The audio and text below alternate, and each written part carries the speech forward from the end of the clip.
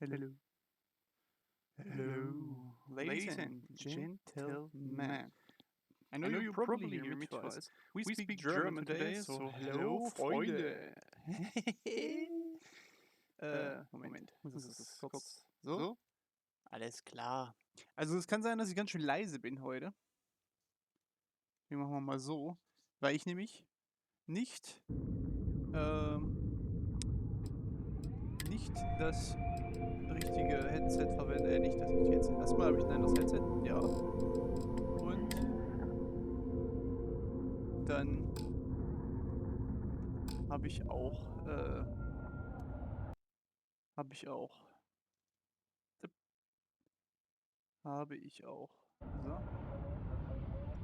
hallo, habe ich auch, den kurz, so, habe ich außerdem, ich habe das Mikrofon nicht aufgebaut, so, das ist, was ich sagen wollte. Und es könnte sein, dass ich nicht laut genug bin, weil das Mikrofon, was hier dran ist apparently gar nicht so gut, wie ich dachte. Und also das soll eigentlich ganz gut sein, aber warte mal. Was ist, wenn ich den Popsheet abnehme? Hallo? Also eigentlich sollte das wunderbar sein. Das ist wahrscheinlich auch super. Ich weiß es noch nicht. Kann aber sein, dass ich zu leise bin. Ja. Freunde, es ist soweit. Ja? Jetzt liegt die Popsheet da nicht drauf. Wir. Ich weiß nicht gar nicht, weil hier das einfach alles raschelt. So. Wir spielen Starfield. Ich habe ein bisschen, also ich hoffe, da jetzt ist ja hier, man sieht ja hier Greenscreen und so. Also, ne? Aber ich bin nicht ganz unten, das sehe ich gerade. Da unten. Ich bin nicht ganz unten. Da ist noch so ein weißer, so ein Streifen unter mir. Warte mal, kann ich das beheben? Ich bin nicht so. Wenn ich mich nach vorne lehne, sieht man auch, dann kommt der Greenscreen rein. Oder ab und zu. Also die Beleuchtung ist halt auch noch nicht optimal. Aber ja, müsste eigentlich gehen jetzt. Jetzt fängt auch die Sonne von hinten auf den Greenscreen zu scheinen. Das ist auch nicht optimal. Aber ich sitze momentan auch nicht im Studio, sondern sitze halt in der Stube. Das ist auch nicht geil. Ja, ich hab Bock. Wir gehen jetzt mal rein hier. Neues Spielstand. Ja. Ich habe auch den Controller. Ich werde nicht mit dem Controller spielen. Das wird jetzt hier ab und zu mal passieren, wenn die Sonne reinscheint, dass wir hier, ne, Greenscreen-Probleme haben. Bethesda Game Studios präsentiert.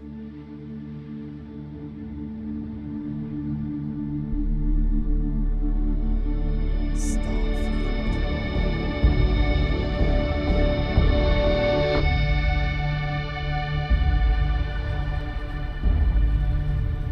Soldatum 7. Mai 2033.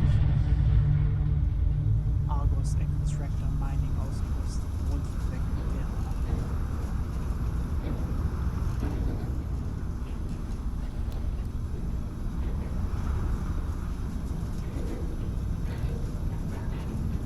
Seals are good. Oxygen's good. Just do what you did last time, and you're fine. Follow my one simple rule. Hella, what's my one simple rule? Listen to Lynn. Boss lady knows best. Exactly.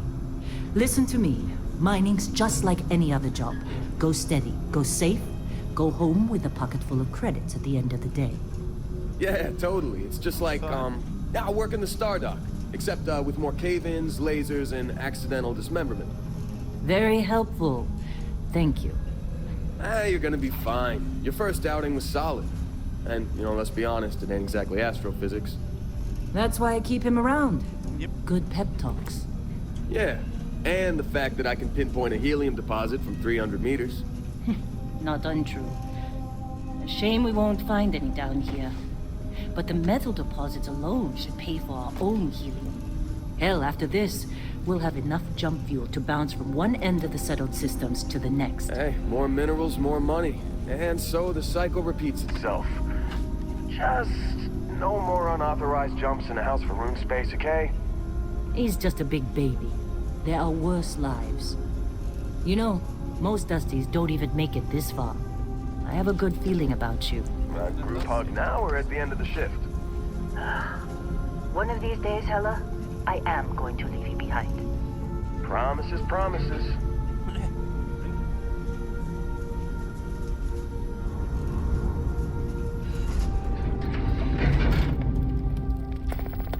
Okay, let's see what we've got. How are we on time? A little longer. Grab some samples? Ich wollte keine Untertitel, by the way. But not you. Check on Isabel. Make sure she eases up on the breach. I don't feel like getting buried alive today. Roger that. Remember, Dusty, keep your breathing steady and never take that helmet off down here. Oxygen processes don't extend this far. Ja. Yeah. Es kann durchaus sein, dass ich zu God leise forbid bin. we fell on a Da rock muss ich nur with full mal... atmosphere. Alter, jo, Maus-Sense auf Du. Warte ganz kurz, wir müssen kurz mal raustappen. Sounds. Kann ich mich lauter machen? Wir sind schon bei 100% Pegel. Ja, ich habe keine Lautstärke, ne? Ah, ich hätte doch über die Voiceline gehen sollen vielleicht. Ich hoffe, das funktioniert. Okay, wir müssen ganz kurz gucken. Tastenbelegung, nee. Steuerung. Blickempfindlichkeit vertikal. Ich mach mal 25 cm. Ich meine, ich könnte auch die Maus einfach umstellen, aber ich stelle immer lieber so. Und dann kurz Interface zeigen. Audio. Schritt. Warum gibt es einen deutschen Untertitel? Ich hasse Untertitel, ganz ehrlich.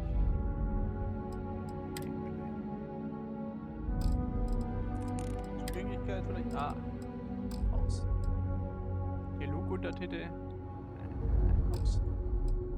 Visier umschalten. Die Verwendung des Visiers beim Ziel mit einer Waffe wird durch eine Mission statt durch Halten.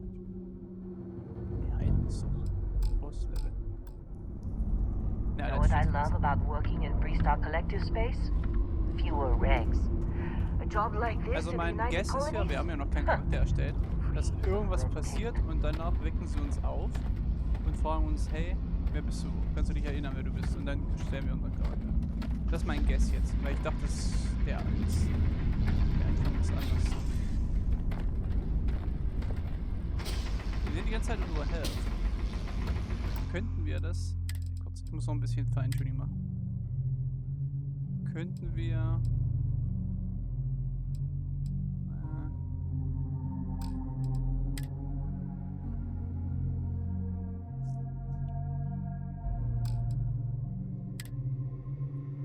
Ist die Frage, könnte man...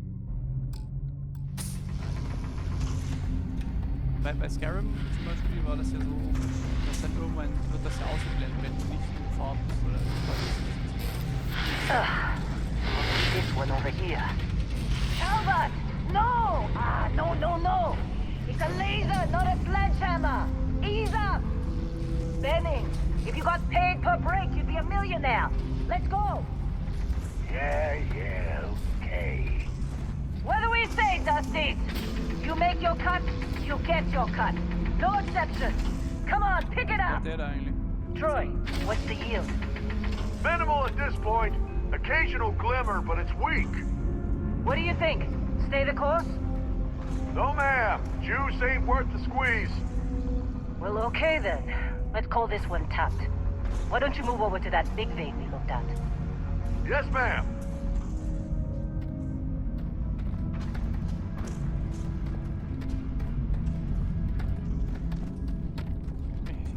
Die ist ganz schön langsam, wenn ich mit dem Controller gehen würde. Also ich bin ja, kann ich schon sprinten eigentlich. Was ist das? Mein Mining Laser? Dusty, you're up. Grab a cutter and mine what you can.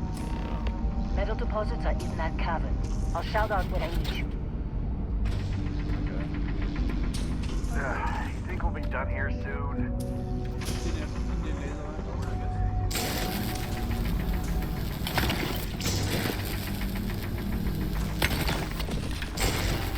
Hier will ich. Ist ja safe, da mit dem Laser drauf zu hauen.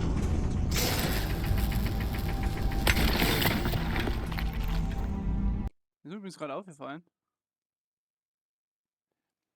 dass wir den Aktivitätsfeed anhaben. Also nicht den Chat. Moment. Ist mir jetzt gerade erst aufgefallen, dass ich den Aktivitätsfeed anhab und der Chat ausgeblendet ist. Ja, nee, Alter. So, jetzt haben wir den Chat auch. Ist die Frage, kriege ich den Chat mit? Ich mache mich mal kleiner. So. Ich brauche hier OBS nicht im Volllaufen. Super. Was ich ein bisschen schwierig finde, ist jetzt, ich habe jetzt 2 Programme offen, die mich quasi vorrendern. They're ready for us. Get back up here. Haben wir eigentlich irgendwie Framelesses oder so? Nö. Ist das flüssig? Ja, ist flüssig. Back up here. Come on. It's time. You're with me.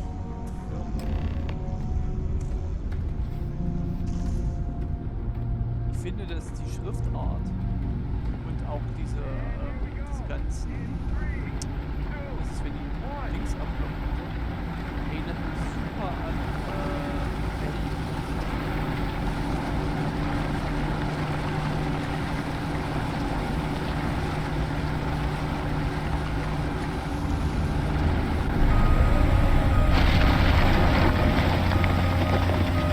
Scanner's reading a clean break. Shutting down. Let's go. Hella, get the readings. Yeah, about that. Problem? Not if you consider a spike in gravity readings a problem. I don't. You don't? What we're after? It'll read as an anomaly. That's what I was told anyway. Okay, now you're starting to freak me out. Relax. It's just another job. Come on. Nicht hier so? Nee, das ist falsche Seite. Hier, also ne, das We're ist getting eigentlich, ich glaube, das ist ganz gut. I think. Weil da sieht Everything man is meine just- Gesundheit, sieht man da, meine Lynn, seriously, Waffenstatus there's sieht man something da. really effed up about this. Where is it, Hella? Through there, I think. Okay, you're up. Something goes wrong in there. We'll come get you.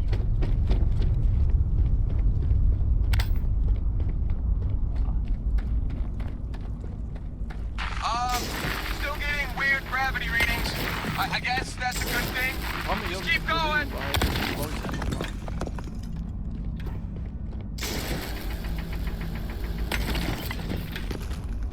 Ja, schön, dass das direkt Do you see anything? möglich ist. Das hier.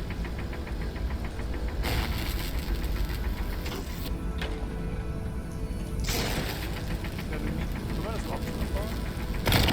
Ah ja.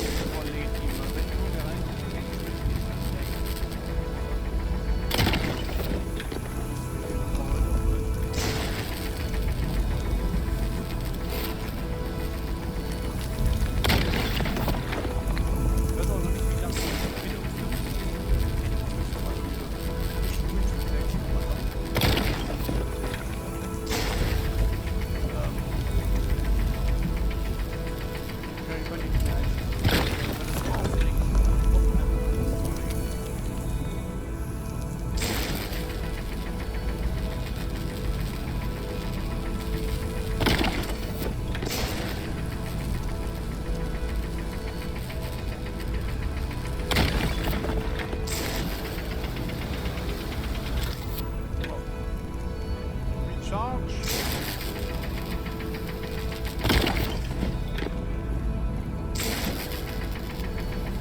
Wahrscheinlich verlieren wir die ganzen Materialien, die wir jetzt hier haben. Aber ich brauche die letzten Teile ab. Das ist mein innerer Punkt. So.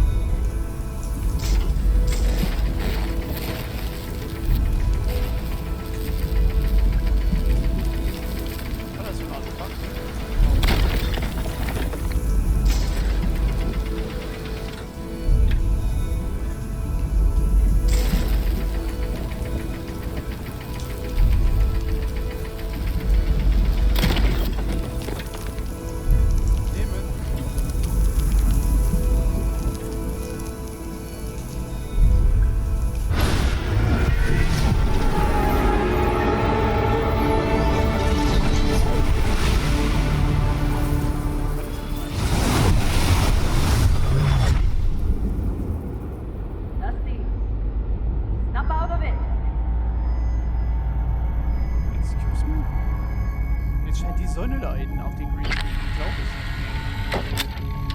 Jetzt stimmt die Beleuchtung ja gar Come on, nicht momentan. come on. Okay, take it easy. You were out cold. No physical damage. Mentally, the jury's still out. You know who you are? New recruit for Argos Extractors? Ring any bells? Any of this look familiar? Jetzt geht's los. So. Jetzt ist der Greenscreen auch egal, weil bis wir hier fertig sind, ist eh die Sonne rum. Alles klar. Biometrische Daten. Anpassungen können später in einem Genlabor gemacht werden. Nice. Okay, also wir können natürlich wir machen natürlich einen Mail. Oh, der ist sympathisch. Ich glaube, auf Basis von dem machen wir was. Okay. Wir haben natürlich hier unsere Standard-Dinger. Wir sind natürlich... Wir gehen so in so Strongman-Richtung, würde ich sagen. So. Ist das gut? Können wir uns drehen? Das sieht gut aus, finde ich. Da ist Strongman-mäßig. Nice. Körpertyp 2 ist halt Frau, denn, ne? Logisch. Hautfarbe. Können wir zoomen? Noch nicht, ne? Also wir können hier natürlich so einen richtigen schönen Käse machen. Ich würde so gehen, glaube ich, mit der 3. Gesicht. Haben wir die 3. Kopfform. Viereckig, bitte was. Verfeinern.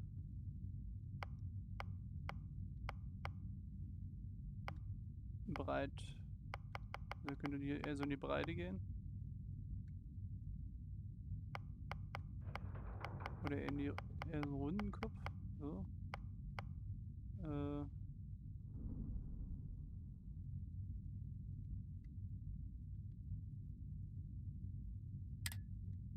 Also, nee.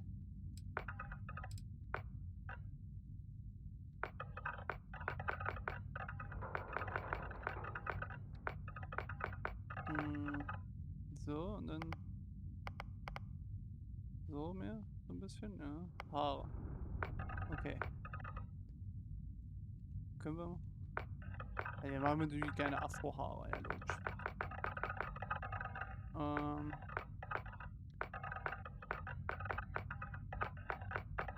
Okay. Das ist so erinnert mich sehr klassisch an die Vororthaare. Finde ich.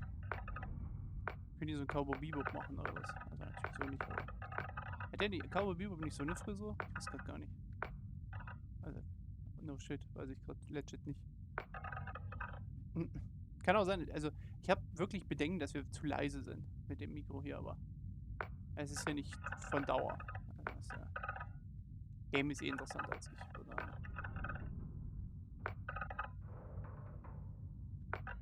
Weiß ich nicht, Digga. Weiß ich nicht. Hello there, General Canoe.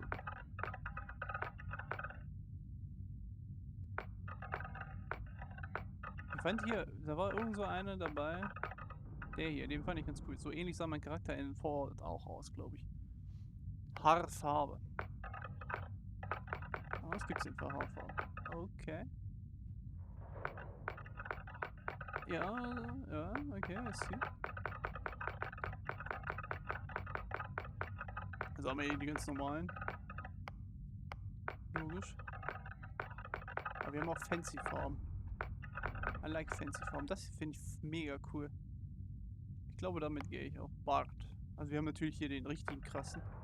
Würde ich aber nicht machen. Glaube ich. Das Facial Hair sieht richtig gut aus jetzt. Das Gesicht fällt mir noch nicht so 100%. Der sieht so boobyhaft aus. So richtig krass, weißt du. Das Mikro pfeifen. Ich gucke mal wegen dem Ausschlag, deswegen. Das ist jetzt relativ ruhig gerade hier. Keine Musik im Charakter-Editor.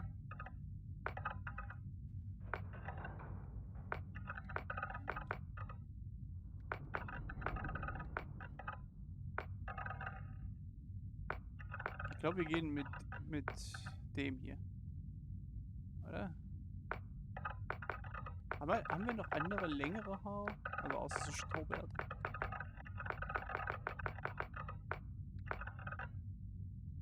Ja, das ist... Weiß ich nicht. Ich hätte es schon ein bisschen länger, hätte ich es gerne. Das ist schon ein bisschen länger, würde ich sagen.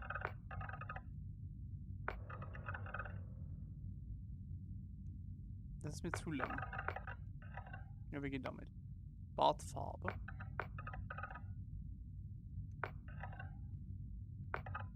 Würde ich eher so in so ein, in so ein dunkelbraun eher reingehen. So würde ich eher machen. Oder ist das schwarz? Ne, das ist nicht schwarz, ne? Das ist schwarz, okay. Augen. Alter. Also das ist natürlich hier erstmal Pre.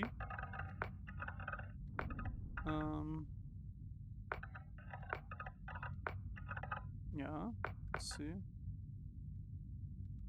Okay, was haben wir denn? Unter? Breiter? Ne, okay, ja, ich sehe. Größere Augen?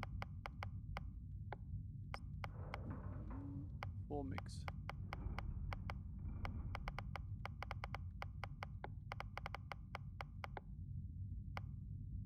Weil bei Fallout konntest du ja dann hier an den Liedern und so rumspielen. Falsch.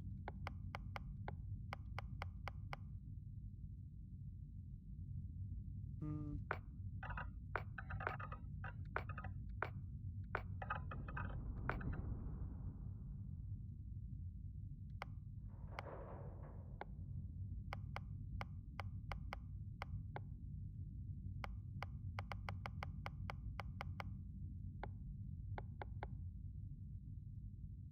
Mir gefällt aber noch nicht das Alter der Haut. Der sieht zu jung aus. Weißt du? Augenfarbe. Aha. Oh, hey. Was haben wir denn für Augenfarben? Fancy. Okay. Ich glaube, ich gehe mit dem hier. Augenbrauen. Ja, Augenbrauen ist auch noch so ein Ding.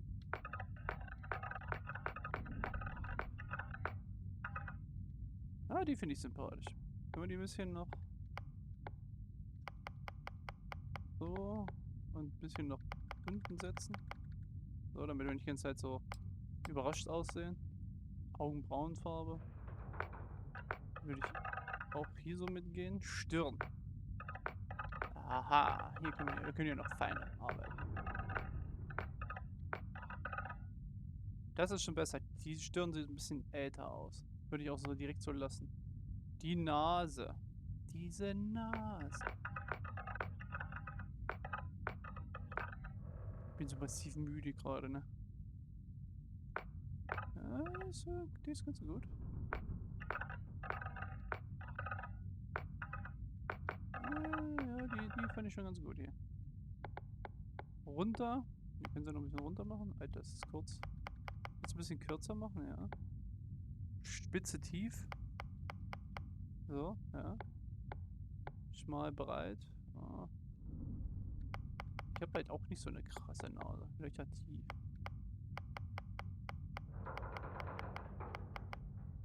Löcher rein. Löcher raus. Rücken breit.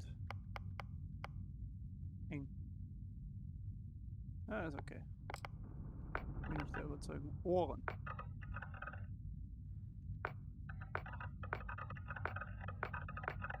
Ich meine, wir können ja alles nochmal beim Genlabor oder wo das war, können wir ja nochmal alles bearbeiten. Verarbeiten, genau. Schmal, breit. Bin hier gewohnt, dann manchmal so zu brummeln nur. Weil das bei dem anderen Mikro ja kein Problem ist. Ups. Wangen.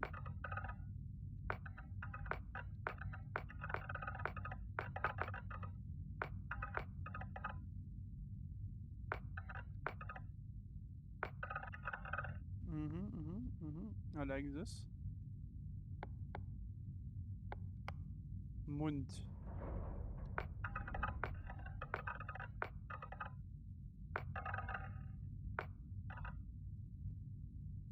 Ja. Bisschen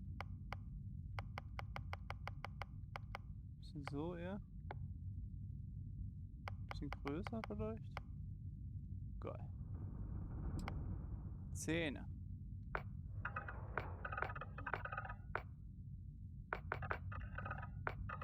Weiß nicht, würde ich so lassen. Kiefer. Oh, Kiefer Sutherland ist natürlich auch noch so ein Ding. Ich bin hundertprozentig, hat Erik den Witz auch immer.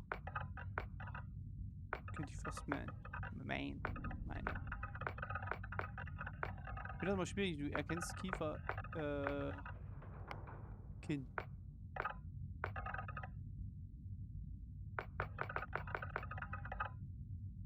Ja, das ist ja. Hals.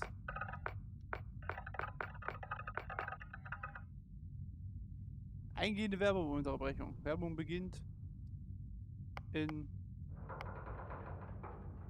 50 Sekunden. Ja. Ist gerade nicht so spannend. Ist schon easy, würde ich sagen.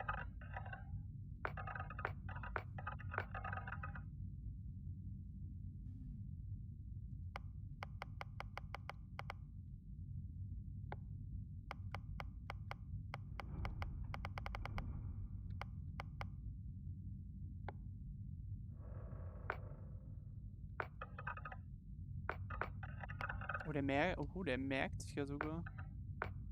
Schmuck. Na, weiß ich nicht. Nee. Aber ich bin gerade mit der Haarfarbe nicht zufrieden, muss ich ganz ehrlich zugeben. Ich weiß nicht. Haarfarbe.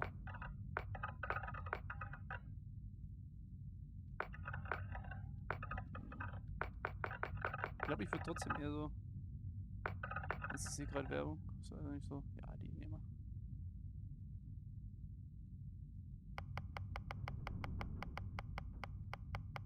Schmuck, Hautästhetik. Oh.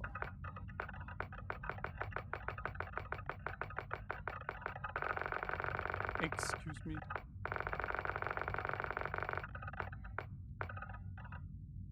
Das mag ich, das sieht cool aus.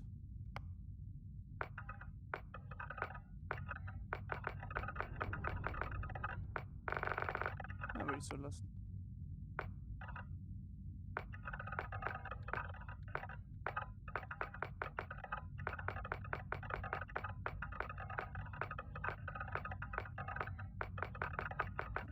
Ja, hast du den Leopard hast du aber auch verloren, Junge.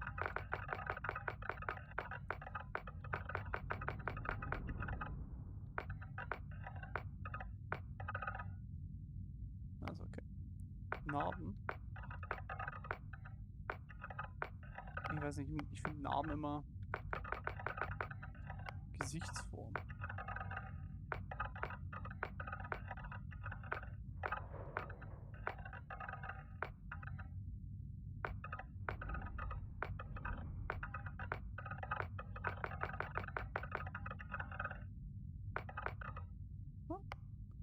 Gesichtsform ist Werbung ist vorbei. Hi, welcome back.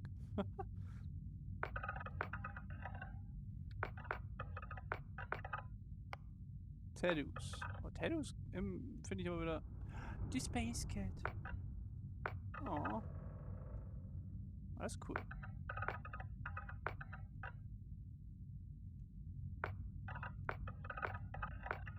Ja, sowas über den Hals hier. Was ist das? Okay, also Gladius, das sieht man noch nicht so. Ja, das würde ich glaube ich nehmen. Das ist cool. Wangen. Also so rouge-mäßig. Lippenstift, boah, das ist Lippenstift. Lidschatten, oh, brauchen wir nicht. Schmutz. Ey, Schmutz brauchen wir auch nicht. Alles klar.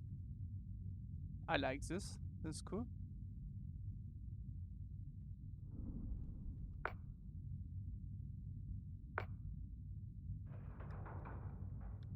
Okay.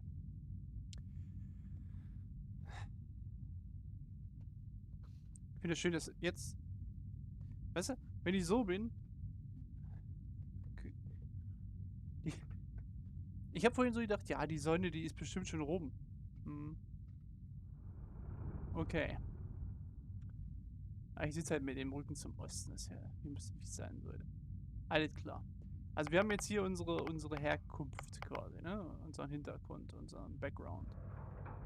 Fangen wir mal an. Ich habe keine Ahnung. Ich habe mir die vorhergehend schon mal die Skills mal durchgelesen auf so einem Skillbauer. Einfach nur, weil ich neugierig war, nicht weil... Was die Leute, die halt bei Bethesda Games so ein... Das finde ich aber das Schöne. Du kannst einfach spielen, was du willst. Es gibt kein Meta-Set oder so. Und ich habe auch schon wieder so einen Clickbait-Titel gelesen, von wegen das beste Schiff schnell bekommen, wo ich mir denke, was ist denn das beste Schiff in einem Bethesda-Games, ihr Leute? Du kannst halt einfach alles bauen. So, Bestienjäger in den besiedelten Systemen. Moment. Bestienjäger in den besiedelten Systemen, wenn wir das von feindseligen Lebensformen. Von den Ashtar auf Ankila bis zu den Terrormorph hast du gelernt, diese zu jagen und zu erlegen. Cool.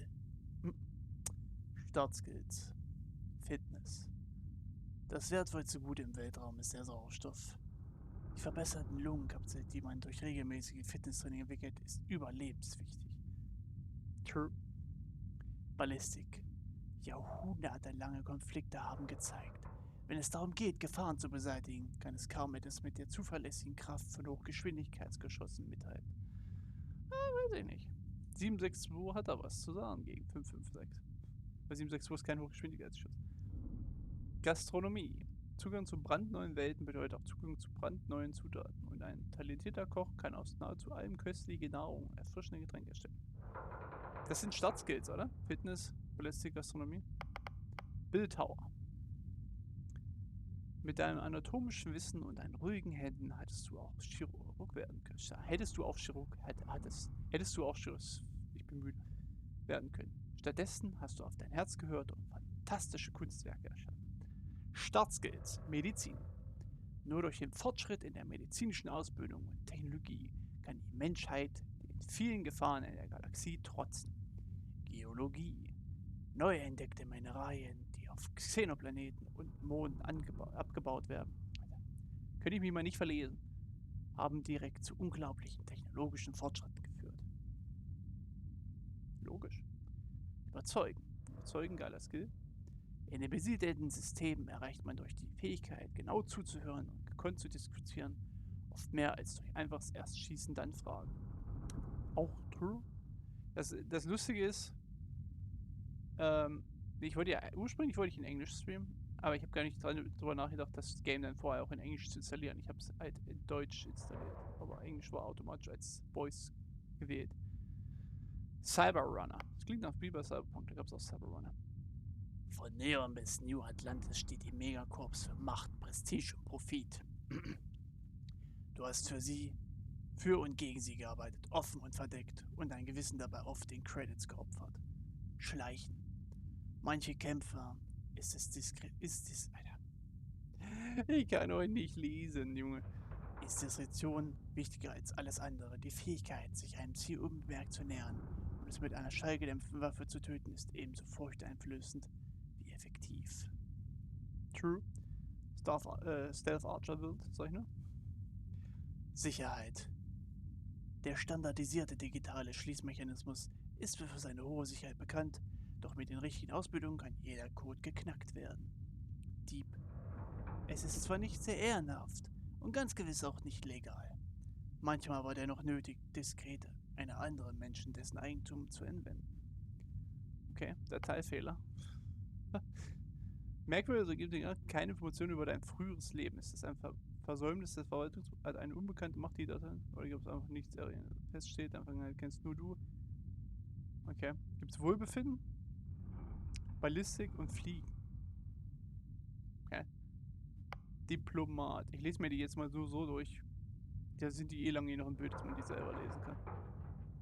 Ich sitze zwar hier unten vor dem einem Text, aber schon.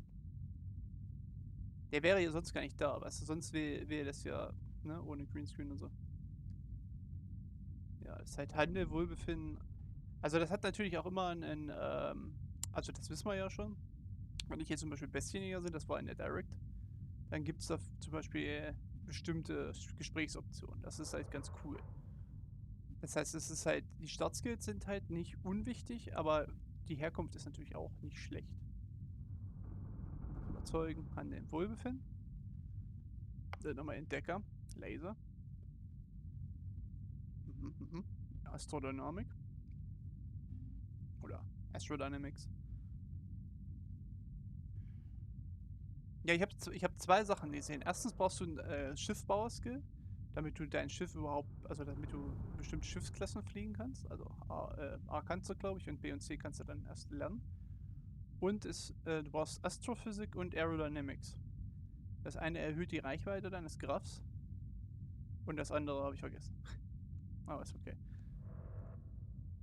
Also Astrodynamik ist halt, ne? Reichweite steht da auch. Analyse. Frachtflieger. Gewichtheben. Nice. Gewichtheben ist ein geiler Startskill, weil ich habe das gesehen, du kannst glaube ich dann bis zu 150 Kilo oder so mehr tragen oder 125 oder so. Wenn du auf höchster Stufe bist, das finde ich schon mega. Gangster. Schrotflintzertifikat, nice. Boxen. Dieb. Ich habe halt gesehen, es gibt so viele Skills, die quasi in Melee oder Boxen reinspielen, wo du einfach mit jedem Hit gefühlt dann Crits machst und Gegner niederkloppen kannst. Ich find's so geil, Junge. Homesteader. Geologie, Analyse, Gewichtheben. Ja. Industrieller, Überzeugen, Sicherheit, Forschungsmethoden. Koch. Gastronomie, Nahkampf, Plündern. Kopfgeldjäger, Fliegen, Zielsteuerung. Ja, das ist halt Classic, ne? Du bist gut im Fliegen, du bist gut im Raumkampf, sag ich mal. Und hast ein Boostback-Training. Bist halt einfach Mandalorian so. Bist einfach Django, Boba und, ne? Kybernetica. Kybernetica ist aber auch ein deutsches, auf Deutsch. Cybernetic. Kybernetica. Medizin, Sicherheit und Laser. Pilger. Plündern, Analyse, Gastronomie, Professor, Astrodynamik, Geologie und Forschungsmethoden, Ronin, Nahkampf, nice, Schleichen und Plündern, okay. Sunny, Pistole, also Pistolen, es gibt halt Rifles Zertifikat oder Certification, gibt Shotgun Certification, Heavy Weapon Certification, Pistol Certification, es gibt glaube ich eine Melee Certification, ich weiß gar nicht mehr genau, oder so. Ja. Schurke, Pistole, Fliegen, Dings, hier, überzeugen. Fitness, Ballistik, Boostpack. Türsteher, Boxen, Sicherheit, Fitness. Xenobiologie, Laser, Analyse, Fitness. Puh. Schwierig, ey. Muss ich ehrlich sagen. Ich finde ja allein schon dieses Stealth-Ding wieder schon super attractive einfach. Ich hätte ja tatsächlich gerne was, wo das Gewichtheben mit drin ist, weil Gewichtheben ist halt, wenn du mehr tragen kannst, ist einfach so Zucker schon.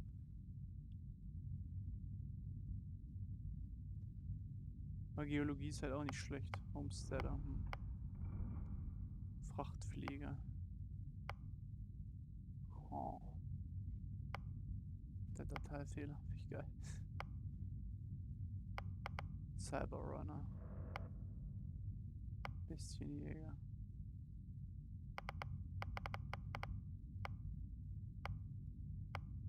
Soldat. Boxen, Sicherheit, Fitness. Laseranalyse Fitness. Ich meine, das ist ja nur die Startskills, das kannst du ja dann eh beliebig ausbauen. Aber ja. Nahkampf, Schleichen, Plündern. Astrodynamik, Geologie, Forschung, Pilger. Industrieller Überzeugen, Sicherheit und Forschung. Schrotflinte. Boxen. Gangster. Weiß ich nicht. Decker. Laser, ja. Diplomat. Ja, ich glaube, ich nehme mal den Diplomaten. Überzeugen und Handeln und Wohlbefinden sind, glaube ich, keine schlechten Skills. Wir machen mal den Diplomaten. Merkmale. Ah ja. Ach Gott, ja auch noch. Ich habe übrigens schon über Namen überlegt, aber ich weiß es noch nicht. Also für weit vorher. Alien DNA. Alien und Menschen, der. Also ich meine, jedes Lebewesen, was nicht auf der Erde lebt, ist ja theoretisch ein Alien, also auch ein Tier. Mit hoher Gesundheit und hast mehr Sachen, allerdings sind Teil- und Nahrungsitems weniger wirksam. Arbeitgeber, hast du deine Crew für einen bestimmten Schiff? Wird sich eigentlich vollständig, wenn es weniger als 50% beschädigt ist. Kostet es doppelt wie Criminal anzuheuern. Aufgeklärt, erzogen.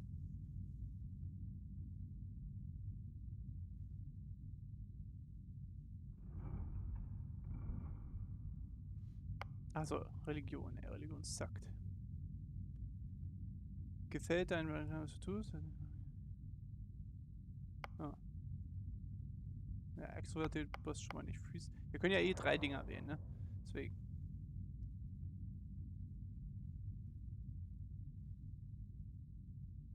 Ah.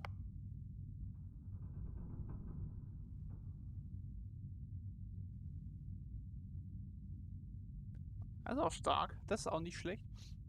Gibt ja auf jeden Fall immer mal so eine Herausforderung.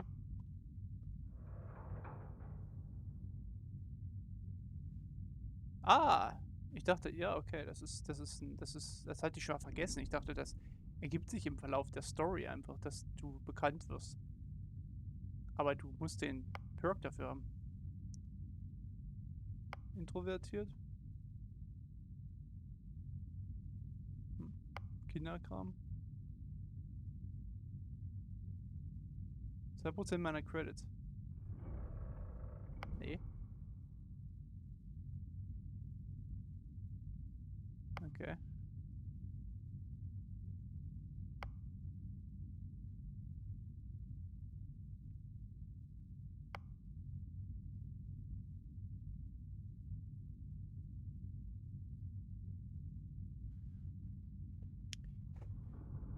Also ich hab ein luxuriöses, individualisierbares Haus. Aber ich muss dafür jede Woche 125.000 Credits als Hypothek zahlen. Jede Woche. Excuse me? Wie viel Geld verdiene ich in dem Game, bitte? Aber, also du kannst ja eine Hypothek auch abbezahlen. Das klingt trotzdem nach einem geilen Ding, so. Muss ich ja mal sagen.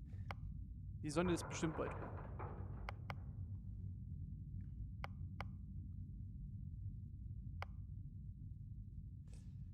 Also den nehmen wir, Alter, der ist zu geil. Dann nehmen wir die Heldenverehrung noch. Und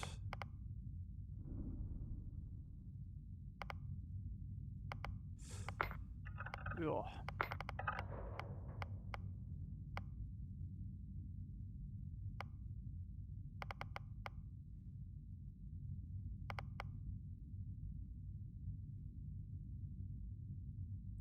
Heil- und Nahrungsitems sind weniger wirksam.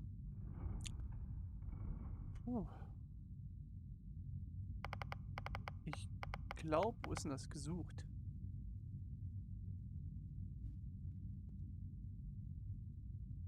Mehr Schaden, wenn die Gesundheit niedrig ist.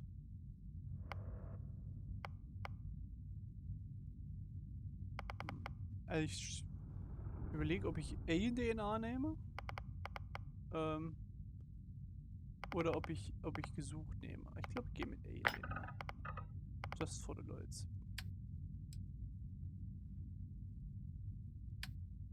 Okay.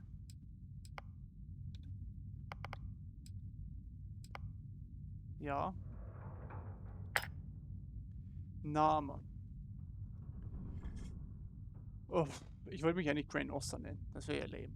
Ich wollte mich... Wie habe ich mich damals bei Fallout genannt? Kyle Newton oder so? Oh. Ich glaube, wir nennen uns Connor. Weil ich finde Connor ein cooler Name. Connor... Connor...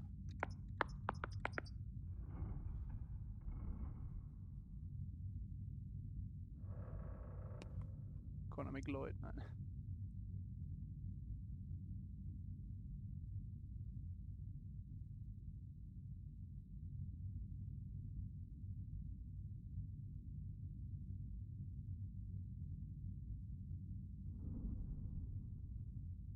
Ich nehme mich nur Connor. Connor ist vollkommen legitim. Ja. Charakter benennen. Pronomen. Ich kann die Pronomen ändern. Alter. Was? They, dem. Was? Wir leben in einer merkwürdigen Zeit. Ja. Ihn bestätigen. Goy. Forgot. Former diplomat, right? You must have said the wrong words to the wrong people to wind up here. Well, you got the sample. Client's on his way. Then we all get paid. You remember anything that happened?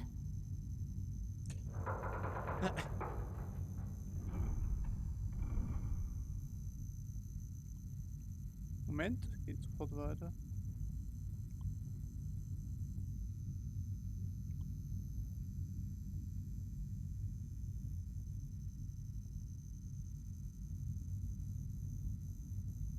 Hey, say something.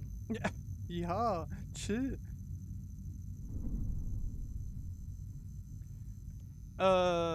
Es war unglaublich ein Traum oder eine Vision. Ich weiß nicht mehr nach dem Tunnel gegangen. Ja, sag mal. Easy there, high flyer. Probably just the endorphins kicking in when you passed out. Ja. Don't go having an experience on me. You'll walk it off. More importantly, we got what we were looking for. All this trouble for that stupid thing? Sure don't look like much. Never mind what it looks like. It's worth more than this mine has pulled in all month. Will be... Speak of the devil. Klang, als wäre es hinter mir gewesen. Haben wir eigentlich Motion Blur? Moment.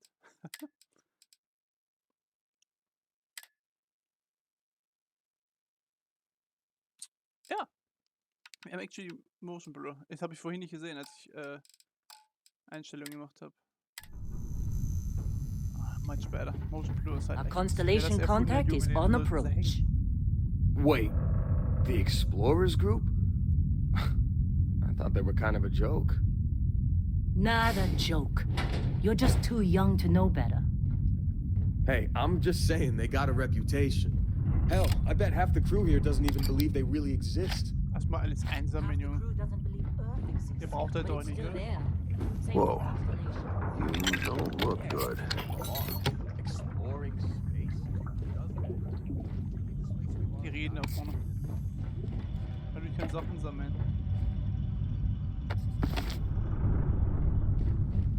Alter, wie bei Fallout, Junge. Einfach alles einstecken, weil du ja alles brauchen könntest für... Wo sind sie hin? Excuse me. Nee, war die hier? Nee, warte mal. I'm busy. Ja, sorry. Anyone else to bother? Die Tür.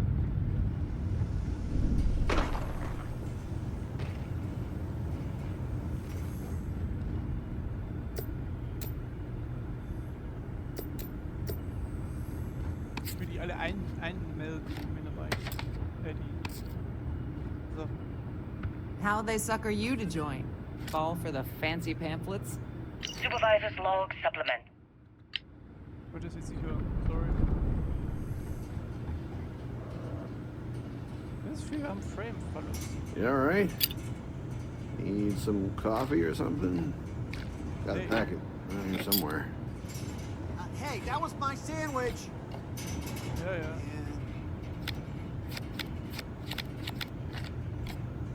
You got a few more digs to go before I feel like talking to you. Okay.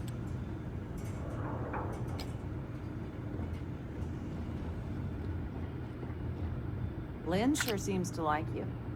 Guess she would know, being the boss and all.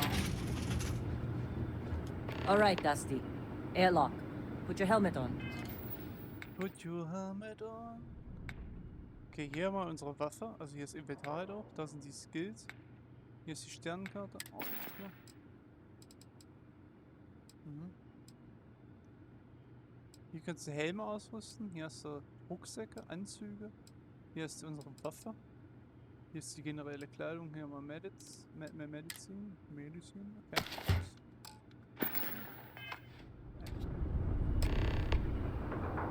Wir haben keinen verworfenen Friend.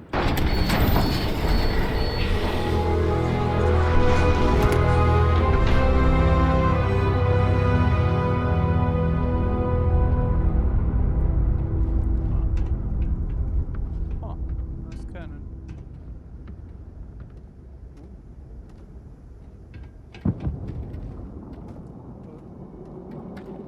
Was? Sonic?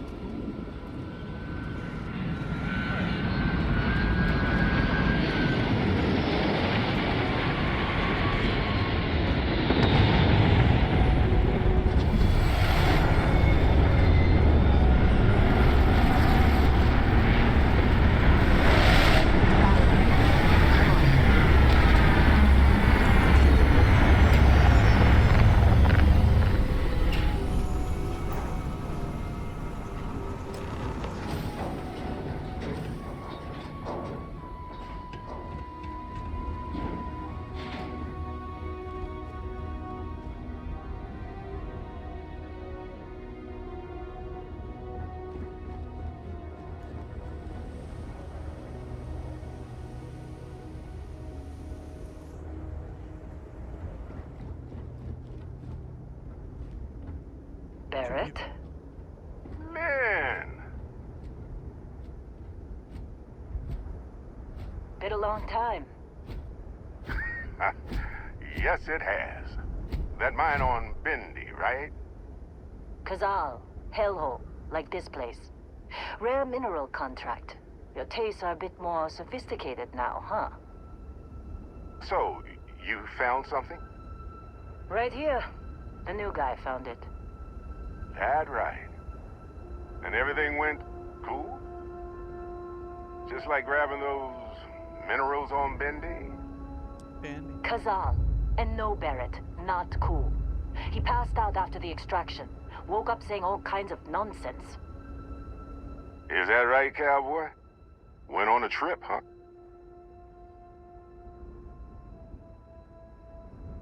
Was it? That fun, huh? Not the most gentle push into the great mysteries of space, but hey, been there. Look, just hand over the credits, and I'll be happy to never see this thing, or you, ever again. That's why I like you, Lynn. All business. Barrett, the scanners on the frontier are reporting a ship coming in hot from orbit. I really thought I lost them.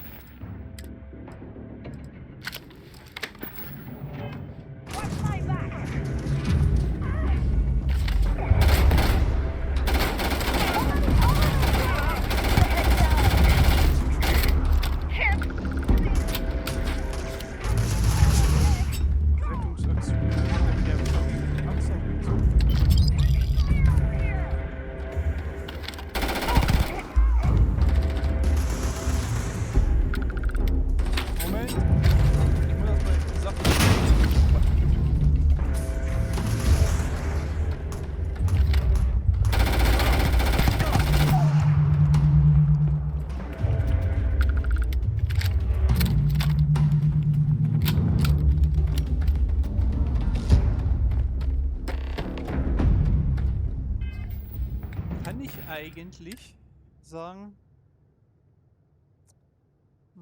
ja, wie Favoriten. Machen wir die mal auf die 2. Die Axt machen wir auf die 1. Den Monstrum machen wir auf die 3. Und den Cutter packen wir erstmal auf die 4. Gut. Can't believe the Crimson Fleet hit us. Of course Barrett was being followed. Every Now time. that was some fine work under pressure. You dug up the artifact, right? That means you saw it. The visions? You're coming with me to Constellation. You're part of this now.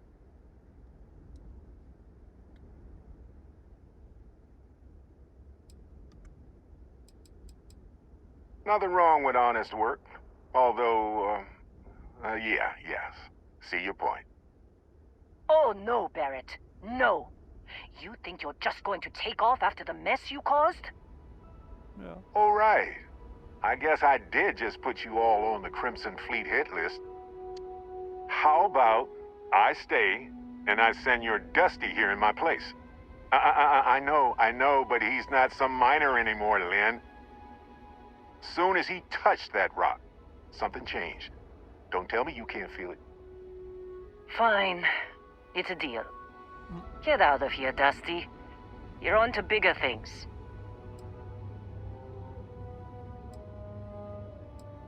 Just go. Before I say something I regret. Well, now that that's settled. Vasco, get him to the lodge. No deviations unless absolutely necessary, okay? Protocol Indigo. Indigo. Again. Very well. Oh, and hey, take this. You'll find it very useful out there. And it even tells the time.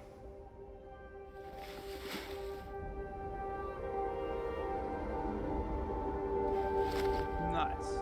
Hey, look at that. The watch fits you perfectly. Now, questions? Ich hätte gerne die Watch. Come on. You really not at all curious about that light and music show you experienced? Why it only affected you? Because if you didn't notice, we've all been handling it since with no problem. The way I see it, Constellation needs that artifact, but they also need you. This mystery is only getting bigger each step we take. And you're part of it now. Technically, it's not even mine. Consider it a loan. Vasco will keep you on course. Besides, I'm making an exception since you can tell Constellation about that vision you had. See, that's the problem with the settled systems. Too easy to take everything for granted. While everyone else is busy playing politics, we're the ones braving the unknown, Was ich schade charting fand, the schon im Vorhinein, vastness of dass space. der Hauptcharakter diesmal Without schon us, tot ist. the galaxy is just a big room with the lights turned out. That, my friend, is the million-credit question. And Constellation can find the answer. With your help. Ja, wir haben hier gerade E-Werbung. Nein. They're just following the loot, like pirates do. And I have something of a reputation as a loot collector.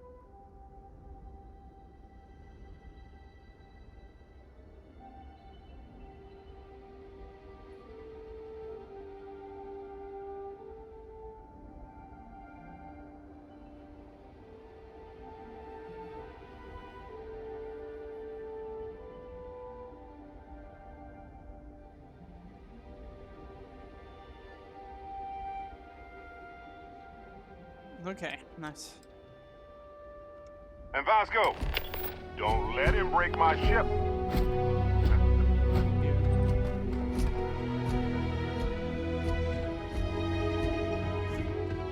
Still in one piece. Oh god. I'm gonna throw up. Hey, you get any good hits in? Not every day we get to cut anything other than rocks. Let's go, was?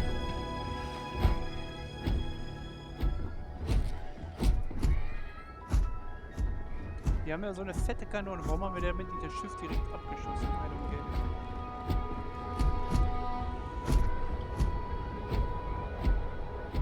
just up the ramp, Captain. I'll be in the external robotics bay. Okay. It appears you are the new captain of the Frontier.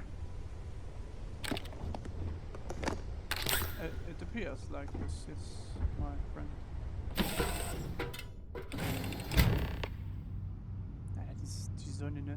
Captain, I assume you know how to fly a Class A starship. As Barrett likes to say, it's as easy as learning to ride a bike. I will attempt to boost the shields, just in case there are any difficulties.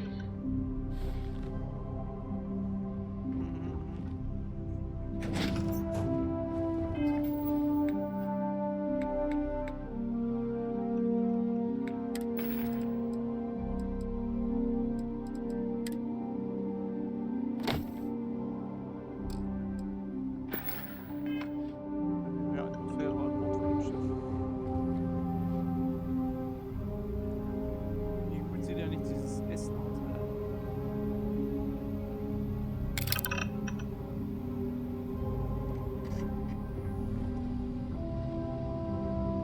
Sieht schon echt Rahmen. Es gibt Rahmen. Bringen das viel Gesundheit. Let's go. You know the drill, Vasco. Protocol Indigo means no deviations, no distractions, no dalliances, in short, no fun. Unless, as strictly defined by Sarah, said deviations, distractions, and dalliances are completely necessary in getting this fine vessel, the Discovery-class Starship Frontier, back home in one piece. I guess I'm still technically borrowing it from Constellation, even if I have no intention of actually giving it back.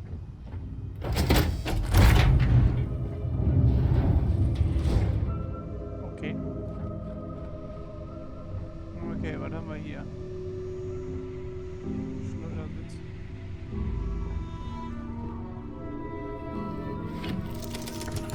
Jetzt muss man richtig.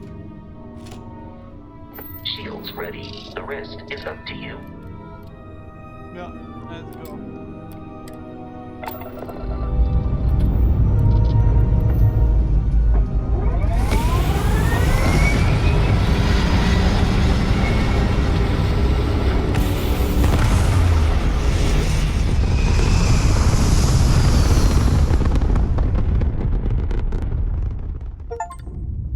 Mach dich zum ersten Mal ins All auf. Nice. Okay, 34, 35. Now that we are in orbit, it might be wise to test all controls and systems to ensure they are not on the verge of catastrophic failure.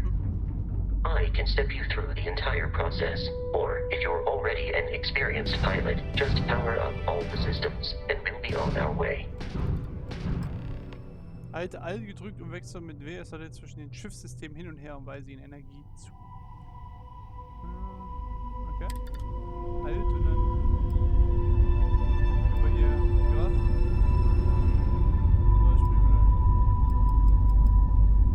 Okay. Each system on a ship requires power. Allocating power is under your direct control. Ja. Let's go over the engines.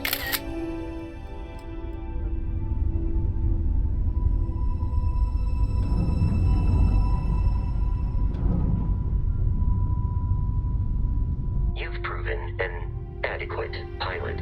Are you familiar with ship combat tactics? Because that's a Crimson Fleet ship bringing its weapons to bear.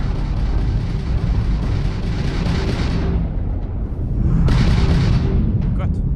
We will need to disable their shields. Laser-based weaponry is particularly effective.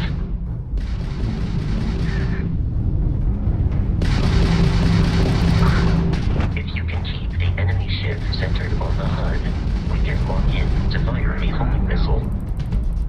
The enemy shields are down, Captain. Ballistic weaponry excels at damaging the hull once shields are offline.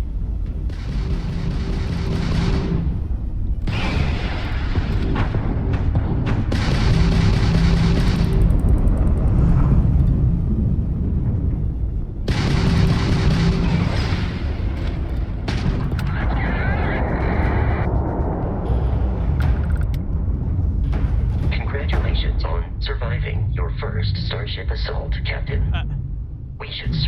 package for spare parts and other salvage. You will need to fly close to it before we can access the remains.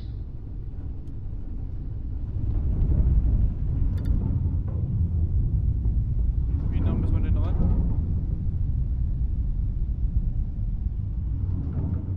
Ja.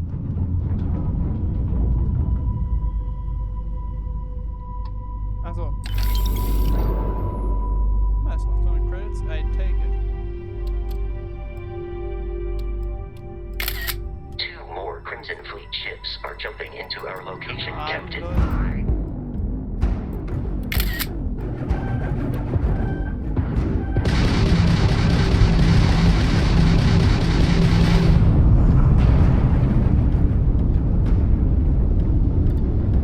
Das ist aber frech.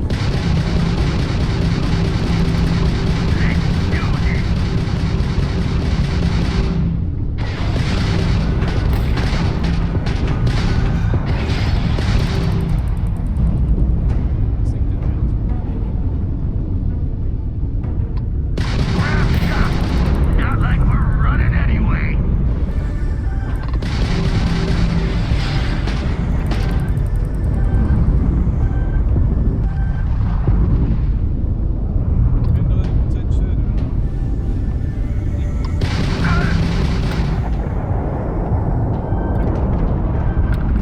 Had enough. Was ist denn?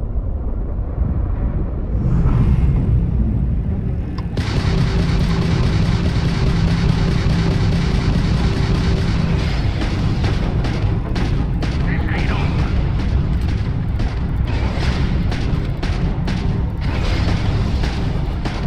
The amount of Crimson Fleet hostility has been far more than anticipated. At this rate, the odds of continual assault from their ships are high enough to jeopardize our mission. In short, they are after the frontier and will not stop. We will need to deal with the local Crimson Fleet captain. A recent scan indicates an abandoned facility on the nearby moon of Crete, a perfect staging area for pirates. Aha. Moment.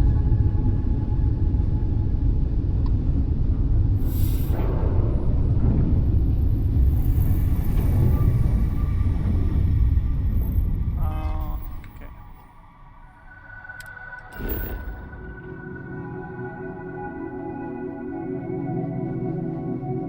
Mission. System. Okay.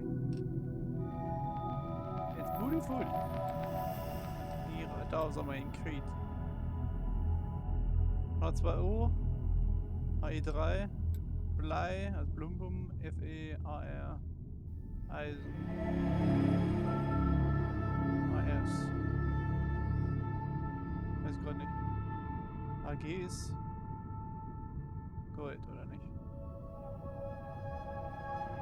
Daher war. Weiß gerade nicht. Okay, da sollten wir hin. Kurs festlegen. Eisen.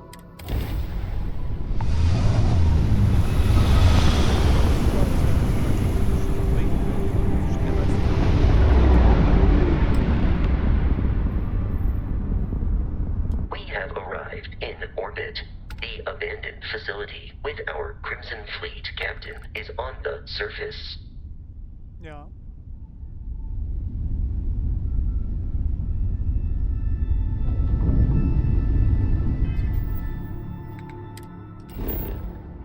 Die Planetenansicht der Sternenkarte enthält Informationen über die Umgebung, lässt sich Planeten auch Source scannen und hilft dir, welche Landeplätze es finden. Rede Planeten bis Okay. Nice, Alter. Du musst scannen.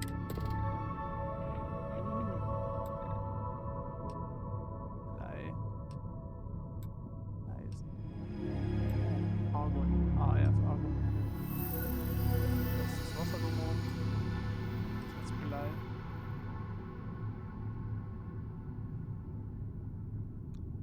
Crazy shit. Okay.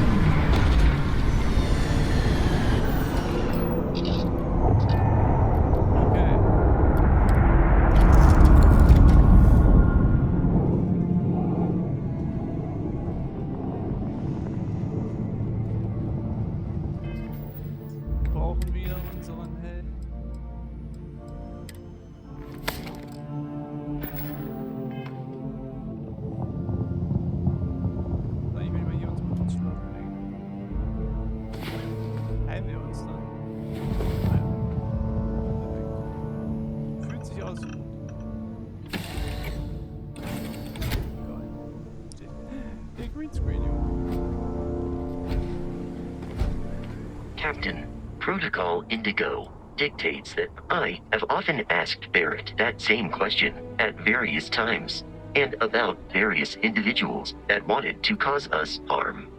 The most likely answer is that Barrett personally insulted him, typically by continuing to live, usually after escaping from certain death, and often with an object multiple people wanted.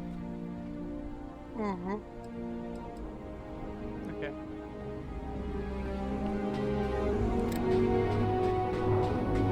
What are you? Easy Kids Direction. Easy Kellerase.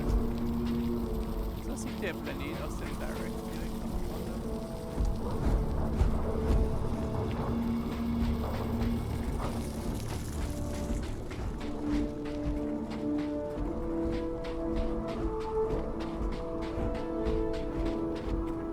Be careful, Captain.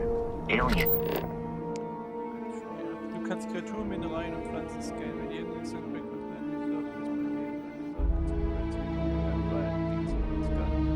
mit dem Scanner hast du ebenfalls Zugriff auf andere Funktionen. Creatures are often unpredictable.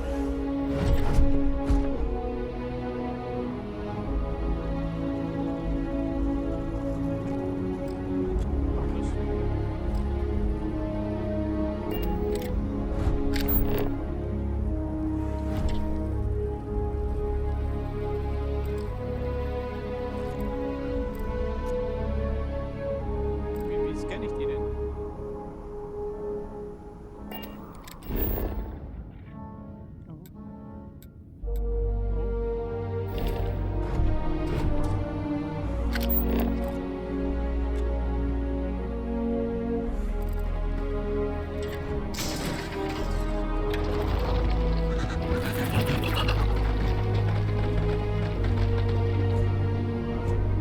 We must defeat them.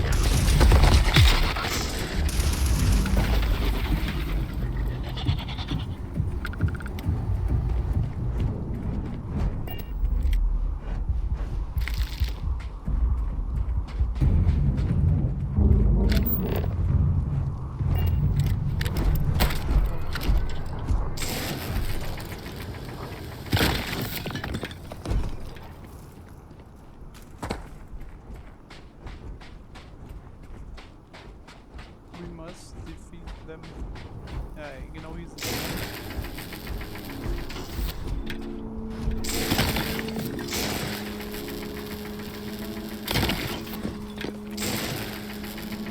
I guess du kannst nochmal die Power von den Dingen bauen.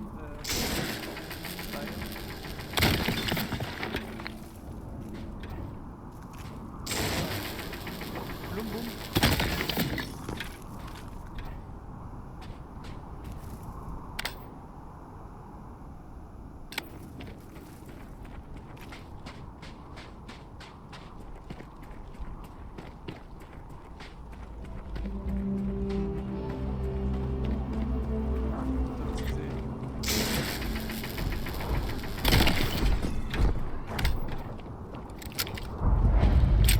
Bringt Forschung.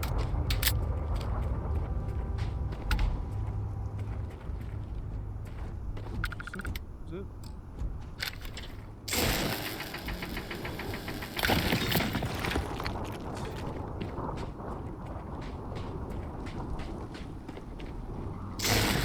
The smaller independent crews all fly under the same banner. They are typically unscrupulous and violent. Ich habe keine Ahnung, wie Frames aussieht. Manchmal ein bisschen laggy, aber ich weiß nicht, wie es ausgegeben wird. Actually, ich bin nicht auf 4K, deswegen. Violent. What a surprise.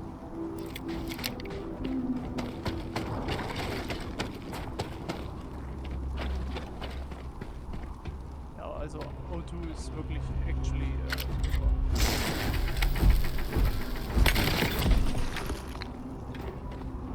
Sehen wir mal, was wir mitnehmen können. Okay. Da haben wir einen Eingang, vielleicht ist hier auch wieder mal.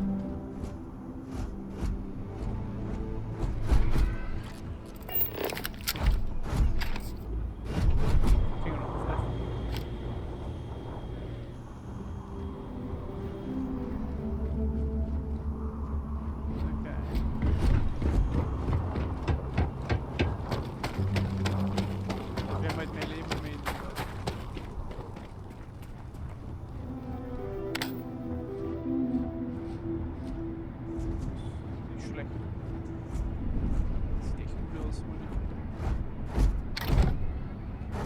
Alles mitnehmen.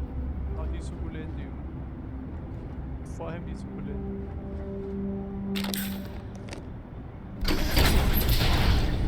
Let's go.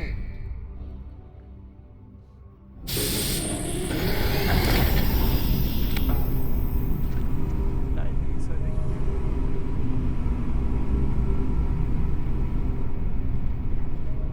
Das Lighting.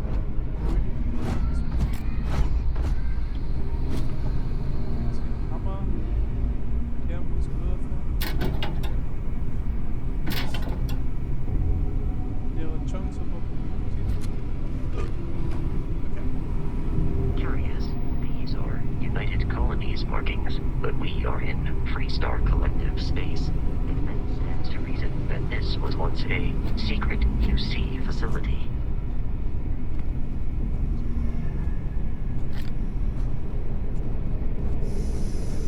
Secret.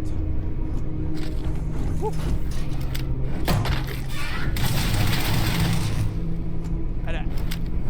Thermoparasit. Parasit.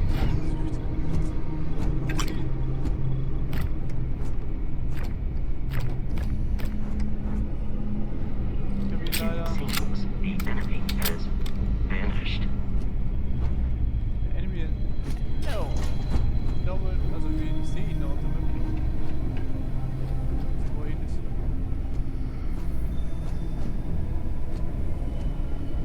I am no longer detecting enemy activity in this area.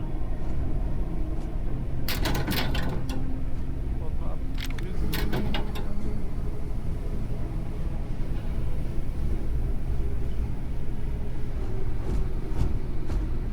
er?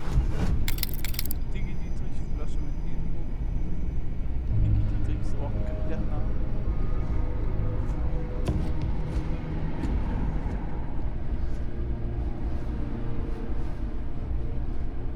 Ah. I guess he's dead.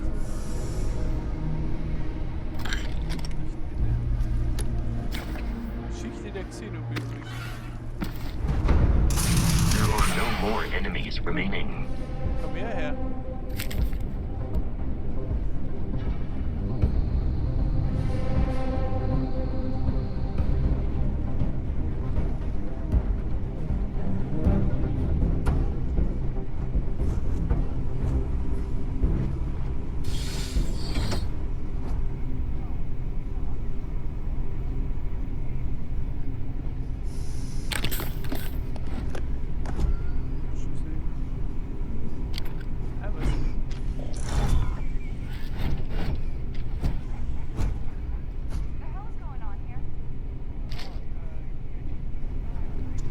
What the hell is going on here?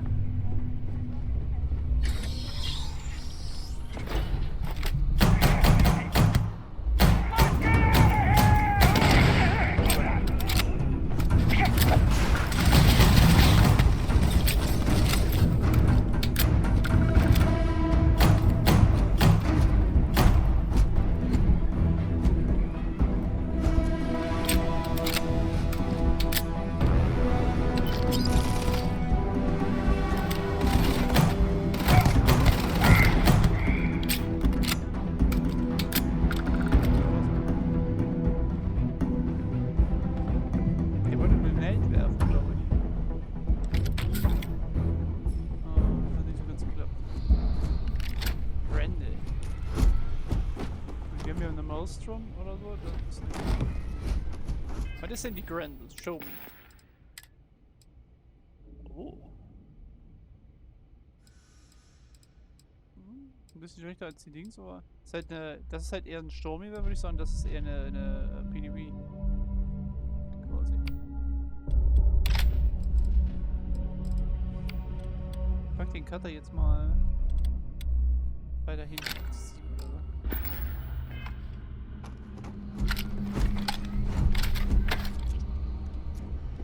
Genau, mit der Grendel. Ich will auch mit der Axt spielen.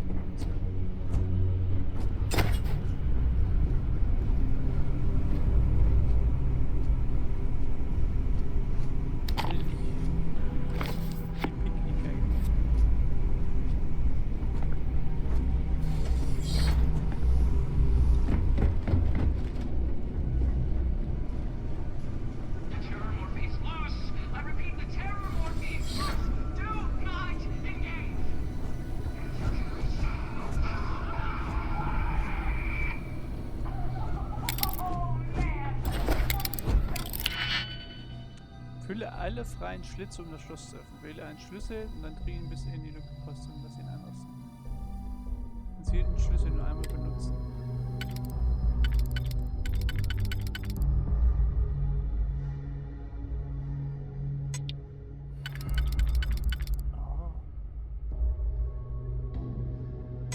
Das heißt, ich kann halt so machen. Und dann halt den hier. Der hier. Und den. Ah. Dann haben wir den. Und den. Geil. Compstation. Modifiziert. Ein Rattler. Kaliber 27. Okay. Cool.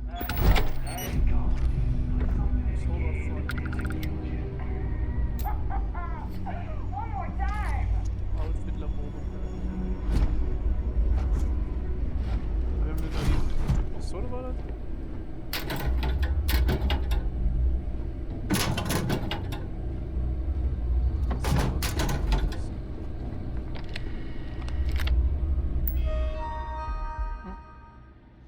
Was hier? Ein neuer Anfang. Kandidat. Ashtar-Exemplar. Fehlschlag. Noch mehr Enttäuschung. Neue Exemplare. Verlegen. Okay. Ich mag dieses. Es hat so ein bisschen was von Alien, aber ich finde das cool. Hautspule, nicht Ordner. Und dann fancy Sachen. Backpack.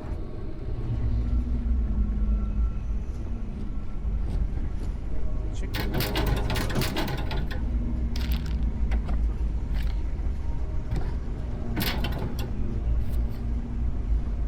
Was hat eigentlich mein Gewicht? Ah, da wird nicht mehr so viel dabei. Jetzt muss einsammeln. UC Battle. Ja, das war eben schon einsammeln. Maßband, Tabellen. Oh.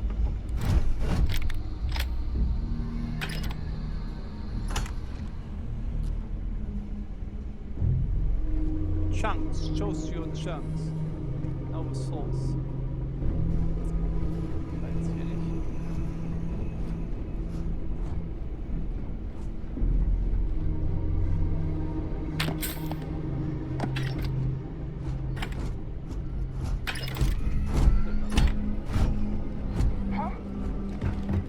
Here we go! I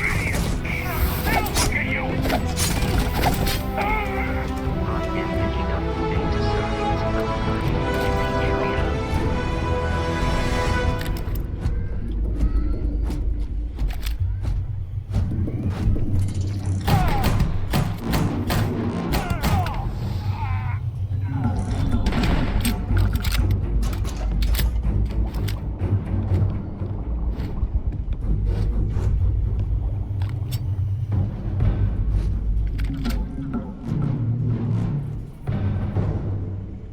Wir sind einen Level aufgestiegen.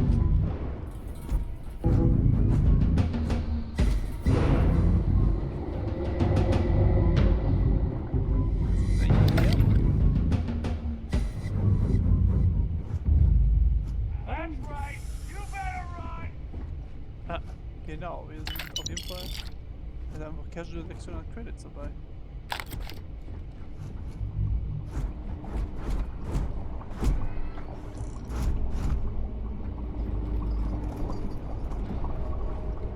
Oh, wie viel Credits?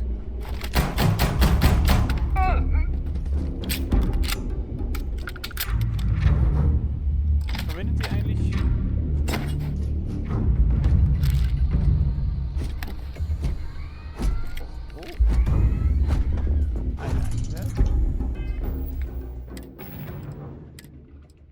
Also wir haben ja hier jetzt schon 2 Credits. Wir haben hier die Sources gerade gekriegt.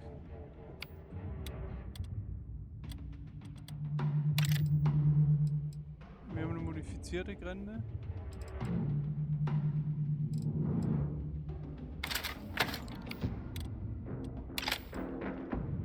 Radler war.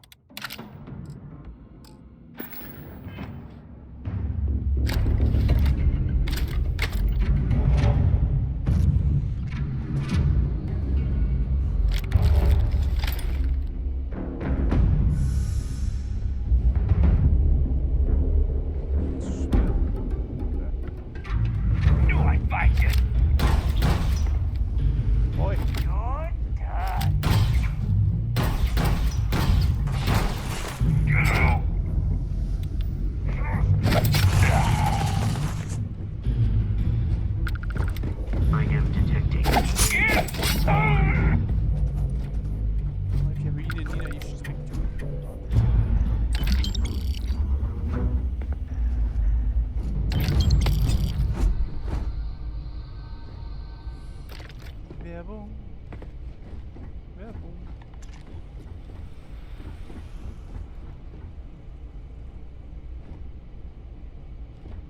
Können wir eigentlich... Stufe Einstieg hält zu einem Skillpunkt. Jeden Skill stellt eine Herausforderung frei. Schließe diese ab, um einen Skillpunkt zu erhalten, mit dem du den Skillrang erhöhen kannst. In der oberen Reihe siehst du den Einsteiger-Skills. Die Reihe darunter sind so lange gesperrt, bis du die minimale Anzahl Skillpunkte... Aha. Astronomie. Gut.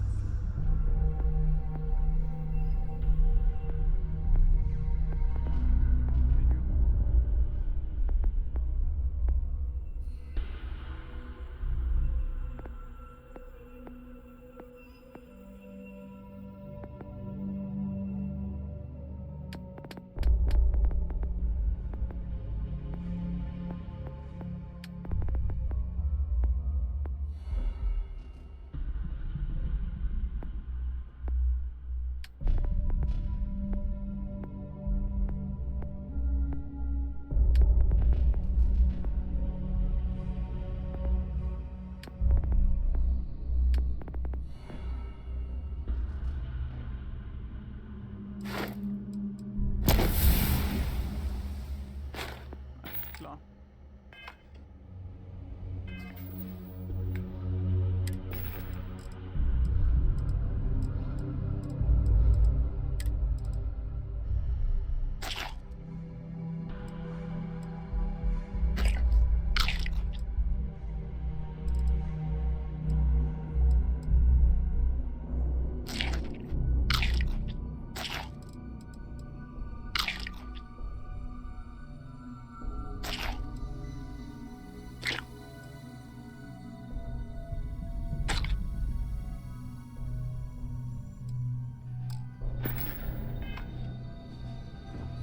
So.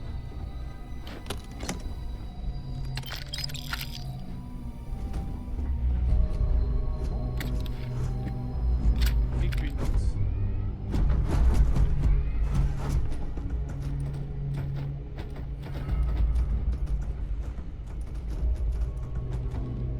Eine Lasergewehr. Die Werbung ist übrigens automatisch, die habe ich nicht, also die, ich habe es mal eingestellt irgendwann. Aber so ist es. Das ist Equinox. So ist es, fand ich jetzt nicht so satisfying, sag ich mal.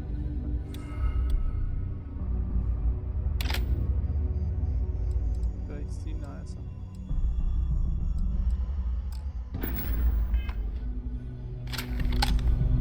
Normal ist die keine.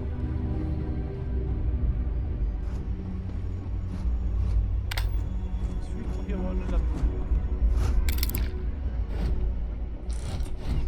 Also wir haben gerade, ich weiß nicht, ob das in der Werbung war, deswegen haben wir gerade ein Level Up gemacht. Ein Level Up. Und haben ein Skill gelernt, und zwar das Blühen angreifen.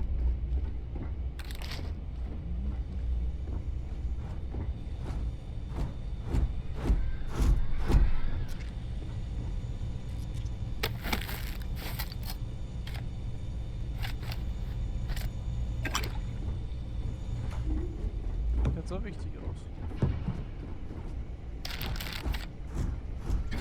Listen up. Got squall. Hold them up here while Brogan sets up on the roof. I'm on it. No one's getting through.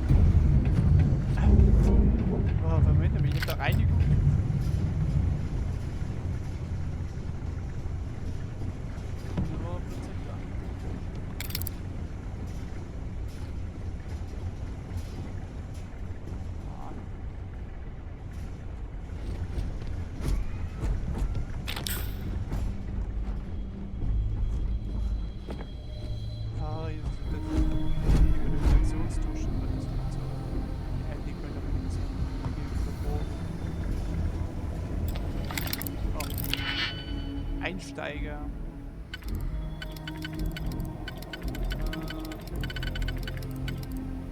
Wir haben so eins, ja.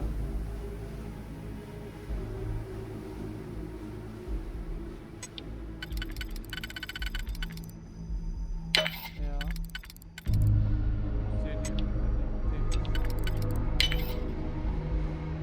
Hier.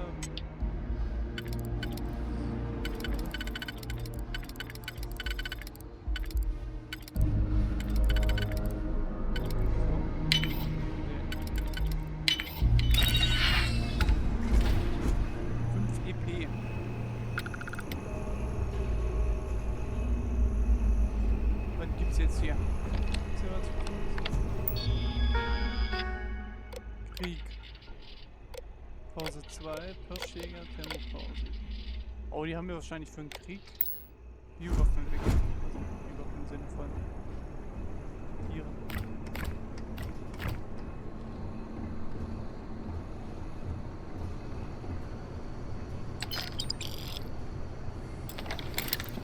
Lustig, dass du das auch drauf guckst mit dem Ding, ey. Okay, pass auf. Hier können wir, müssen wir wahrscheinlich die nutzen. Und die. So, und dann haben wir hier die. Okay, dann haben wir hier Credits, die 100. Und noch eine Eon mit einem fucking Stank.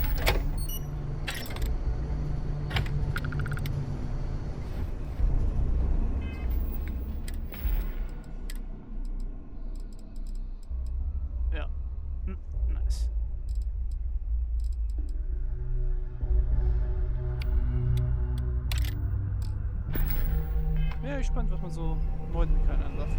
Generell.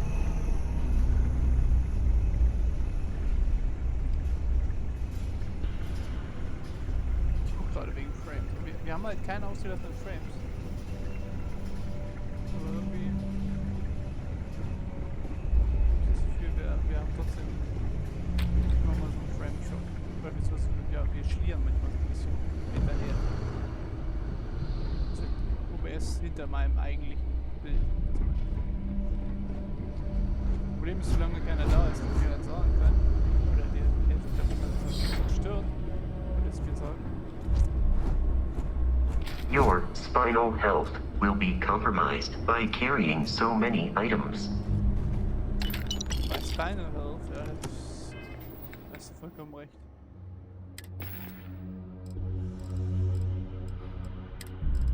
Spinal Health.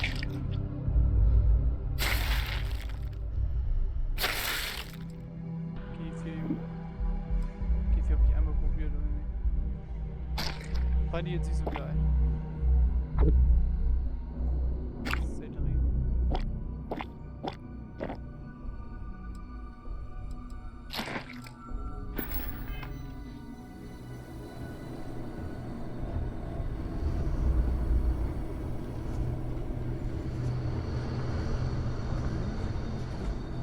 Also ich lasse mir ja auch viel Zeit.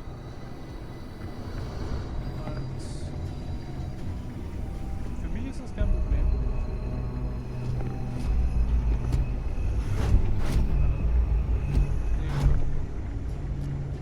Bei EFT-Schmutz. Da hätten wir das wirklich so tun können und wäre nichts zu nehmen. Das war ja schon was gegen 4 Liter. That's not nice. We are out of half and half. Die sehen auch nicht mehr so fresh aus, ne? Das Schöne ist gerade uns ein. It's loose. The Terramorph is loose. We can't stop it. When we tried to sync with the neural control interface, it just completely flipped out. Broke through its containment chamber like it was made out of paper. It killed Michelson, Cobb, and Sumatri in all of 1 minute. I'm not even sure where it is now. It took off deeper into the facility. A security detail went in after it, but good friggin' luck. When I know it's safe, I'm going to make a run for the comm relay. Try to call in the cavalry. This is Hayden Wynn, lead xenobiologist. Wishing he had gone to dentist school like his parents wanted.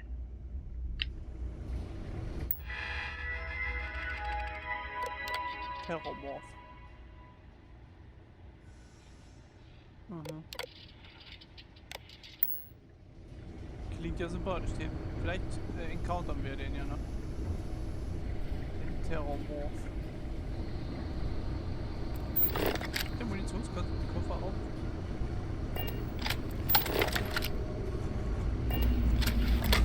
Ich hab F. Ja, ich bin schon fertig. Ich dachte, hey, wieso öffne ich denn den Scheiß nicht?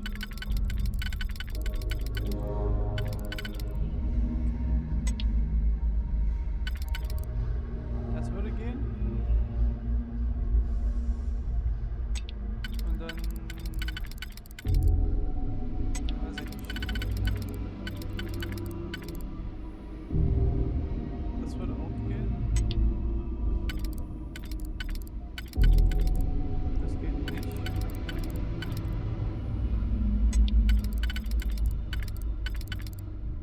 Das geht nicht. Das geht.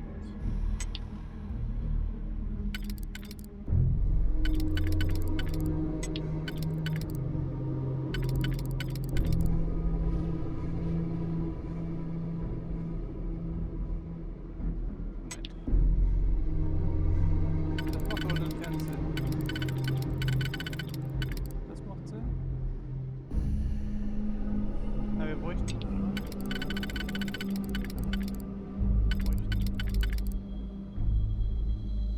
Ja, das macht Sinn. So. Also. Dann.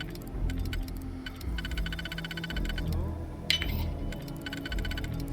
Scheiße. Ich hab's verkackt.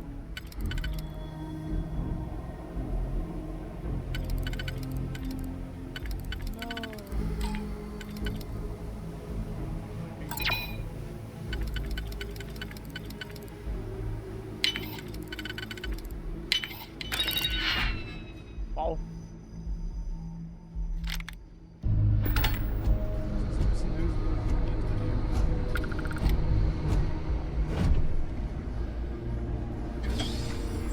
I'm detecting a safe nearby.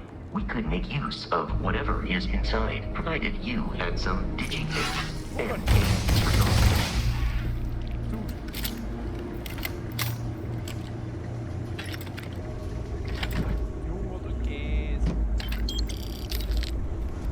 We're dead. We're all dead. The comms relay has been trashed. The whole room is trashed. We can't call for help. I can hear the Terramorph roaring somewhere. And more people screaming.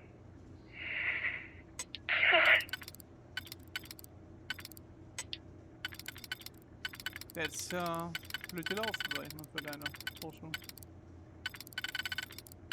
Sag ich mal so, wie es ist. Blöd gelaufen.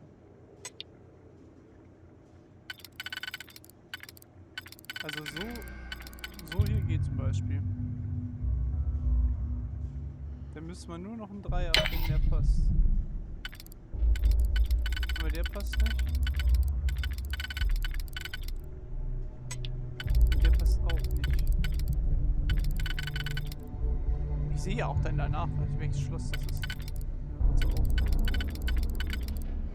Ah.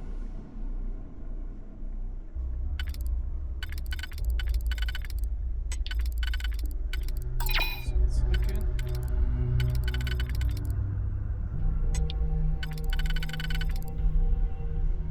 Machen wir das so vielleicht und dann.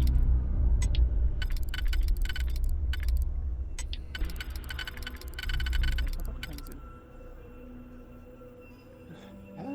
Jetzt hab ich's verkackt hier.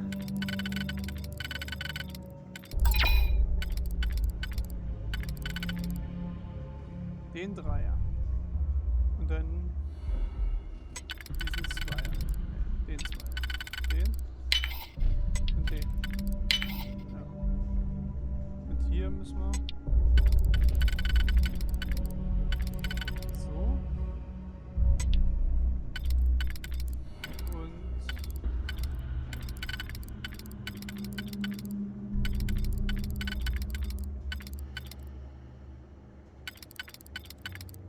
so.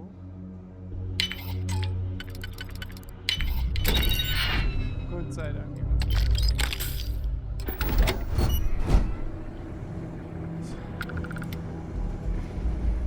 So, hier war mehr von den Dings. Von den, nicht?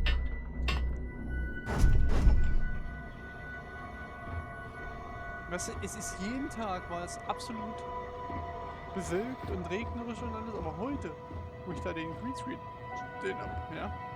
I am capable of carrying additional supplies if necessary.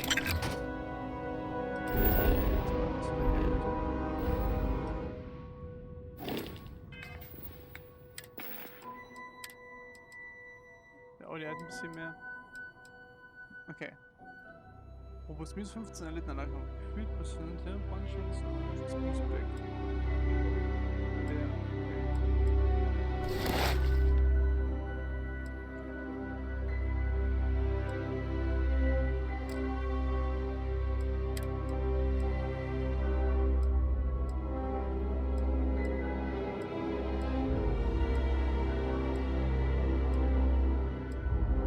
Was heißt eigentlich SR? Schutz? Das ist richtig schwer.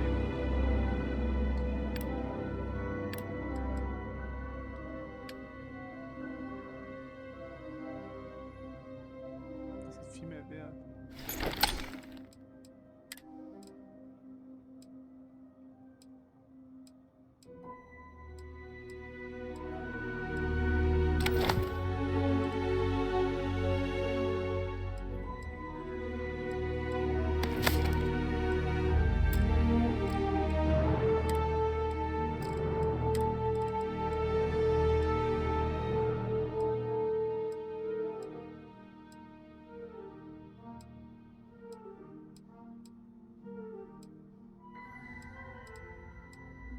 Meine Arbeitsgruppe.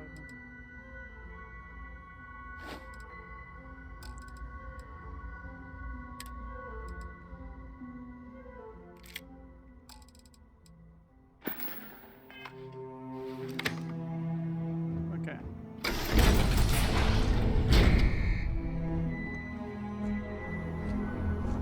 You gotta be kidding me. The Frontier has a new captain? You working with Barrett, or did you pry the ship keys out of his cold, dead hands?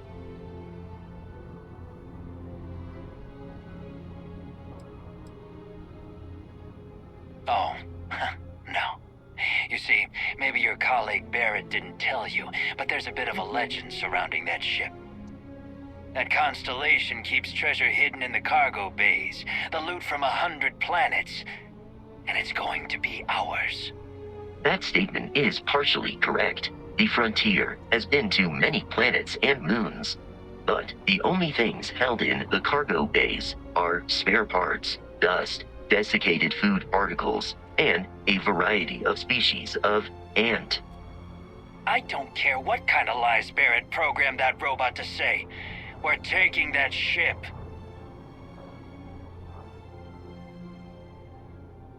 You're not talking us out of this score. Um eine Person zu überzeugen, musst du erfolgreich Entscheidungen treffen. Aber kannst du aus Schmeicheleien, Ablenken und sogar Bedrohung wählen. Jede Wahl weist einen bestimmten Trigger auf. Je höher diese ist, desto eher scheiterst du. Aber desto mehr Punkte jetzt beim Erfolg. Das soll eine Beziehung entscheiden.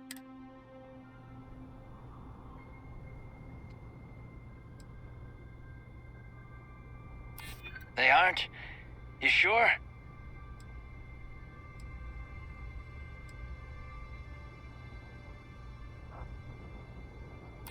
Hold on. I'm trying to figure out how we can work this. Can't believe this. There isn't any treasure? We've been trailing that old Constellation ship for nothing? Get out of here. Take your robot and your ship and get out of here. I see you all again, you're dead. We should now be free to travel to Constellation headquarters. Now, complete interference.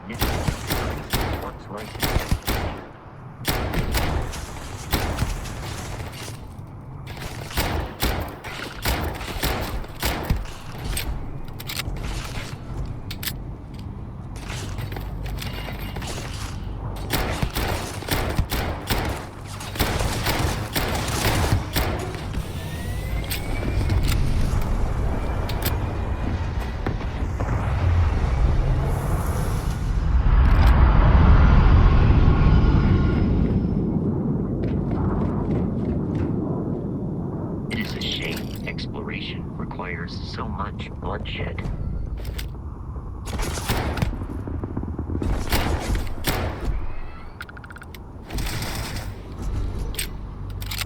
So much.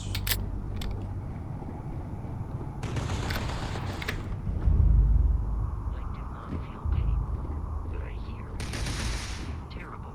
What?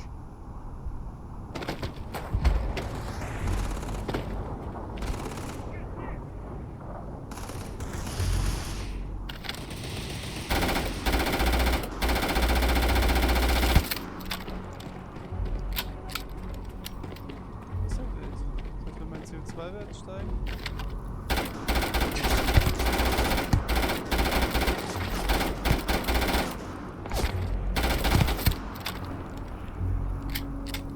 Also die genaueste Waffe, weißt du?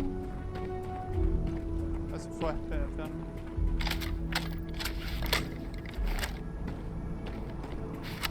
Wieso versteckt er sich da nicht? Danke.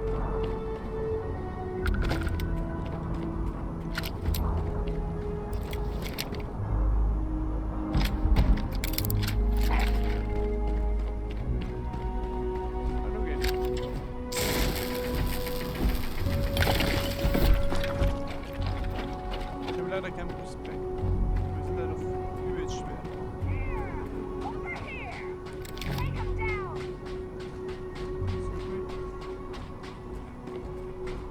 Komm schon, Moment.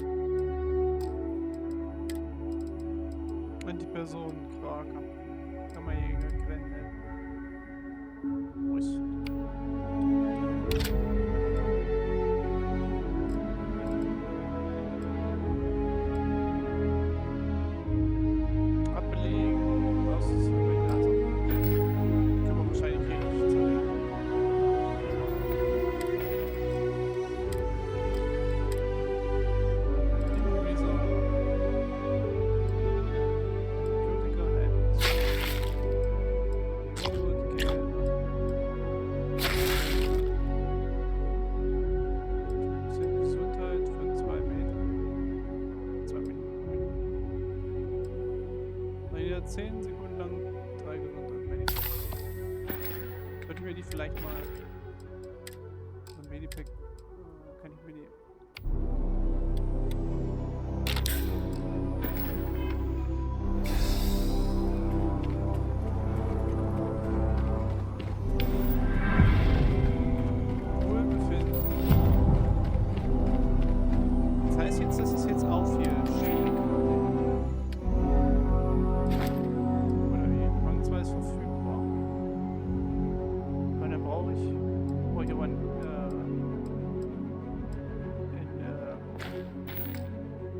Das Wort. Braucht dann wahrscheinlich einen Skill Point, um aufzuleveln. Also es wird dann nicht automatisch hochgestuft, sondern du musst halt auch einen Skill Point hinzustellen an unserem Weg. Ja, das stimmt. Naja, heute kommen die lang. Das stimmt natürlich.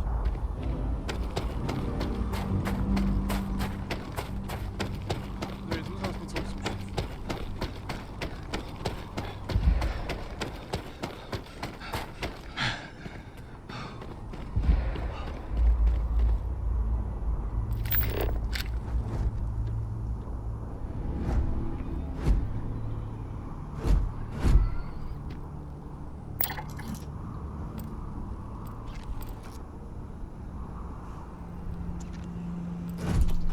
Der ist sick, wenn man sagt.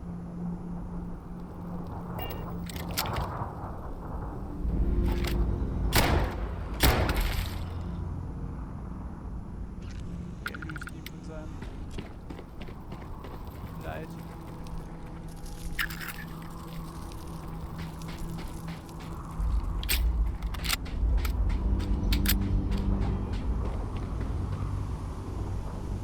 Reise schnell zu deinem Schiff. Ah, du kannst quasi, wenn du auf der Planet bist, zieh zur Frontier. Wenn ich jetzt da zum Beispiel... Ah, wenn ich... Okay. Da sind noch Punkte. Ich würde da auch gerne hingucken. Aber ich muss erstmal mein Inventar nehmen. Captain, to reach the lodge, we must jump to the planet Jemison in the Alpha Centauri system, and then land in the city of New Atlantis. Do not worry, this will all become second nature before too long. Dieses Forschungslaborprojekt auf neuer Stelle zu entwickeln.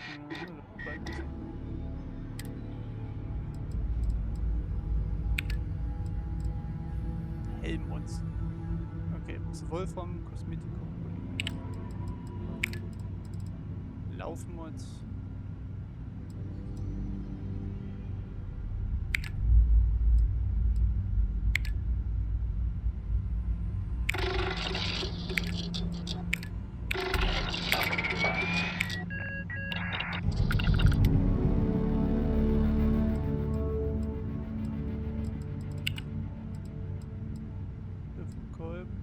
Optik mit Laser.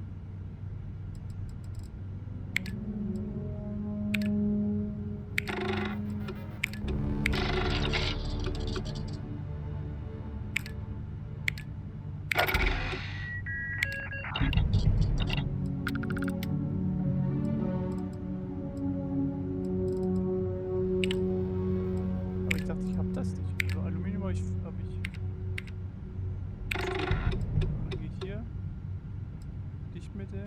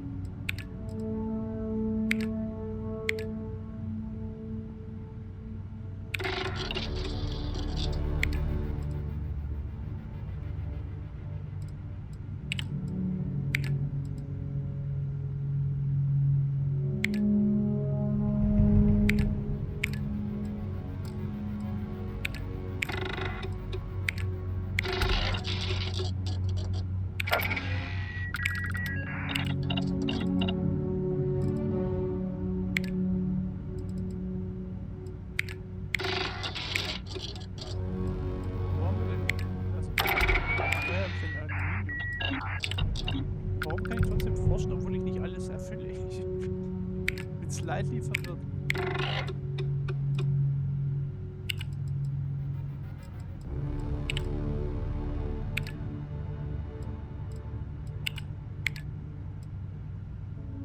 Erdzeitige Küche.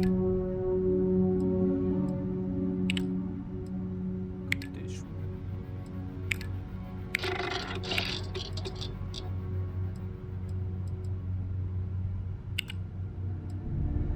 Trinke. Wasser. Gibt's nicht. Leistungsboost, Arzneimittel. Ja.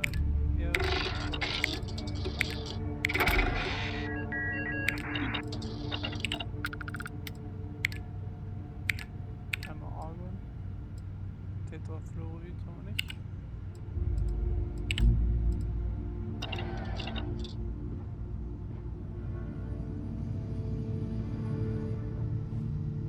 Gibt's hier eine Kiste?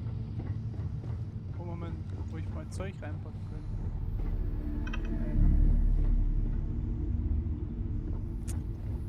Also bestimmt gibt's hier eine, weil ich finde sie nicht. Oder ich kann sie nicht benutzen. Wir können ja hier nochmal zurückkommen. Dann merken wir uns bestimmt, dass wir hier noch was haben.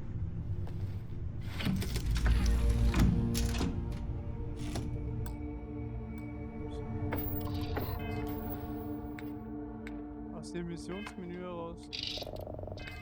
Was? Ach, E für Mission. Nee.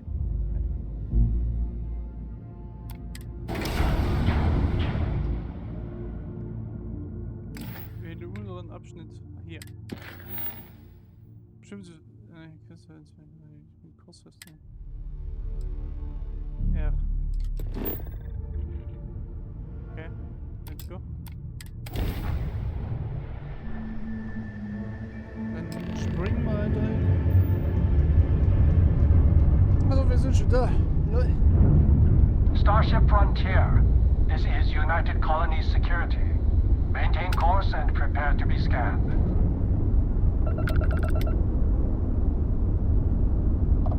Scan complete. No contraband detected. You are cleared for landing at New Atlantis.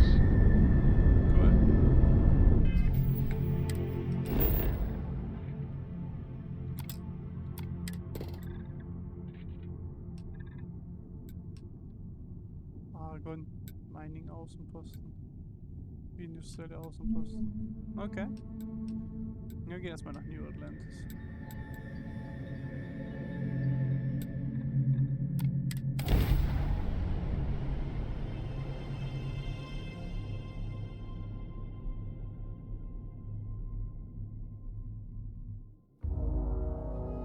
Also jetzt müsste gleich die Sonne sein.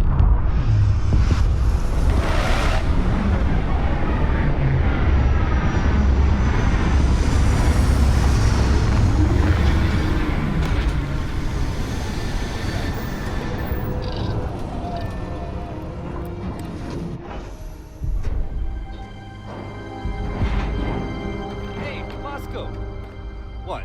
No Barrett? Let me guess. Protocol Indigo again?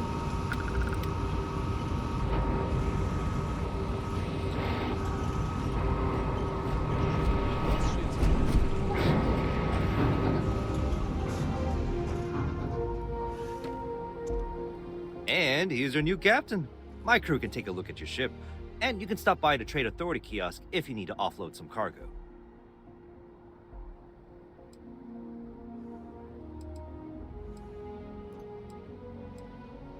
I'm sure you can find something you like. Ah, hier kannst du Schiffe kaufen. Die Rambler. Die sieht cool aus. Die Galileo. Okay, ein Bild. Gladius. Econohor. Und die Shieldbreaker.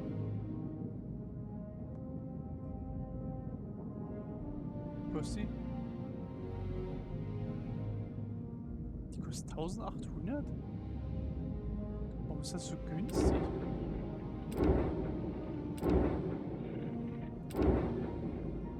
Ich hab jetzt schon 8500. Excuse me. Okay, no problem.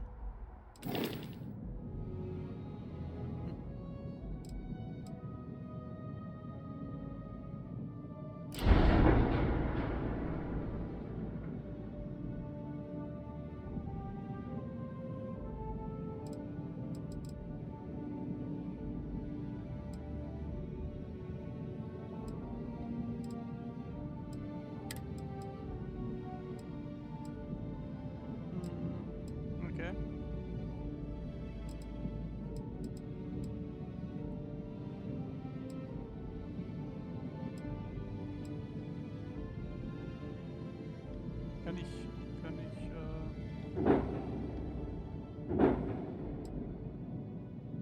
also hier weiter. Reaktor, Stellarator, also ein Fusionsreaktor. Stellarator. Frachtraum, Ballast. Draft Drive. White Dwarf.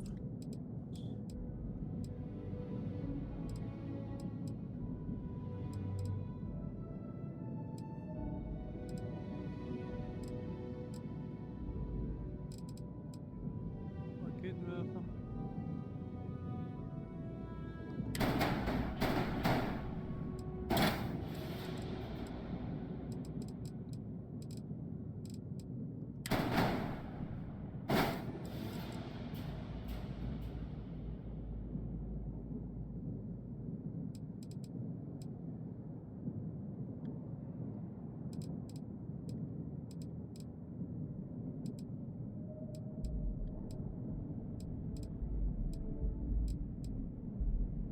Aber wo kann ich in Control-Optionen?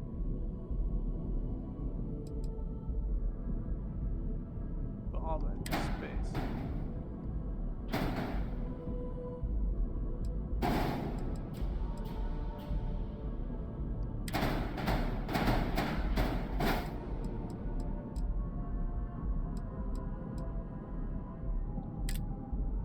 Generator Protector 10S, 20S. Struktur. Ach du Scheiße.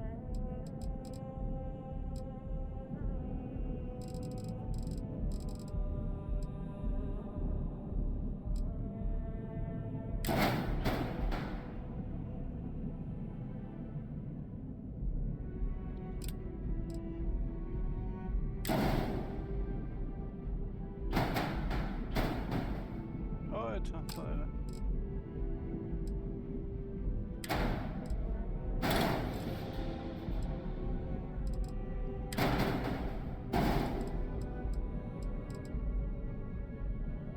Das sind unsere Tanks.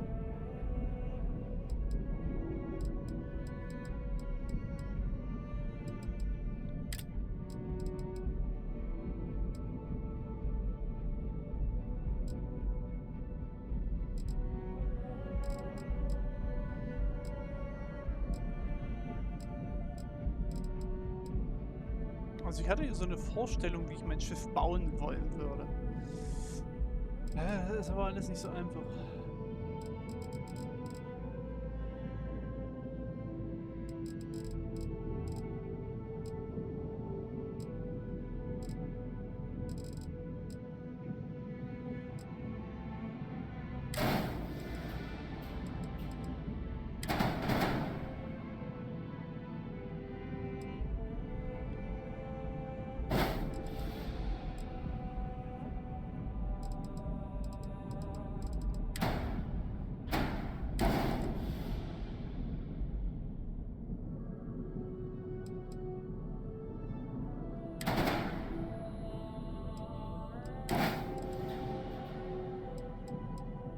Die Landebucht.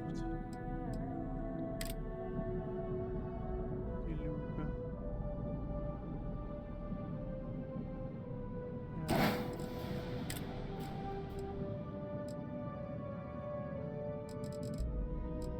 Ja. Ein Stack, Nova Verstrebung.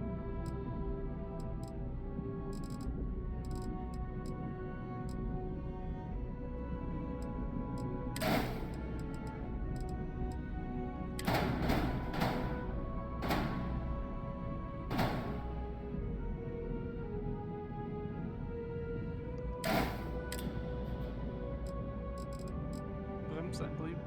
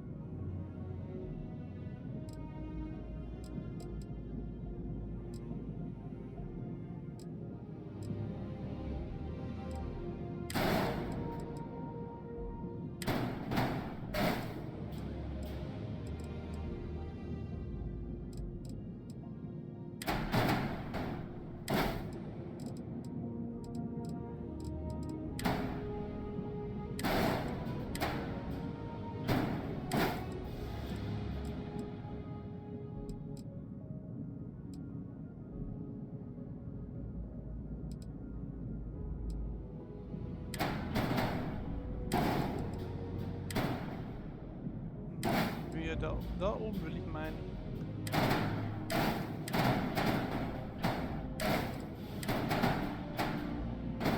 Da, genau da. Da will ich eigentlich das Cockpit, aber noch weiter.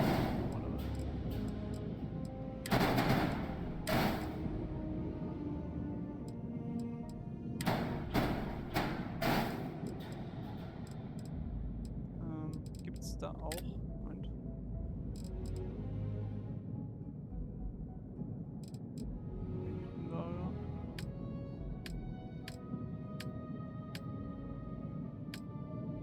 Struktur. Das ist halt als Verkleidung so.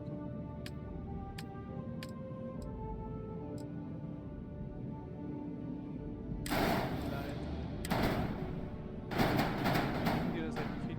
Ja, so weiter daher.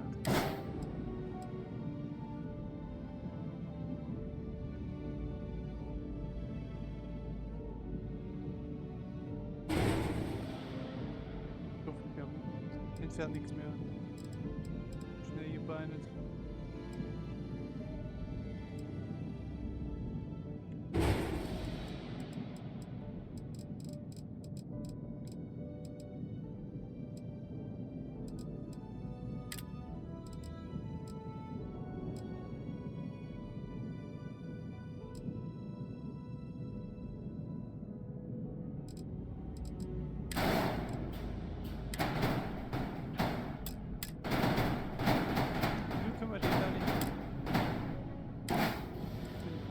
Der geht da hin, oder?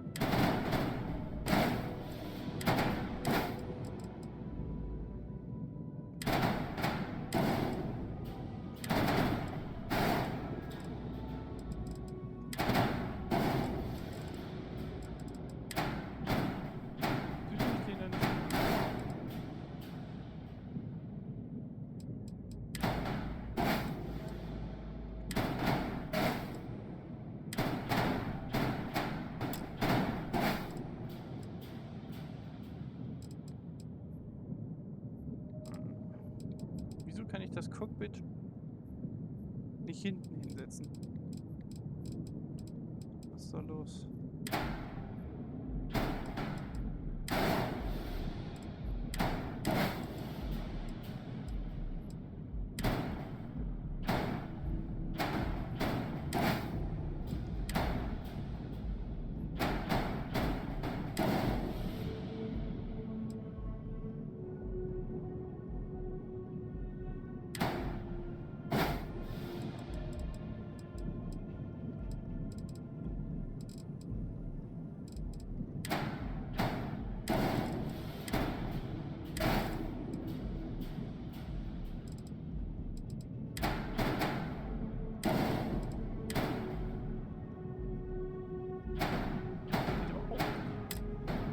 Das auch nicht.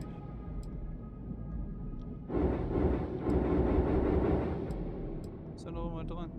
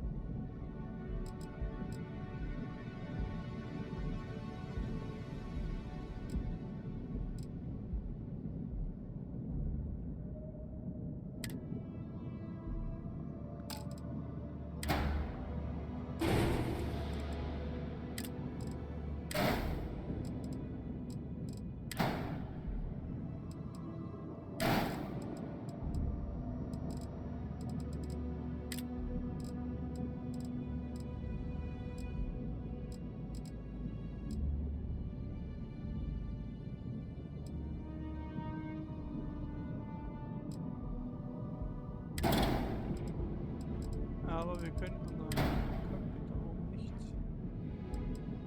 anbauen, warum auch immer.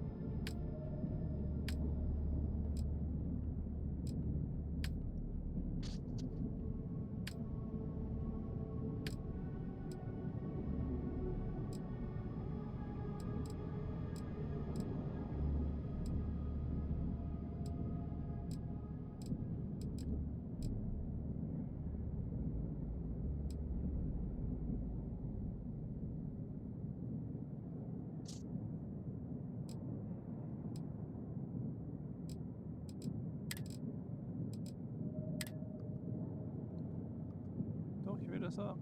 Gib mir das.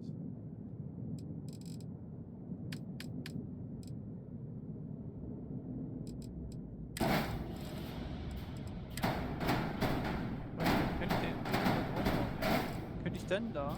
Ja, nur so.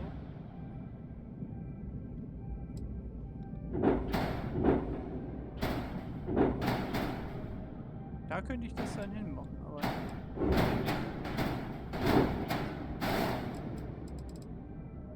Warum das denn?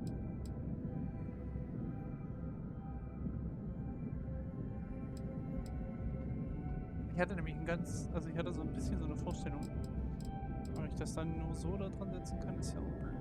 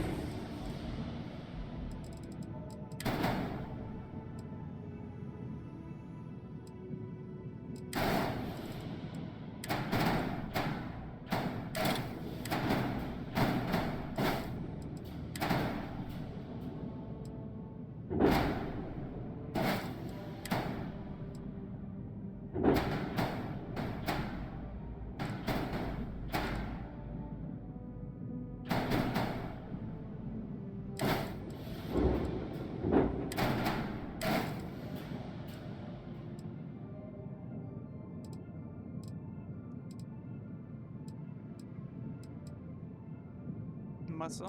Wir haben einen Fehler.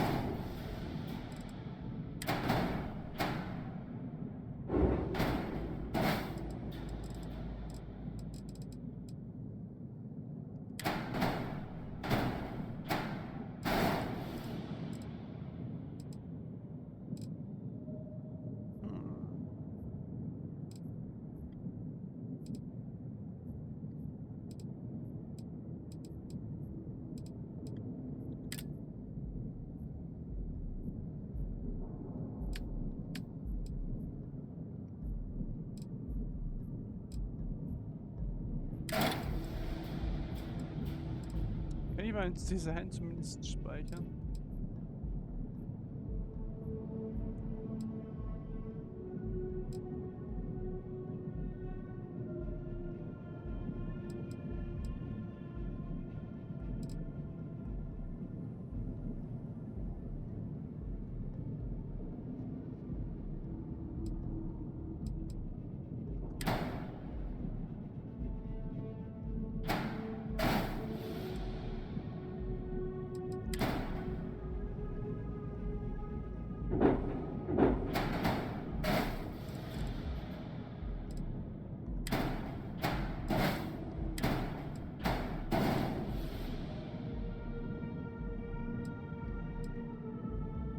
Zwei Fehler. Wir haben nicht genug Geld. Und ja.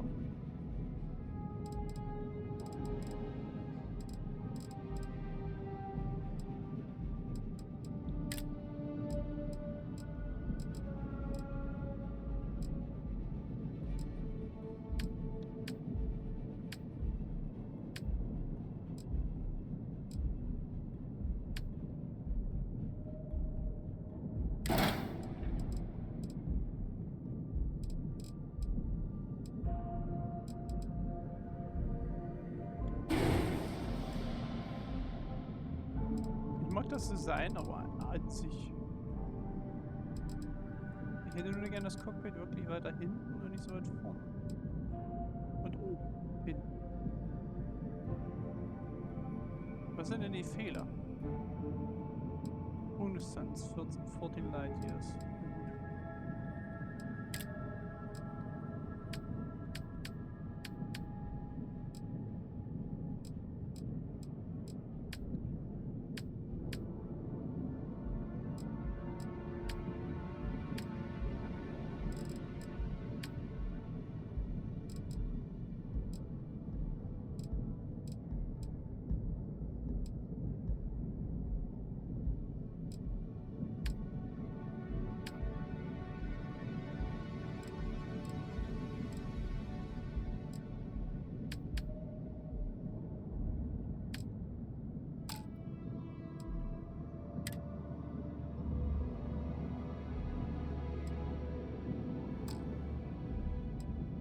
Ja, aber was wäre denn das zweite Problem?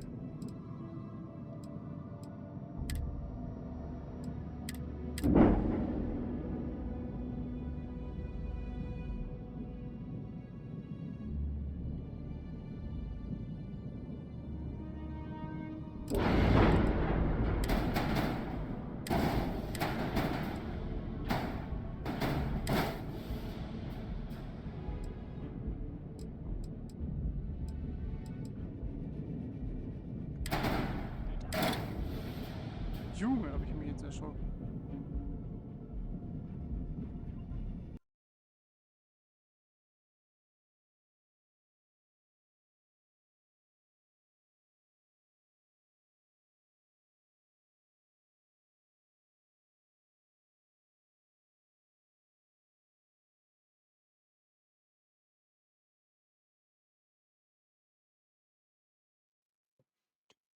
So.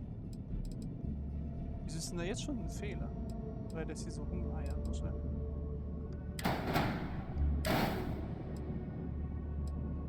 Wie oft können hier eigentlich Werbung laufen, Junge? So erzählen.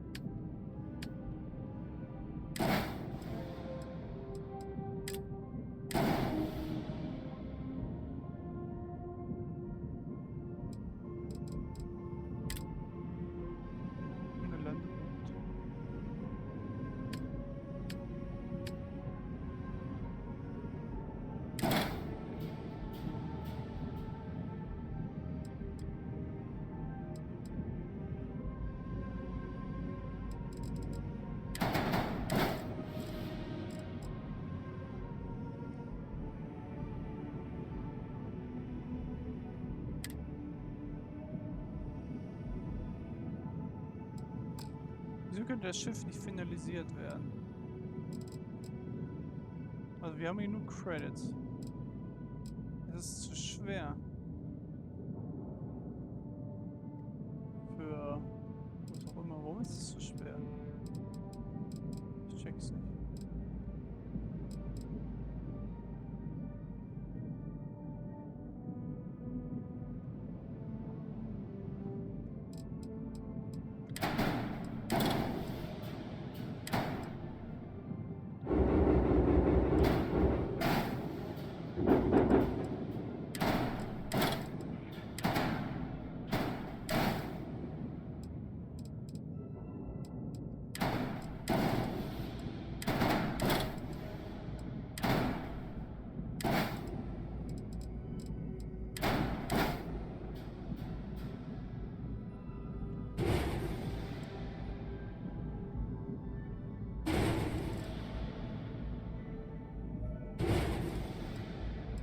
Der sagt mir ja trotzdem jetzt schon, dass das Gebiet zu schwer ist.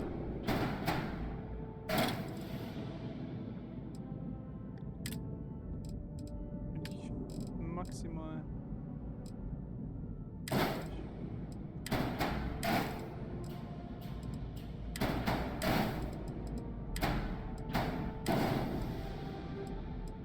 Drei Fehler.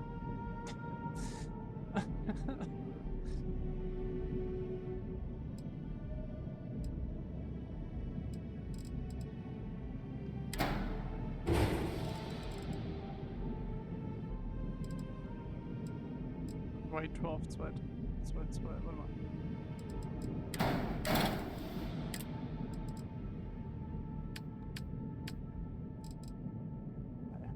Ja, das ist ein bisschen teuer, aber.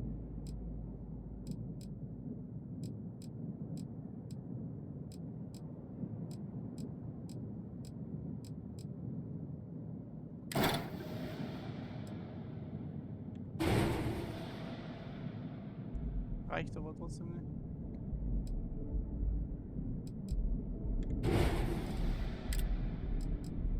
White 12 1000.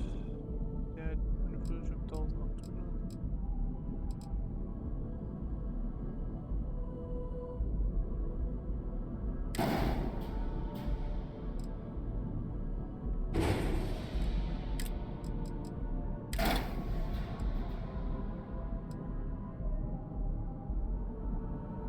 Das wäre legitim.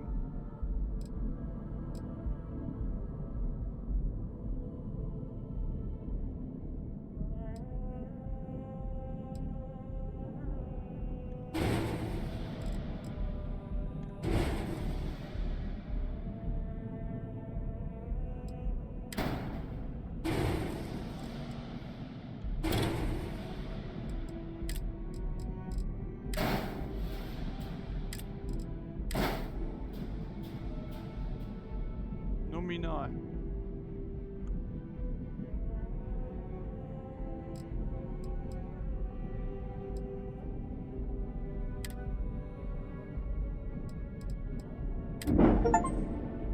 Modifiziere ein Schiff. Was? Ist jetzt nicht mein Dream-Ding, aber.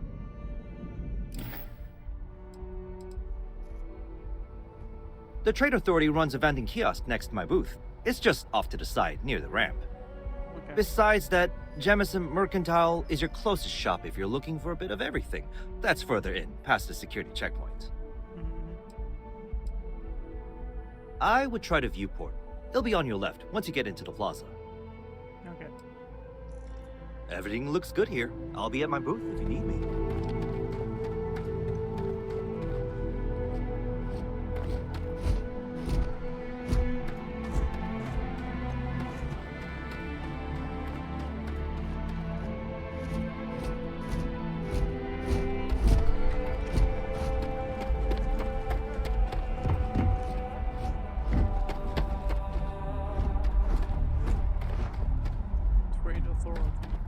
Hey, what can I do for you?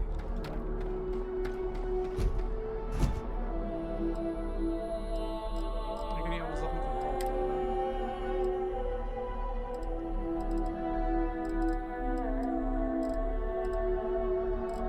Hier kann ich sagen, jo. it would be advisable to leave some things behind.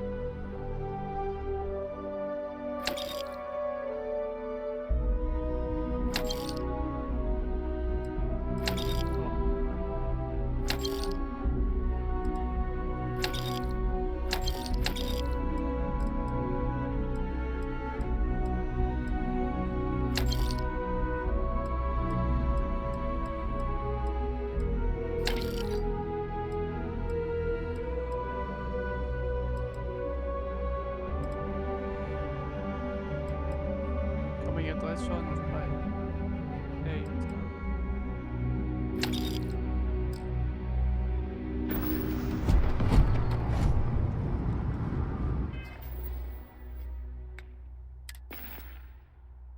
Jetzt haben wir 11.000 Credits. Jetzt hätten wir uns das bauen können.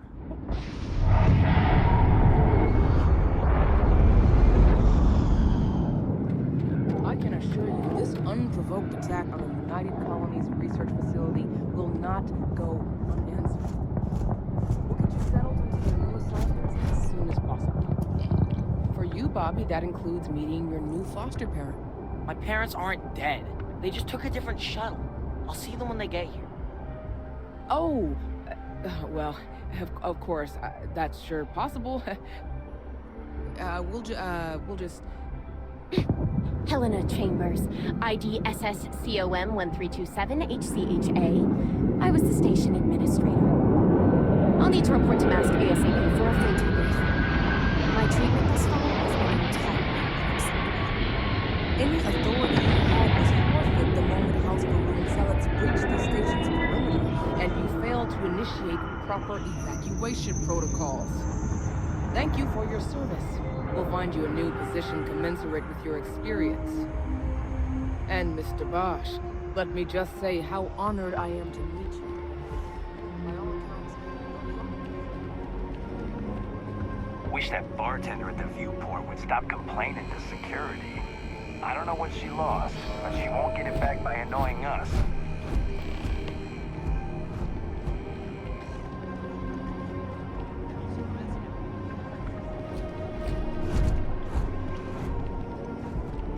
You will be scanned as you enter the city. Please keep moving.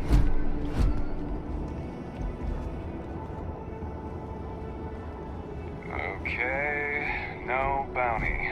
You're clear. Enjoy your visit.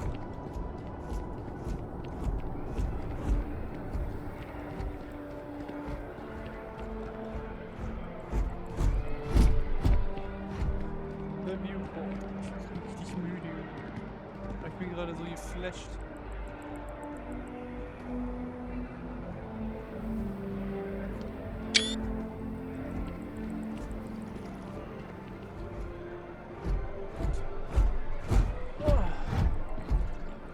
Jetzt geht das mit der Sonne besser.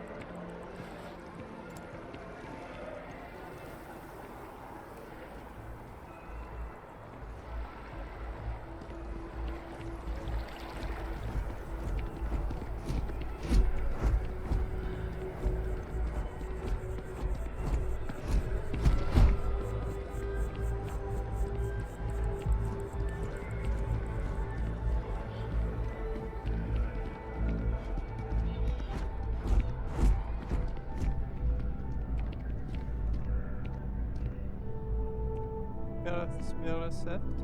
Das Diebstahl? Good to see you again. Can I get you something? Hey there. We never met. Always nice to see a new face. First time in New Atlantis? Yeah. Oh boy. I didn't mean for you to take it personally. It's just something to say to customers. Break the ice. Know what I mean? Listen, you just relax. Make yourself comfortable. You're welcome to stay as long as you want. That work for you, new guy? Let me know if there's anything I can get you. Sure thing. What can I get you? Ich habe euch gefragt, ob ich hier einen ausgeben kann. Chandra Chardonnay. Leichter Weißwein von Chandra Vineyards. Mit Aromen von Geißblatt und Birne. Klingt ja eigentlich nicht schlecht. Pignon, oh. Bier. Poucheta, New Arrival. Rahmen. Insekt, Alter, aus so einer krassen Flasche. Sprudelwasser, Terra Brew Classic, Terra Brew Espresso, Viewport Original. Wodka Orange, Xenofrüchten. Okay.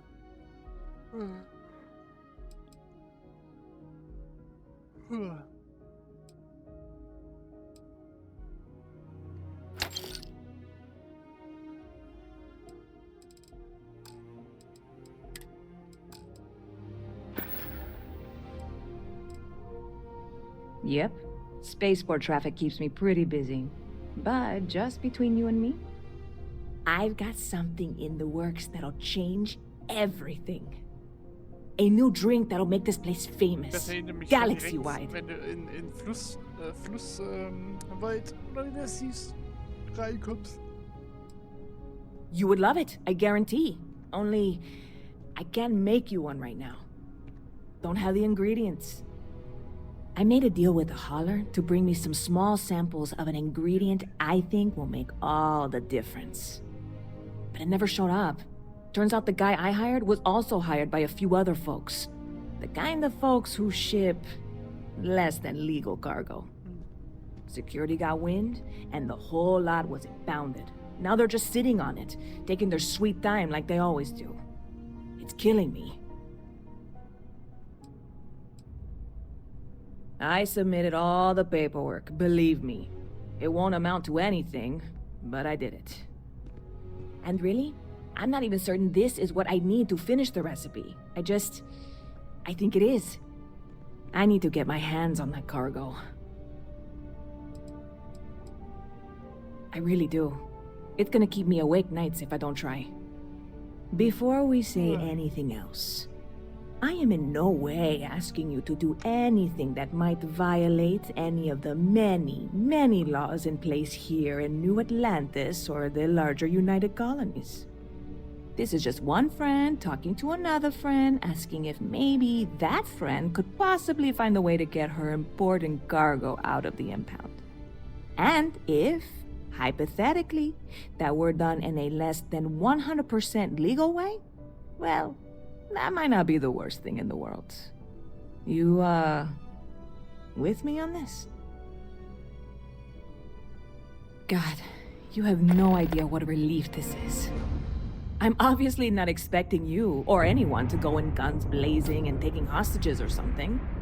I just figure there has to be a way to get what I need. Ja, da kann man bestimmt reintauchen. I'm not worried. I'm annoyed. Wait, are you saying I should be worried? No, of course not. It'll be fine. Totally fine. I trust you. Totally fine.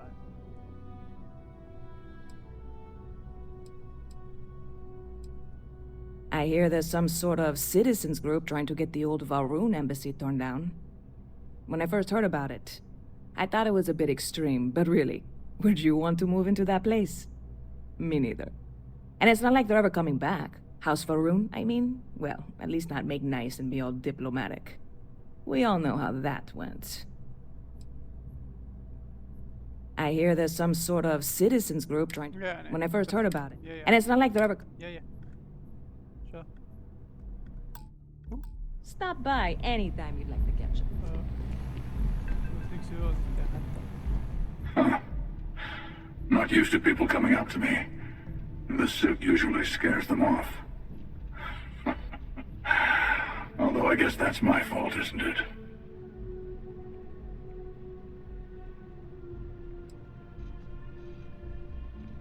Ouch. 2 minutes into this conversation and I'm already getting sized up.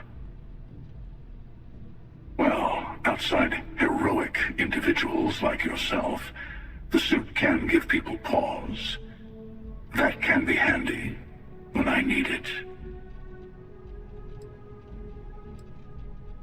Retired, actually. From too many lives to count. But I've been all those things, yeah? And a few more.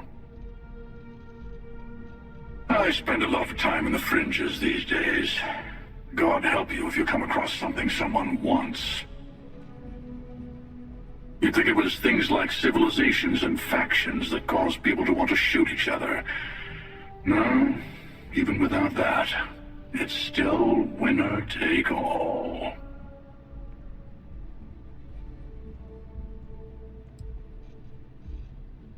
Yeah, you got that right. Wait a second. I think I'm in danger of having a real conversation with someone for a change. Better stop here.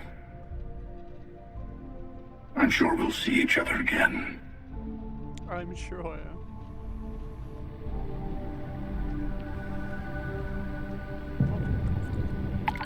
Show me the mission board. Habe ich dafür Infinite Time?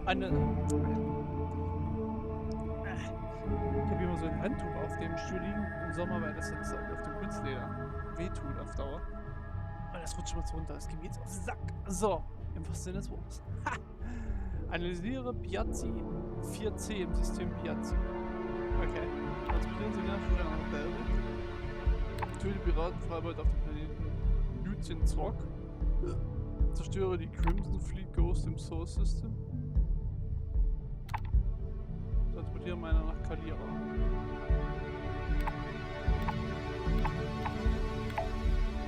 Ja. Okay, 40 Stück. Okay.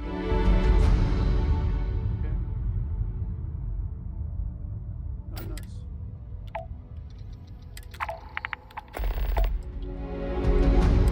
Gibt's ja eine Menge Knete für. Ah, die haben keine Passenger bei.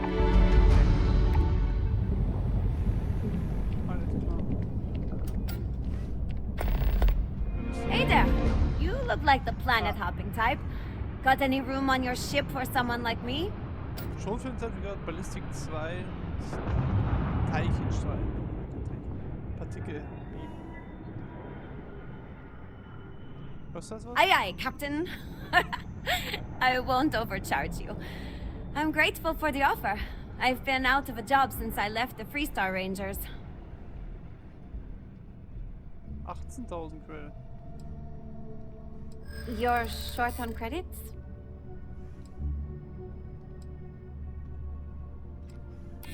Don't think I'm desperate or anything, but you do have a point. Well, the last thing I want is you going bankrupt on my account. I'll work for whatever you can pay.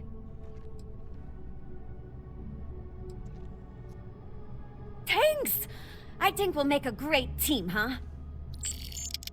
Verwalte deine Crew, weil sie ihnen Aufgaben zu und entsenden sie zu einem Schiff und ausbauen. Jedes Crewmitglied besitzt verschiedene Skills, die dein Schiff oder deinen Außenposten verstärken. Alpha Centauri, Jamison, Frontier. Da sollst du hin, genau. Ah ja, und dann boostet sie automatisch die Teilchenstrahlwaffensysteme, die wir nicht haben. Cool. Thanks for giving me a chance, Captain. I won't let you down. No. Hello. Pardon? Yes? What? Ah, wir hatten ja gerade das gekriegt, nur wenn ich so sehe. Barrett enjoys this establishment. He frequently buys chocolate here, though I have informed him repeatedly. It is likely a significant contributing factor to There's his a bit more in being the back if you're not overweight. seeing something on display. Hi there! Thanks for stopping in. Feel free to look around. I can take care of transactions, and if you've got questions, just ask. Oh, please, take a look. Take a look. Was hast du denn?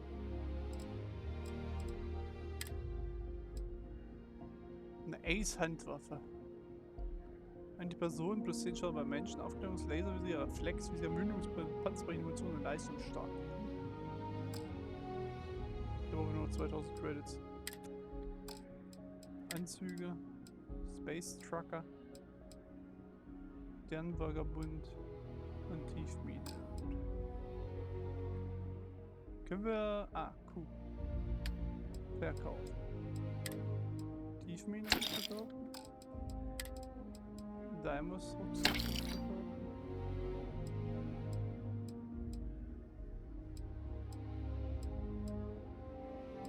Steht eigentlich, wie viel Energie.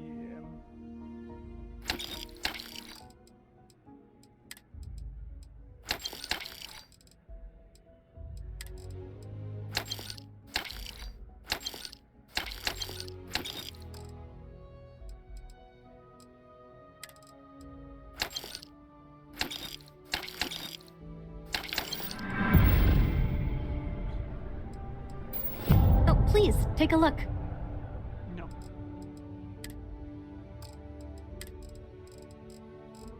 Die wiegen ja auch alle was, oder? Ja, die müssen wir mal irgendwo einlagern, dann im Schiff oder so.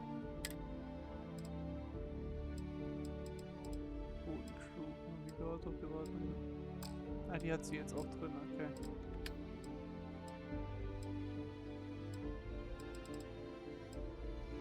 Okay, naja, den machen wir drin. Thanks. It's hard work, but it all pays off in the end. And I can't take all the credit. Gerhardt, my business partner, he does so much of the work behind the scenes. If it weren't for him, I don't know where we'd be now. Me neither. Appreciate the business. Ja, chill.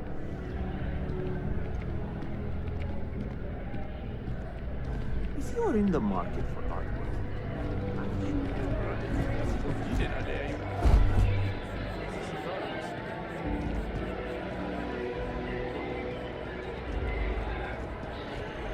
Das ist Schatten,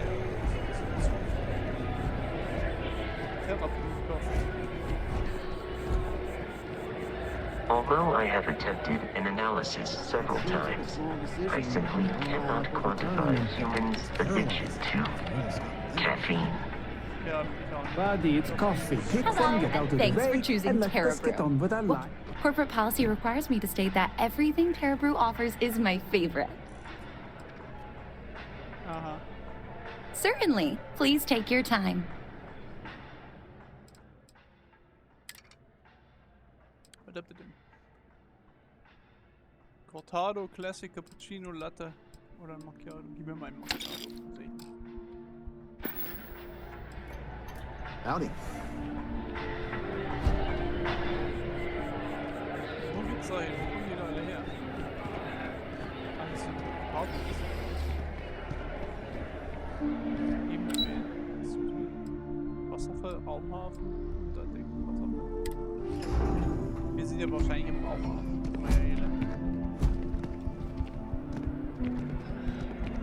Ah. Ah.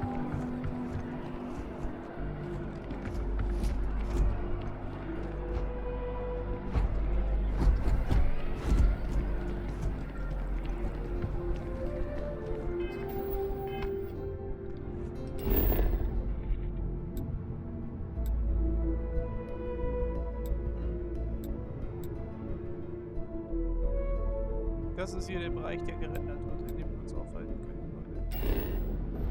Jetzt ist schon wieder geil, wie die Leute da rum hier.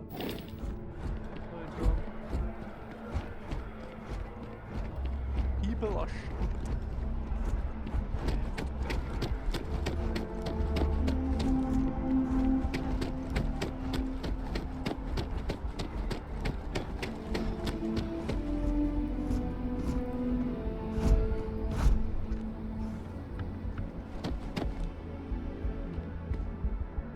Das hoffentlich gleich zu Strom. Das macht ja Sinn.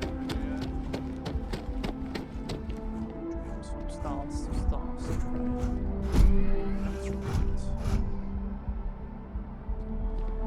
The universe of nature.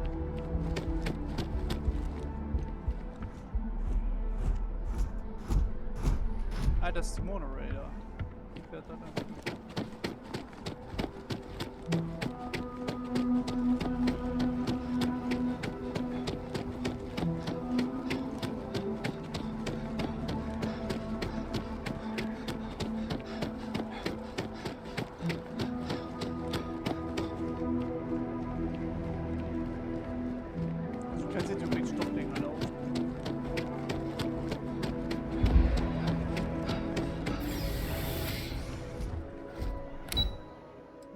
Unterwelt.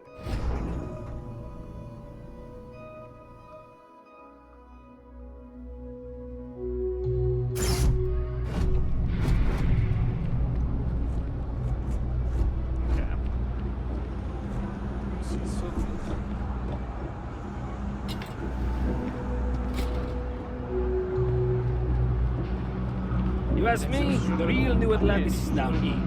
Yes, I do. Stuff tops. All this stuff is legit.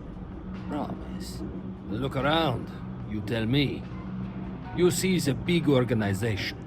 A lot of planets, a lot of people, whole lot to keep track of. Sometimes they don't do such a good job of that. Sometimes stuff falls through the cracks, winds up collecting dust in some warehouse. But that's all right, because I, and by extension you, get to benefit. I make great deals on stuff in bulk, you get some low prices. Everyone wins. A lot of people will tell you it's the worst. One step above being homeless. They'll whine about how folks topside have it so much better. Me? I like it. More real down here. Topside, everyone's trying to show how civilized and rich they are. Oh, it's exhausting. But hey, to each their own. Absolutely. Absolutely.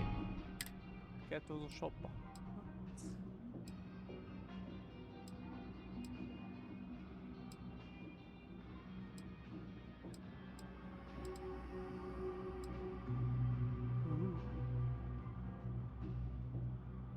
I like this.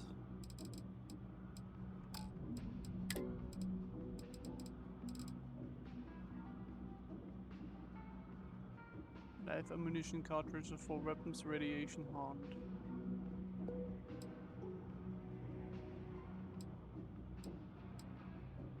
Das ist eine 1,5 Kilowatt und das ist eine 3 Kilowatt Kartusche.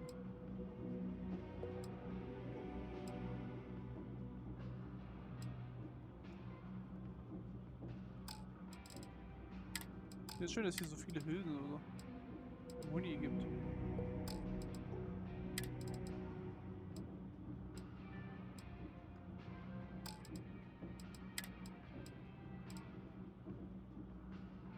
Die Werbung.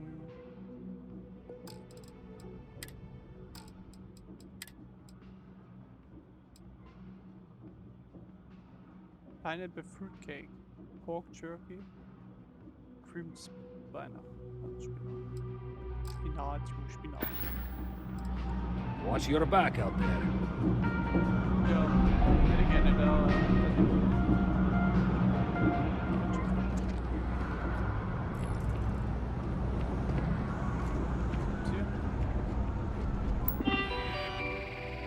Willkommen in New Atlantis. Ja, unsere gemeinsame Geschichte. Ja, Unternehmensverzeichnis. Terra Brew, Jemison, Mercantile, Gasthaus, Viewport, Centurion, and announced Bundesstück, Chunks, Herrenausstatter 8. Weitere Gebäude und Dienstleistungen. Metallbank. Schiff. Dude! Da Gebäude, also ja. Mast.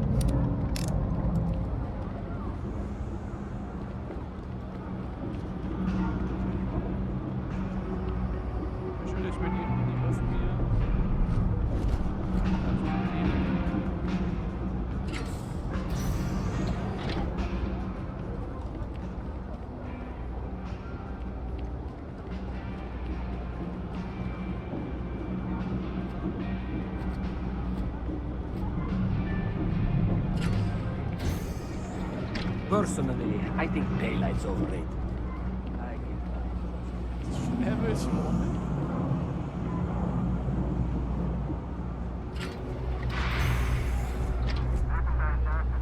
Keep your nose clean. Last thing I want is to charge you for a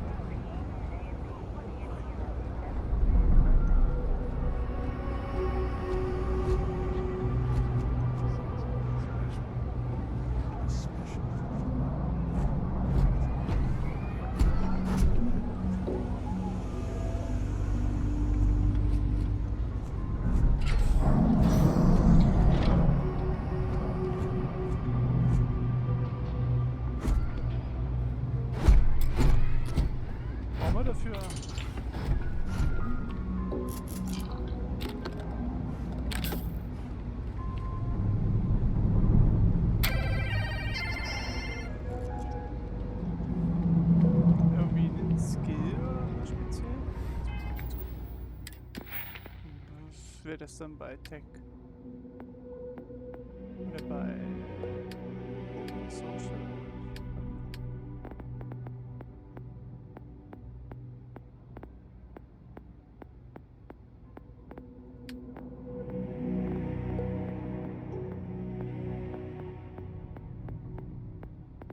Ich weiß es nicht so richtig. Können wir leveln, oder? Wir leveln alles.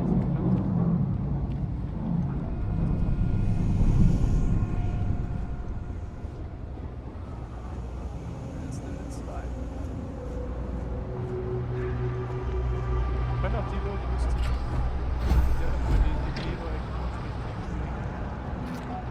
Der ist halt eine Sekunde im Bild.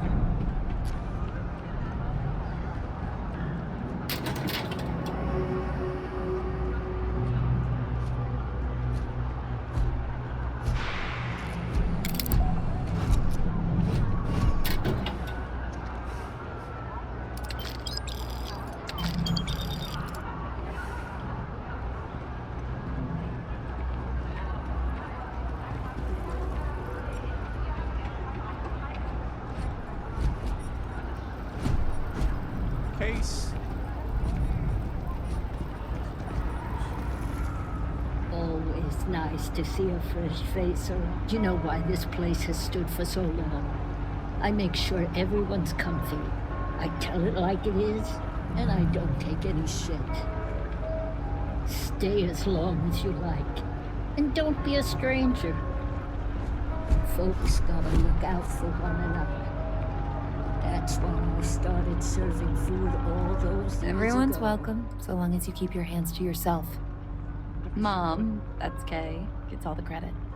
Started making sure people felt welcome back when I was just a kid. She had one rule: no causing trouble. Everyone abided by it, put their differences aside when they came through the door.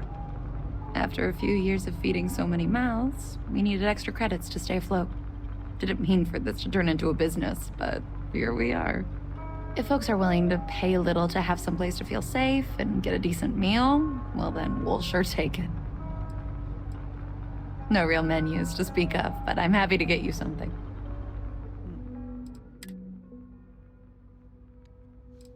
Oh, Junge.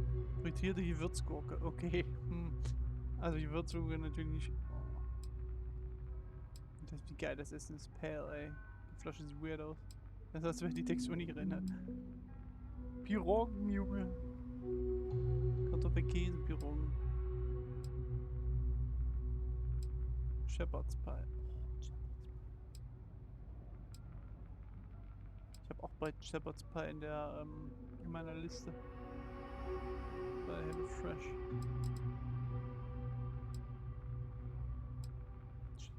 Schmutz. Ich nehme so eine Cola und ich nehme Shepherd's Pie, Junge. Mega.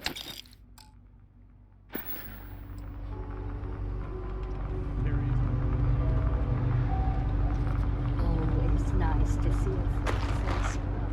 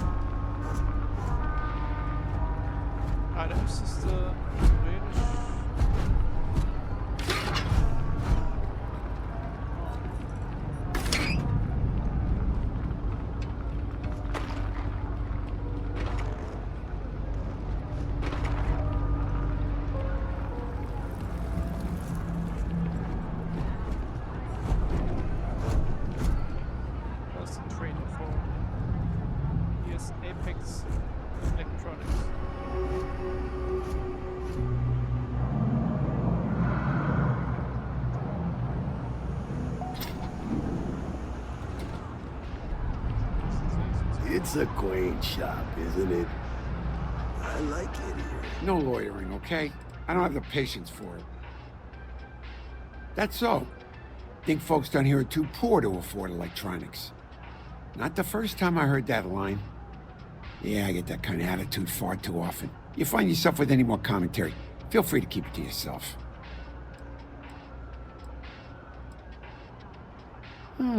That's so. Well, then I'm hardly the man you want to be talking with.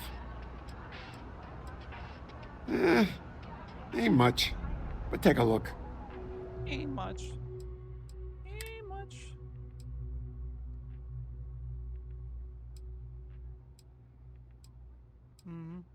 Ja.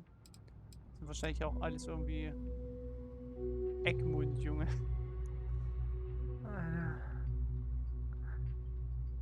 Eckmund ist halt einfach der Bruder von Alexa, ey. Ohne Scheiß. Er sieht halt auch aus wie ein Eck. Das ist geil. Spiel, ja, Solaris Frontiers. Ein Stift.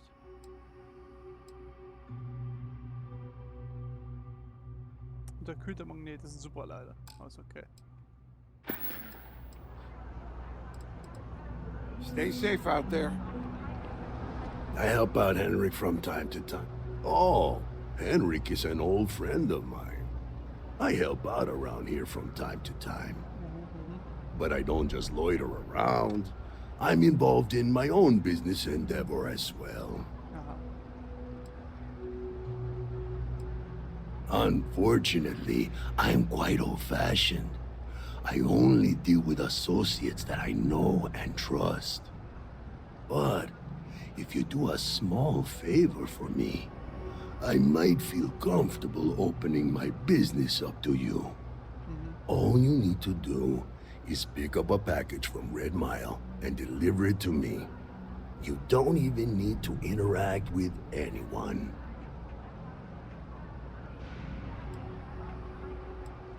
Fantastic.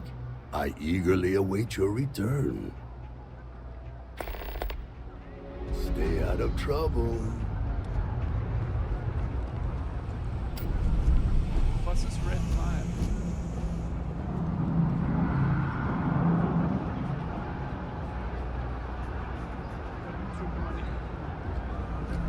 Stop.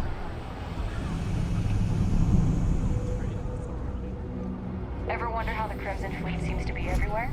It's because they have little outposts everywhere. There were so many facilities. Welcome to the Trade Authority. If you're here on legitimate business, I would be more than happy to help you. If, however, you are here under false pretense, say, sent by one Miss Tsang of UC Distribution, then I'm afraid you'll find nothing illegitimate here to report to her. And I'd ask that you pass along my request to stop these silly games. So, what'll it be? Perhaps, but I'm quite confident in my business, and I refuse to be intimidated. Please, let me know if I can assist you further.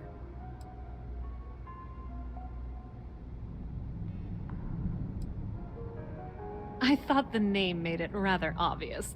We are the authority on trade in the settled systems.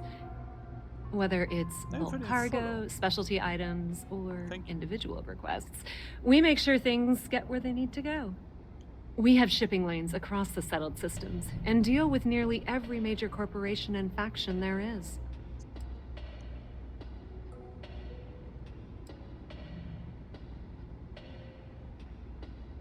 We've been in New Atlantis for a very long time, before most things topside were built.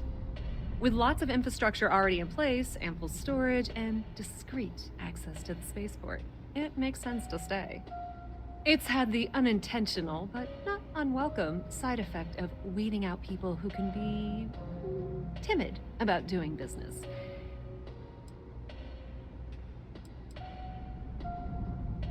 That depends. If you have a ship and are willing to haul cargo, then we've got some work. Otherwise, you're gonna have to be more specific. We frequently post cargo running jobs up on the mission boards around town.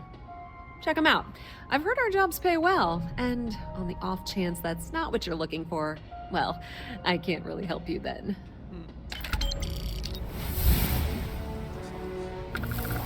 Many different parties use the mission board to post jobs for freelancers and the like. For example, the Trade Authority uses them to post cargo hauling jobs. You'll usually find mission boards in bars, typically ones nearest a spaceport. You might be able to find them elsewhere, but that's your best bet. That is your best bet. Oh nice, let it try. Bin das jetzt hier? Was ist denn dieser?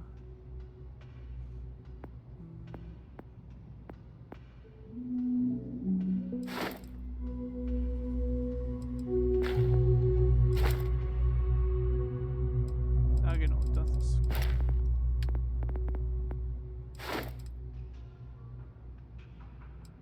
auch important.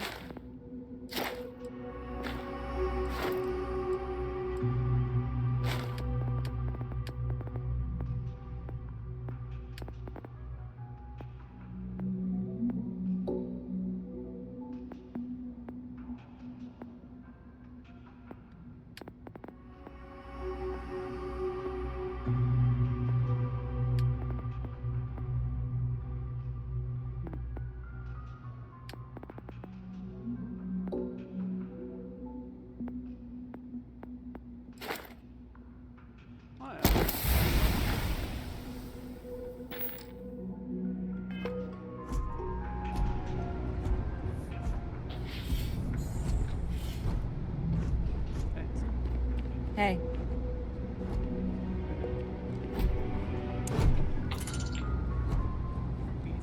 I used to be an actuary. Why? Why do you leave me?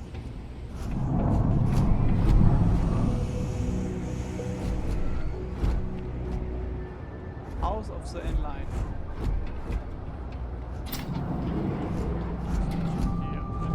We run a number of social programs, from financial aid to food banks. Jay's place There's is a like lot of second work home. that needs to be done in the well. Problem is, We started as an intellectual movement built around atheism.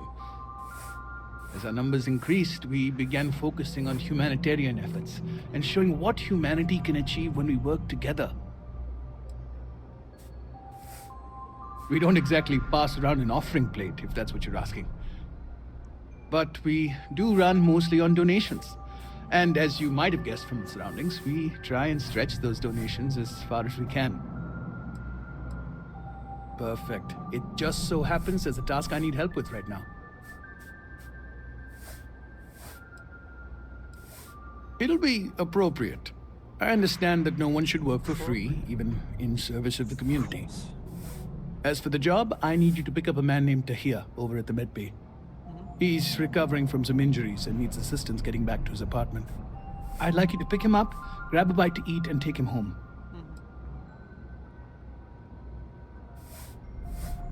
Great. You'll find him over at the medbay. He's probably hungry, so after you pick him up, escort him over to Kay's. She should have a meal ready for him to take home. And thanks. I used to drink.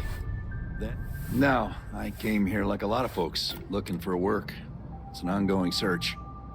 Ones who've been here for a while, they can't even sleep unless they got a turbine in their ear. Maybe someday I'll be the same. Nope, just, make sure you wipe your feet. You track mud in, then someone's gotta sweep it out. Most days, that's me. What you see is what you get. Work's rough, days rougher. But I like to think when things get bad, that's when people's kindness shines brightest. Even down here, where the sun don't shine. Stay safe. Stay safe. Geht's hier hin? Aha. Ist das euer Boot hier? Achso.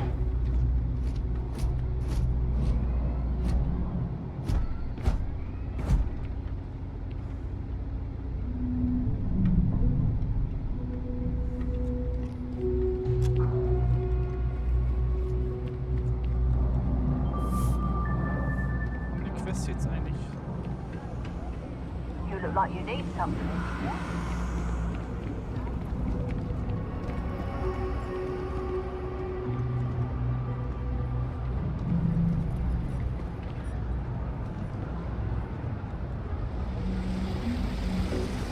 You see that sounds upset. Whatever I've got it is, limited it can't be that resources. bad, I right? try not to turn anyone away just because they're light on credits. Don't have much of a choice. Can't afford to pay staff, and while I've got a few volunteers from the community, I can only ask so much of them. We've scraped by for a good long while now, and we'll continue to do so. Don't you worry. I'm so tired. Funny story about that. You know, when people first arrived on Jemison, they dismantled the colony ship and used the parts to establish a place to live. Over time, they built out, and up, and up, and after long enough, they started to forget about the people and the things still down here.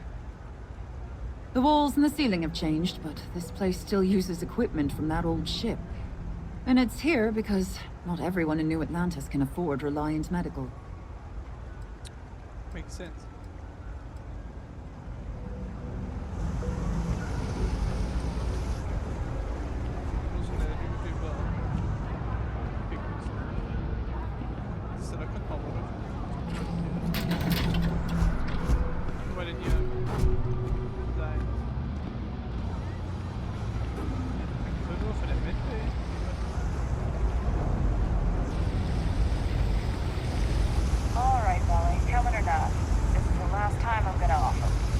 I don't need your help.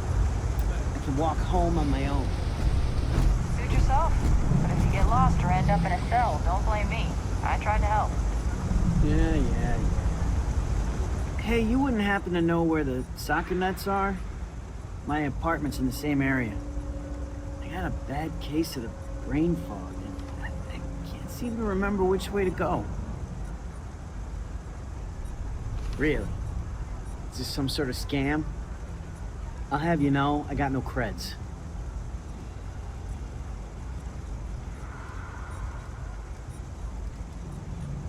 Andy Singh.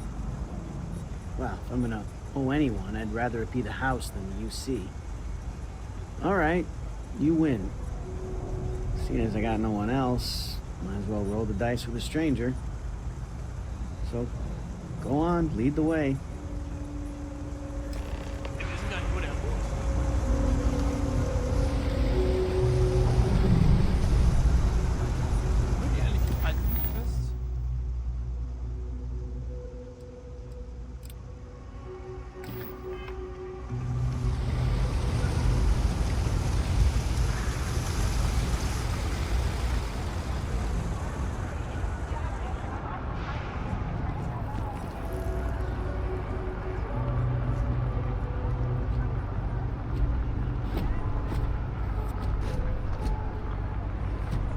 Do you know why this place has stood for so long?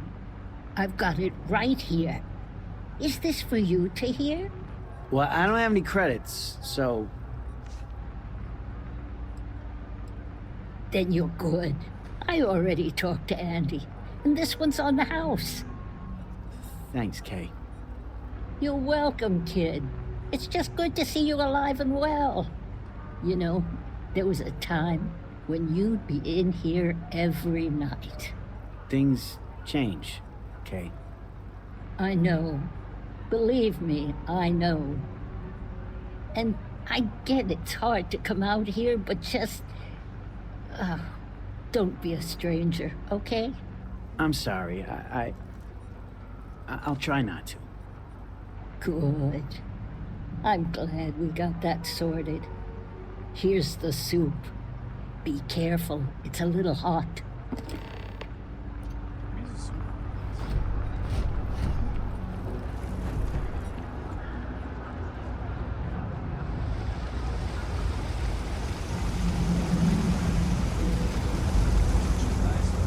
There are always about a million things to do, and I'm only one person. It's so overwhelming. Hey! Oh, you're not Carl. Sorry. I shouldn't assume. Maybe you go by Carl. You're just not the Carl I was waiting for. We're supposed to be investigating a power drain down here. People have been reporting brownouts for a while, and Mass finally decided to follow up on it. I can't be in two places at once, and Carl isn't here. So I'm just trying to look inconspicuous. We're trying to isolate a power drain. which looks like it's the result of a large amount of power being rerouted through various subsystems. But it's kind of a two-person job. Someone needs to find the junction boxes associated with those subsystems and power them down. The other person needs to monitor the system remotely. It's pretty simple, really, and relatively safe. Only a small chance of electrocution. Co-worker of mine on this assignment with me. Clearly not taking it seriously. Not really surprising. Most folks are fine with ignoring what goes on down here. Well, since you're here and Carl isn't, and I really want to get this solved, I will take you up on that. What I need is very technical. I can talk you through it remotely. I'm gonna head to the monitoring station. The first box we're looking for is over near UC Surplus. You know, Antonio's place. I can contact you once you get there.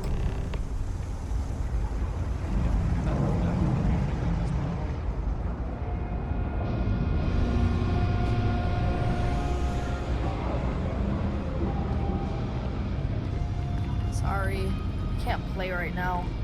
I'm grounded.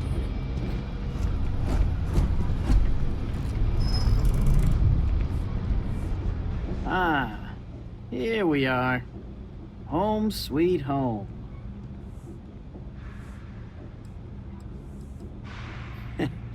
At the end of the day, home is home, even if it's a bad one. But thanks for the help.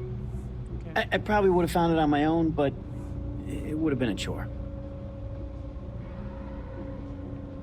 Oh, right, the soup from Kay's. Yeah. Man, it's been a long time since I had a warm meal. I guess it. You might say that. Before I got hurt, I used to stop by Kay's every night for a soup and a sandwich. It didn't matter how bad my day was, or how empty my pockets were. As long as I had my food and my beer, I'd be good. All that weight would just wash away. And to be honest, I haven't felt that feeling in ages. Until now. So, you doing this for me, it means a lot. Thanks.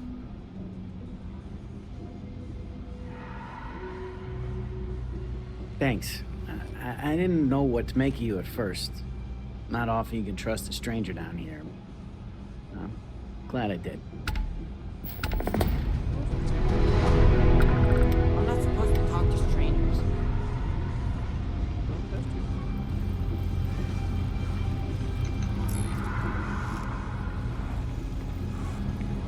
Nice to meet you.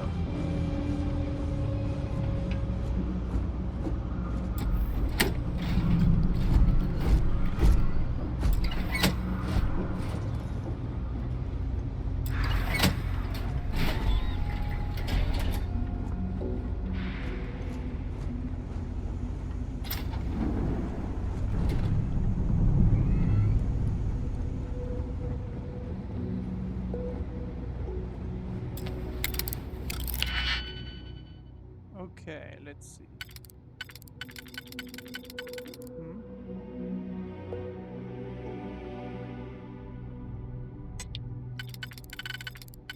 So und so.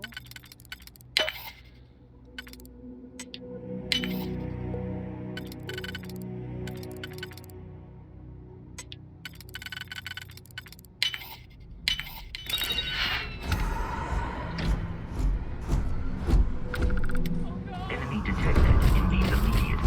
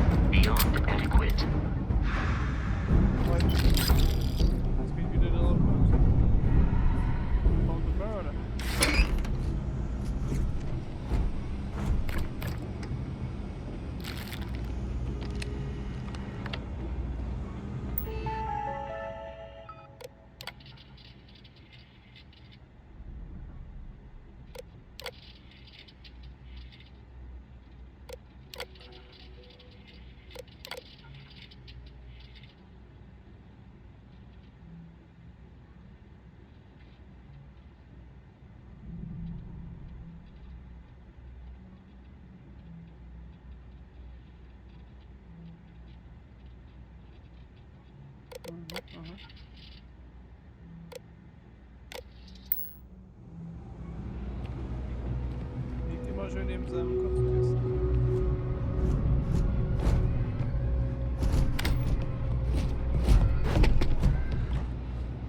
Sehe ich nicht. Ich weiß nicht, ist safe, ja.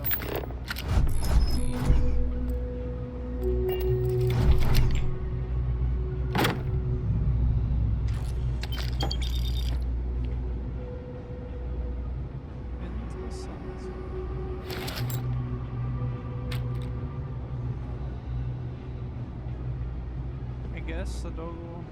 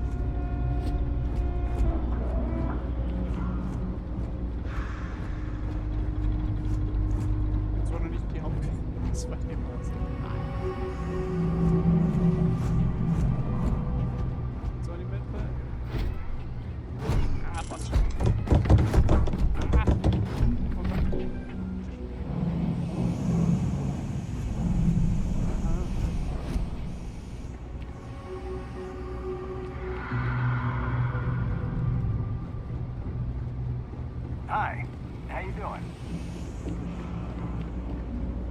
Hey, can you hear me? I think this is working. That's it. Great job. So, that trip to secondary breaker, and that goes to... Oh, wow, really? They wired it like that? Jeez, okay. Okay, got it. Next one is way down past Jake's. And maybe up a story or two? It's a bit of a hike. Sorry.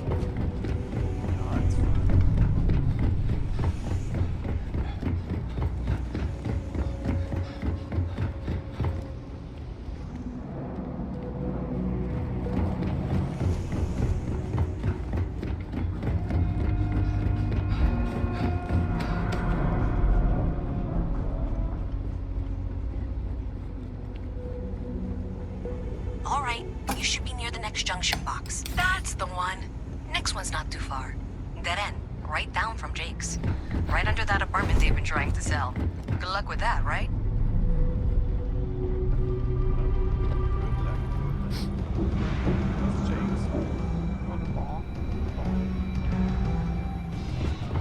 You should be near the next junction box. And if those squatters never cleared out, I would suggest avoiding eye contact. It should be fine. Another switch flipped, another lead to follow. And the lights in here just flickered too. The wire is worse than I thought. I don't I'm do going to small work on talk. fixing that little issue while you find the next junction box. Looks like it's over near the Trade Authority. Okay. Down here? Just find that Like and, that's somehow different from other maybe don't bars? talk to anyone about Worse, it. maybe? That's what you're implying? What are you? A structural engineer? Some mass egghead? I know full well what down here implies. First of all, I didn't ask what you thought of it.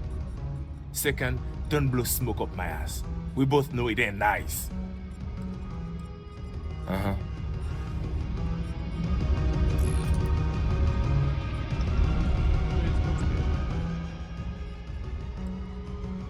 What do you want to know? You with security? It matters if you're talking to me, hotshot. I'm not some goody two-shoes. Actually, maybe I've said too much already. Never mind. I actually am a goody two-shoes, okay? Yeah, well, newsflash, buddy. I don't like anything about you either. In fact, I dislike you with such conviction that I'm inclined to fight you right now.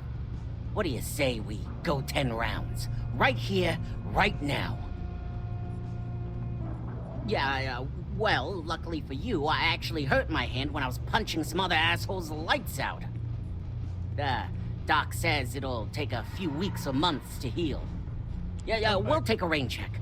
But once my hand heals, you're done for. Are you kidding? Take a look around. You're in the most boring place in the galaxy. Only good thing down here is Kay's house. Best cooking in the settled systems. And let me tell you, I know my food. But I can't even go there anymore because Kay banned me for bad behavior. Me! Can you believe that? What a load of crap! Oh, thank God. I was sick of hearing your voice.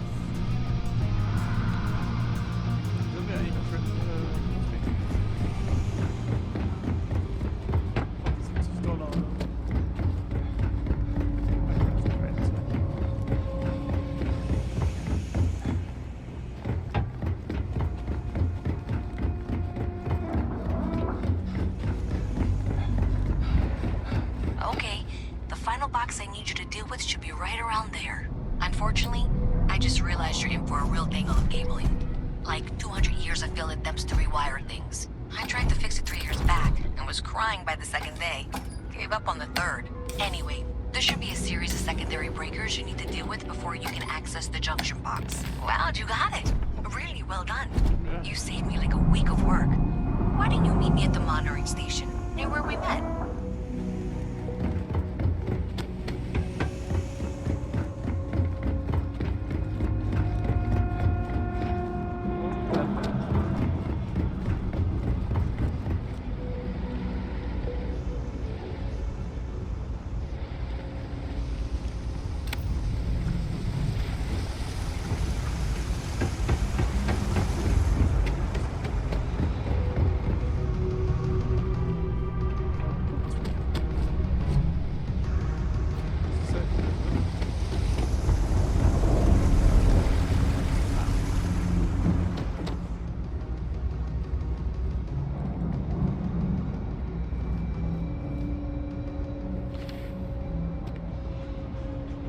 Did I say thank you? Because thank you. There's no way I could have done that in a reasonable amount of time all by myself.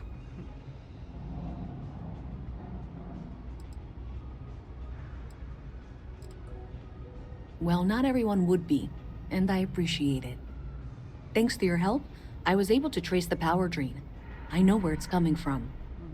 Unfortunately, the source is exactly where I was afraid it was. The Trade Authority. That's it. So, that's something that I'll need to deal with. That'll be fun. If you want to tag along, I certainly wouldn't complain. But if not, then this is where we part ways. So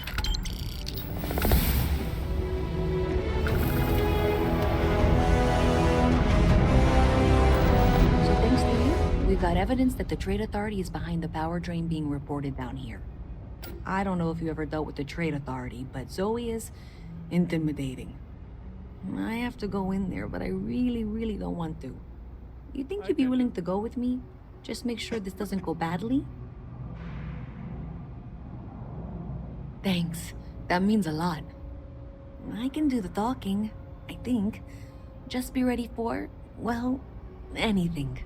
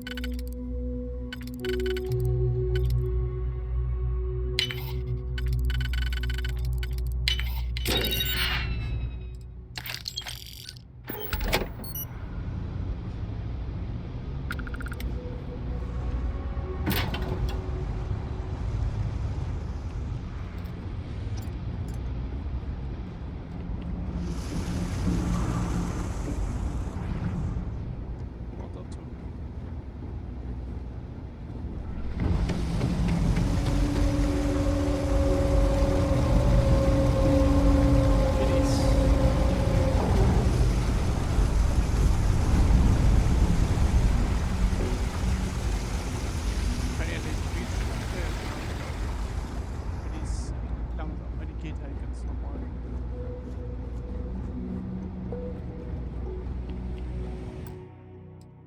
Ne, speichern könnte man ja auch mal.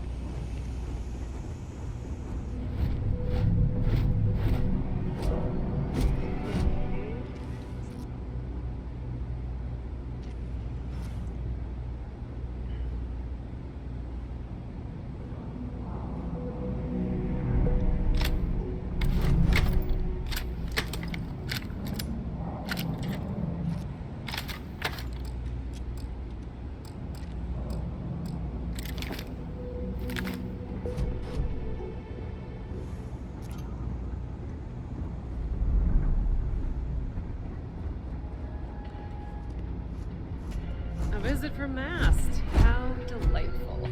You'll have to remind me of your name, dear. I'm afraid I can't keep track of all the little work drones. I'm Luisa Reyes. Well, you know that, because I've been in here 3 times. Yes, of course you are.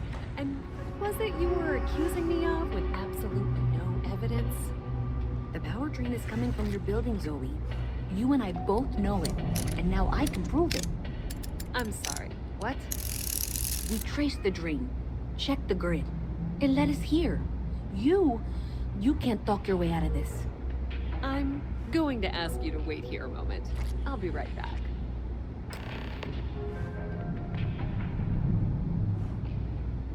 Okay, just be ready for anything. I don't know if she's going to come out of there with a gun or call in mercenaries or what. I don't want this to turn out violent if we can avoid it, okay?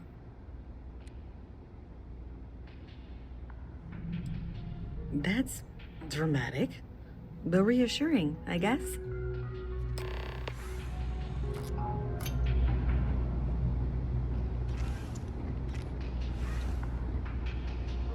Well, Miss Reyes, I apologize for not taking this matter more seriously. I assure you I will eagerly assist in getting to the bottom of this. No, you're not weaseling out of this. We got to the bottom of it. You are the bottom. I appreciate your enthusiasm for your work, but I do a little more research before casting aspersions. Someone has indeed been using this location through which to route electrical power. It is not the Trade Authority.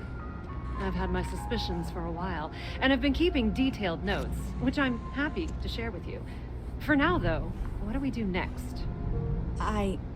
Wait, what? Oh, for heaven's sake.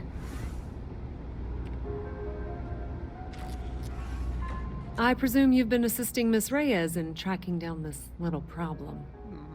Well, clearly there's more work to be done. Why don't you continue the work you've been doing with an assurance that the Trade Authority will compensate you for your time? I'll coordinate things here with Miss Reyes. With Mast's access to the grid, we'll find out who did this soon enough. And why. Presumably, you're the one who's been doing the field work, so I believe you'll find there's another junction box out there in the well that needs your attention. Okay, well, this is not how I saw this going. For the moment, let's assume this is all legitimate. The sooner you find the source of all this, the sooner it can be over. Honestly, I have no idea. I think that's actually even more concerning, and that's saying something. Does it matter? Sure seems like this is happening one way or another. I don't trust her, but I'll keep an eye on her. Gut. Ich kümmere mich drum. Saw your ship come in. Nice ride.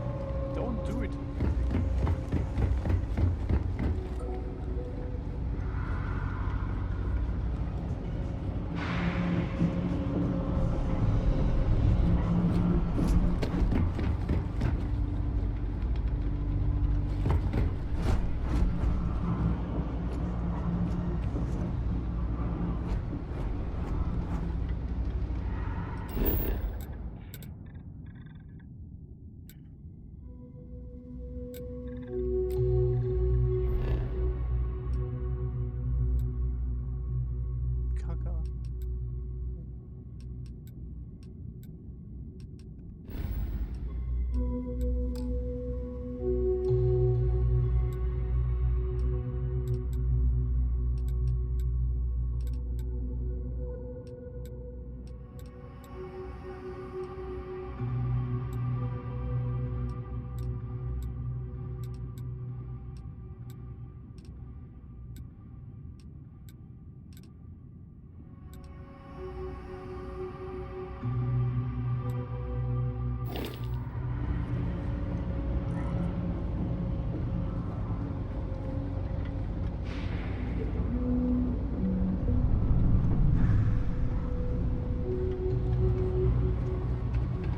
I wish I could go with you on your ship.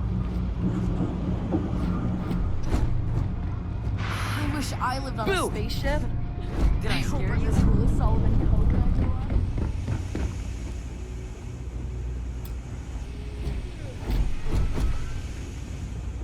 I'm not great with directions.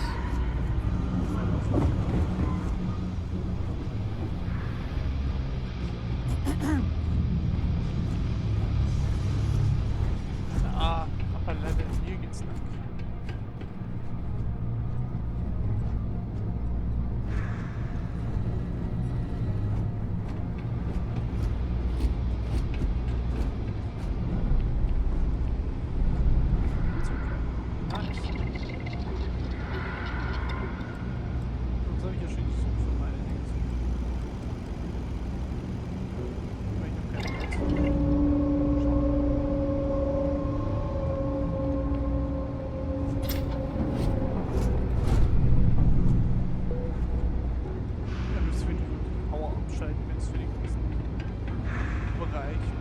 Hey there.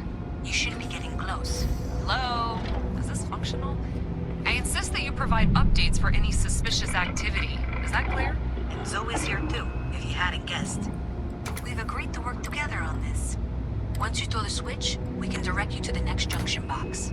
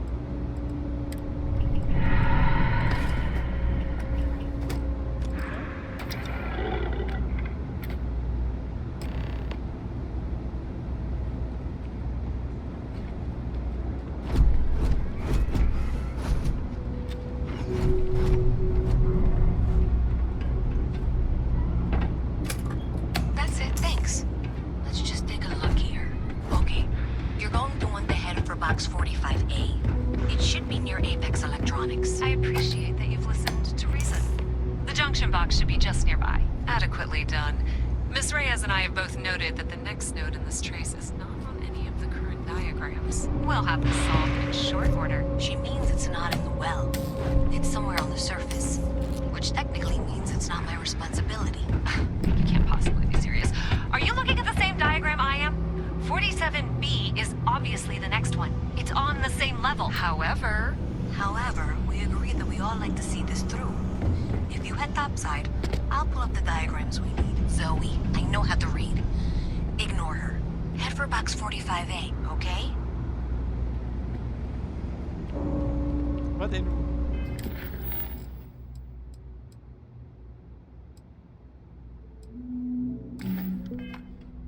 Also wir sind ja alle auf.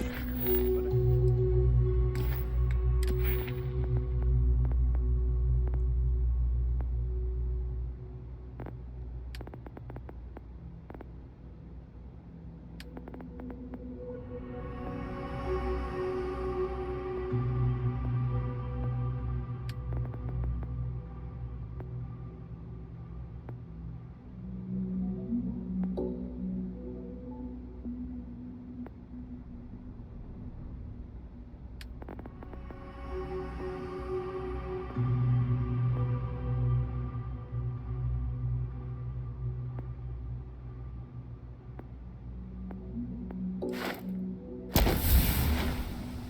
Das ist wichtig.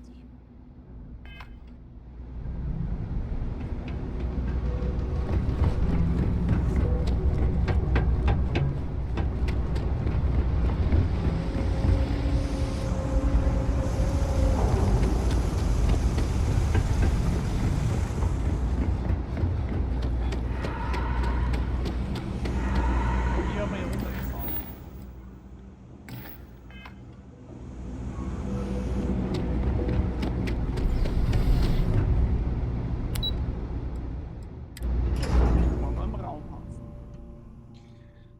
Spaceport.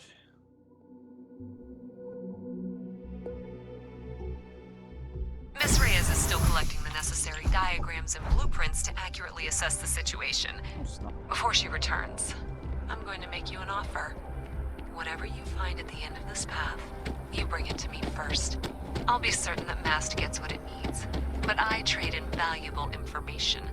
I suspect you're going to find some. I guarantee you the Trade Authority will pay well. Consider that as you head towards the residential district. We can't pinpoint the source yet, but it's somewhere over there. Corruption.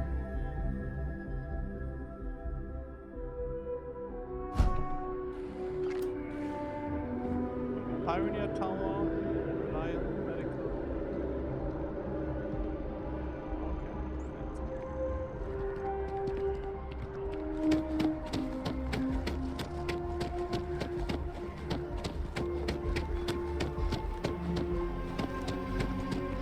Dorian Austin.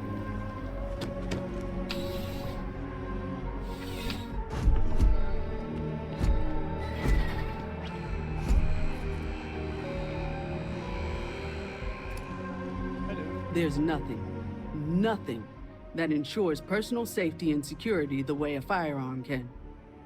Welcome to Centurion Arsenal. It is my absolute pleasure to assist you with any purchases or questions you may have. All sales are final, but that won't matter because you will undoubtedly be pleased with your purchase. You have my word. Is that a surprise? These are potentially matters of life and death we're talking about here. That is true. Well, that's not a simple question, is it? It all depends on who's asking.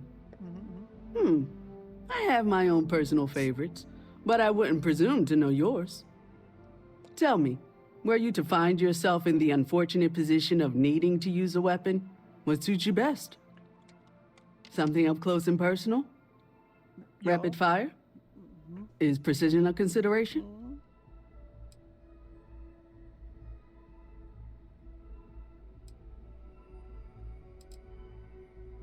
Then might I suggest taking a closer look at some of our bladed options? Quiet, discreet, and very effective. Only the finest collection of armaments in the settled systems. Bin ich voll? Okay, was hast du? Couchman. Oder Coach? Ne, ist Coach, nicht Couch. Coach. Was ist das? Das ist eine Schrotflinte. Sieht interessant aus. Ion Equinox. Erdzeitige Jagdgewehr. Das ist eine VPA. Nee, wie heißt das? Nicht VPA. VSSS? Ja, cool. Hässlich. Die Marksman A99, Junge. Gewehr Rare. Ich kann nicht mal sagen, ob es Ja, doch 11 mm Muni. Wenn das Salz hat.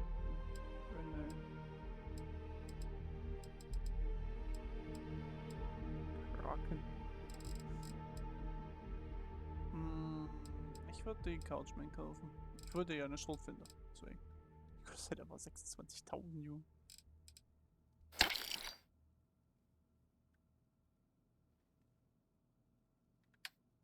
Wenn ich hier auf verkaufen, ja, ne?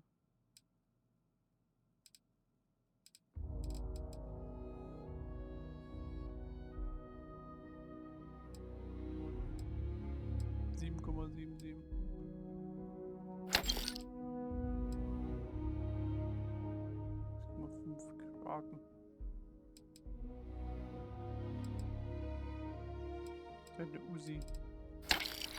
Uzi.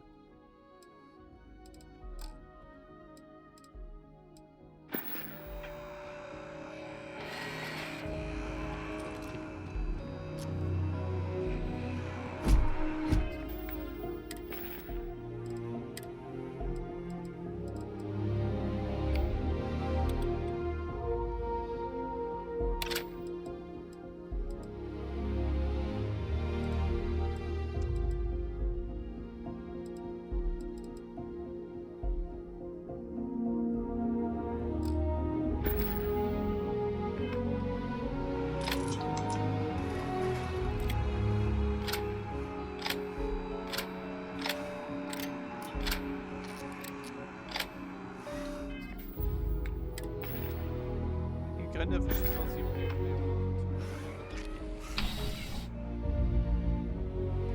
Das dachte ich mir schon, dass die 777 verschießt. Das ist eine Minimum. Hey, you should be getting close. Looks like it's somewhere near Athena Tower. Zoe says there's a junction box on the building's exterior. I'm not sure why she knows that. One never knows when information might be useful.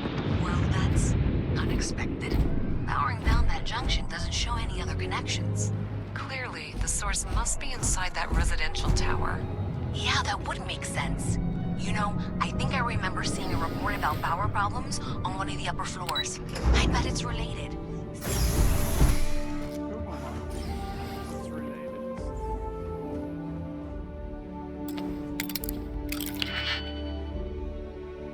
Brech mal dazu erstmal hier ein. It's related.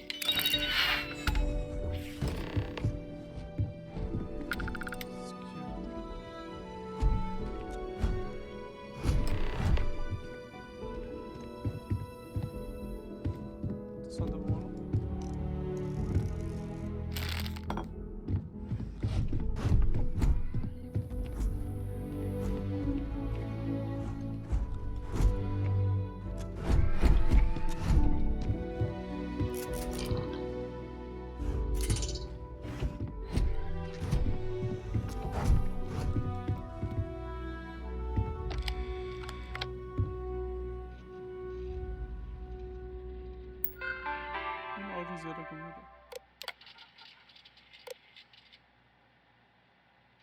Die nehme ich die Credits.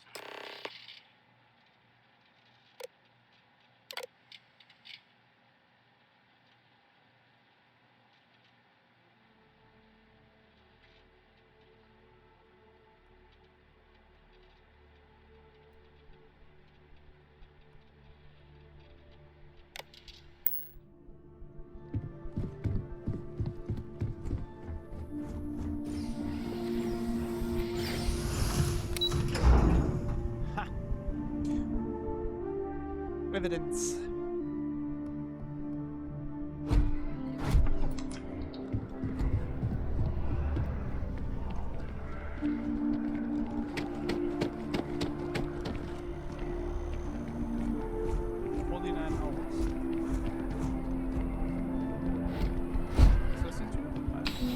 CJs. Das ist wahrscheinlich, ich meine, Zeit auf dem Planeten kann ja durchaus anders vergehen. Life in New Atlanta. Come on in. Take a look around. Nice and steady. Just the way I like it. I've got a good location, plenty of foot traffic, and a ton of people who are in a hurry and need to make a quick stop for the essentials. Things keep going this way, I'm gonna start opening franchises all over the settled systems. You kidding me? Nowhere else like it in the settled systems. First time I came here as a kid, I knew I was gonna come back and make my mark on this city.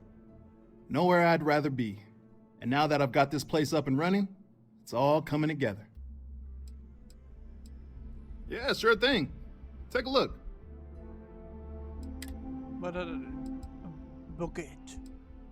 Er hat ein Bucket. Okay, er hat Essen.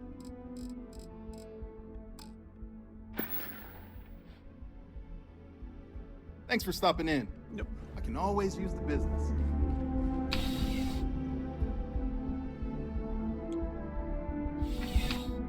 Werbung 3 von 3.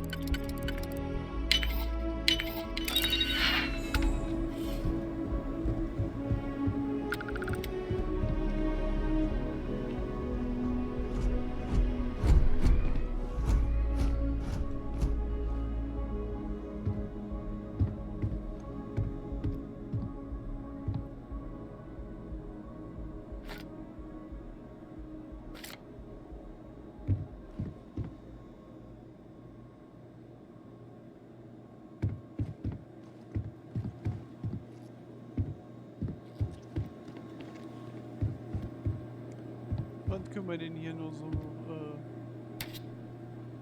leihen?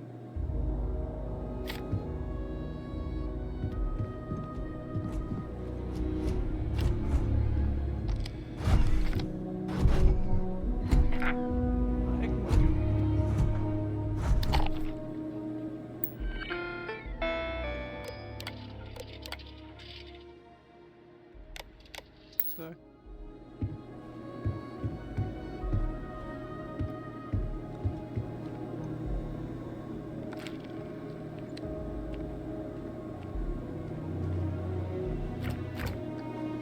Leerer Kühlschrank.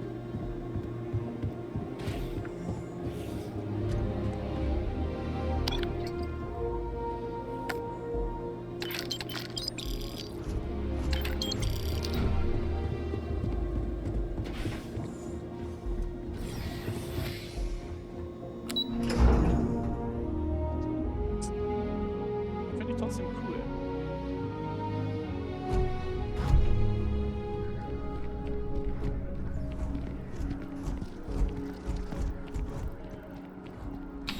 Herrenausstatter 1. Please let me know if I may assist you. Be my guest. Was gibt's denn? Chefetage, Management. Nein. Mächtig, modisch. Die Anzüge sehen cool aus, finde ich.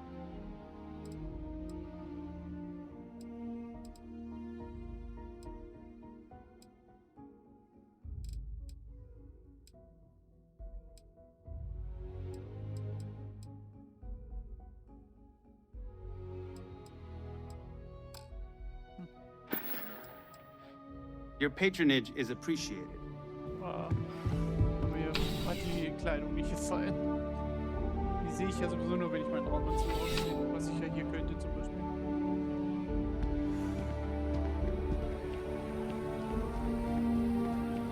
Was steht ja jetzt hier nicht drauf?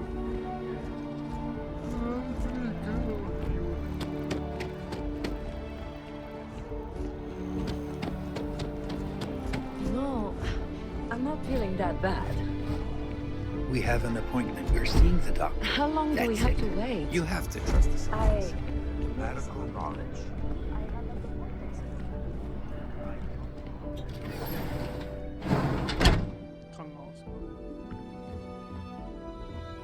There are a few injuries that can't be addressed here. If you walk in, you will almost assuredly walk out. Welcome to Reliant. If you're in need of medical assistance or require supplies, I am sure we can accommodate you.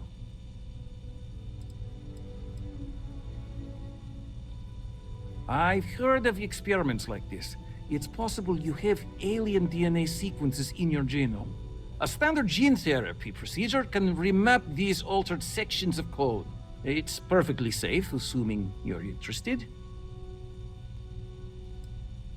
Check all the time you need.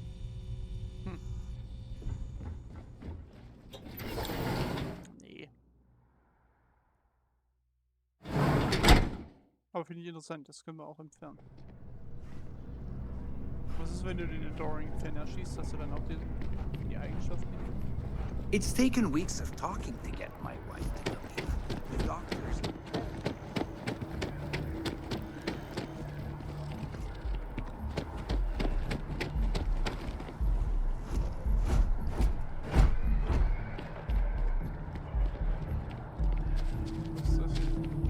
Sergeant Yumi is looking for reliable people to help a guard. Contact him if you're interested. We'd all appreciate it.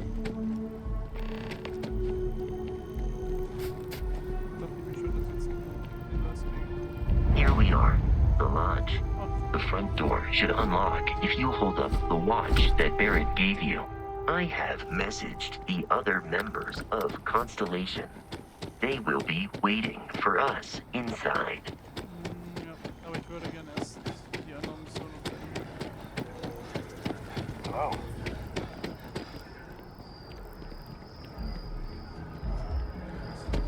What a war.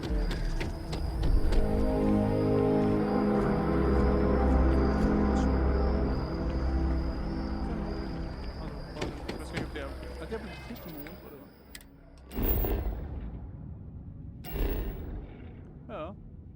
Aber das... Hier. Also wir können ihn halt nicht sehen. Wieso habe ich Kopfgeld eigentlich? Aber ich habe so wenig Kopfgeld, dass mir keiner auf den Sack geht. Das jetzt.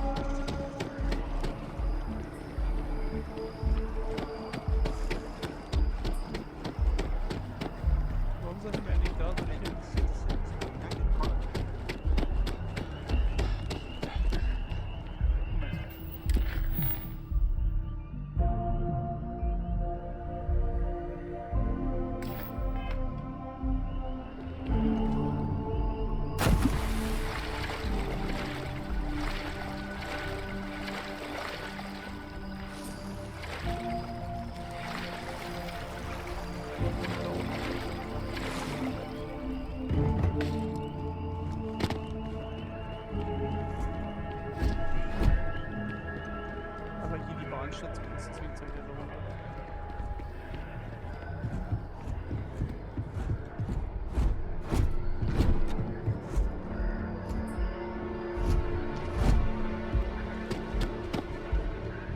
Welcome to Mast. If you have an appointment, you may proceed inside.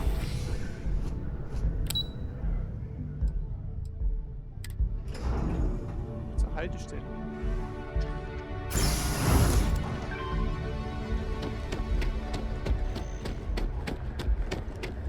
Oder ist da der ihr Büro? Das ist die Fortpflanzung.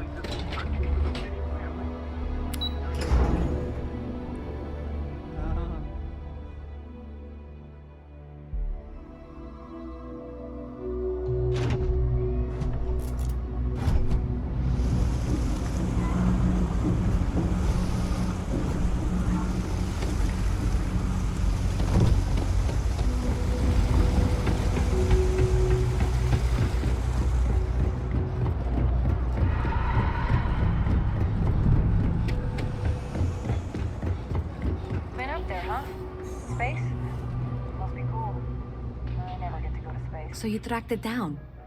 You've got something to show for it? Great. I'll get this back to Mass for analysis. I'm not stupid. I know Zoe probably made you an offer. I appreciate that you didn't take it. And I'm really glad we got to work together on this.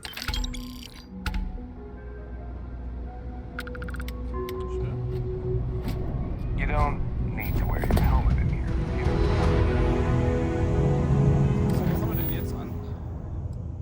Für das Paket bei Red 1 zerstöre die Crimson. Ne, warte mal.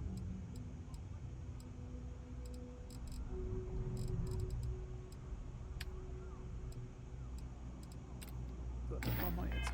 Jetzt gehen wir zur Legend. Hab ich jetzt hier aktiviert? Ah, jetzt ist es. Ups.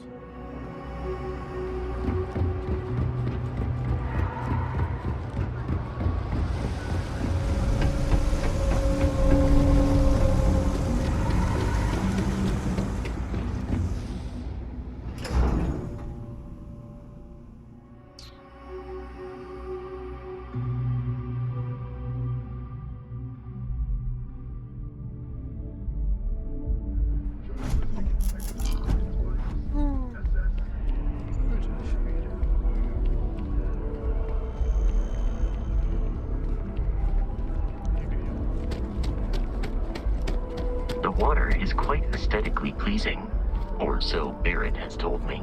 New Atlantis relies on advanced hydroelectrics for most of its power.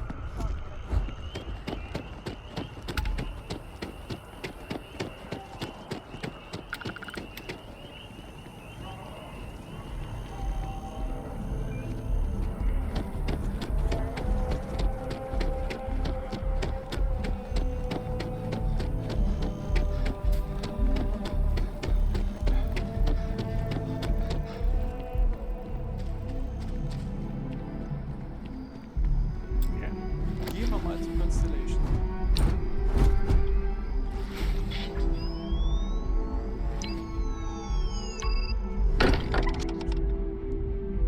Oops.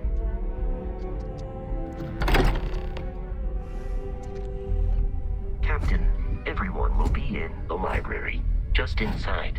If Barrett were here, he'd probably tell you that you're part of something bigger now, and he hopes you'll make this place your home. Ja, Barrett holen wir uns wieder. We appear to have a visitor. Welcome to Constellation. We have a lot to talk about. Would you care to tell us what happened to our friend? Why you're here and he isn't? I see. Vasco, verify. All statements made have been factual. This is just typical. Barrett hands over our ship and our robot to some random employee of that discount mining outfit he uses. Walter. And if we hadn't insisted on installing those emergency protocols, I guarantee you this rock breaker here would be halfway to Neon. But that didn't happen. He's here with the artifact. Thank you, Matteo. Now, let's focus on what's in front of us, shall we? What happened when it was extracted? Did anyone see anything? Hear anything? Interesting. Similar to Barrett's description of the experience, with less embellishment. There. Are you hearing this? Do you all believe me now? Whether it happened or not wasn't in doubt. But honestly, Country, if you expect us to believe a fairy tale... If this is the greatest mystery in the universe, why couldn't it be part of the ultimate mystery? But gentlemen, can we please focus? Noel, I think it's time we tested your theory.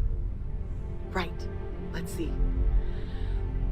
We know the artifacts react to each other. The pieces we already have move when they're in close contact. Now, if we add this new one to the two we already have... The artifact. If you could place it on the table here. That's it. Just like the others. And to imagine, we thought there were only two of them at first. Oh my god, that's it. They're reacting. Look at how it's coming together. That energy that's arcing between them, no manufactured material in the settled systems can do that. None of them. This proves that... Easy, girl. Breathe. You'll have a heart attack. She's not the only one. If they're coming together, that means there's a set. Built by an intelligence outside the settled systems. Still 2,000 credits for our little wager, Godfrey? You're on, Walter. Well, if we had all the answers, it wouldn't be exciting, now would it? Not to take away from the moment, but what are we going to do about our new friend? So, are you ready to get to work? See if exploration is the life you want to lead in this little universe of ours?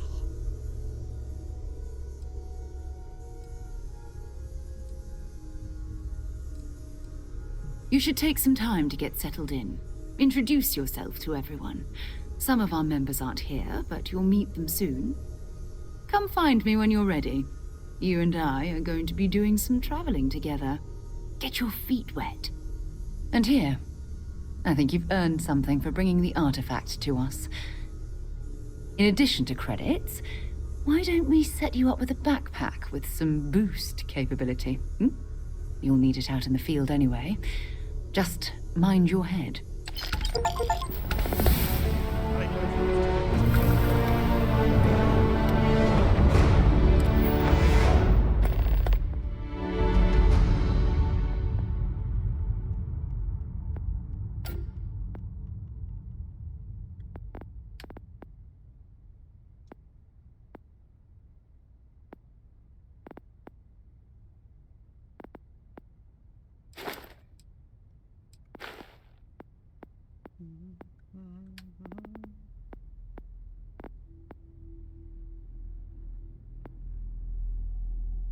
Das ist halt, Ballistik gilt ja für alle ballistischen Waffen. Achso.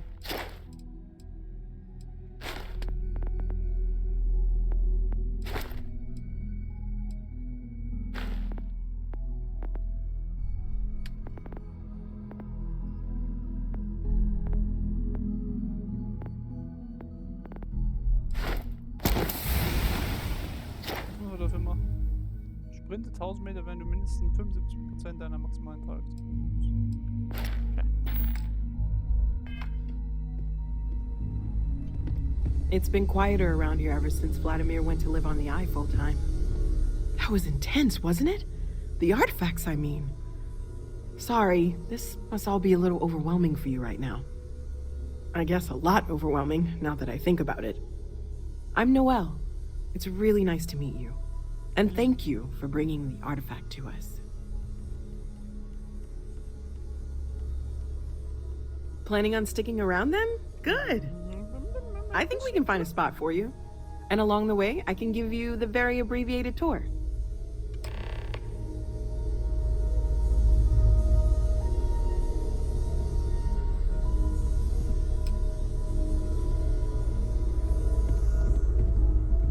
Are you doing okay? I'm not sure anyone really asked yet. Don't want you to think we're focused on the artifacts and nothing else. You matter too. You've done something really significant bringing that artifact here. I'm Mateo, theological scholar by trade, but now, well, an explorer like you. It's really good to have you with us. Second one was on Kazal, buried the same as the one you found. But the first one, right under our noses for years, sitting in storage, masquerading as an oversized paperweight. Can you imagine potentially the greatest discovery in human history collecting dust? I'm not gonna lie, I really wish I could have seen this for myself. It's hard to judge otherwise. Both you and Barrett saw something. I don't think that's a coincidence. Did it feel like it was trying to tell you something? I don't want to necessarily use the words divine revelation, but, you know, if the label fits.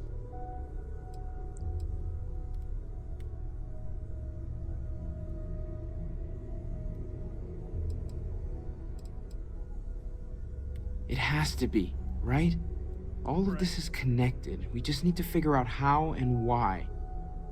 We're gonna get to the bottom of this. We just need more data, which means more artifacts.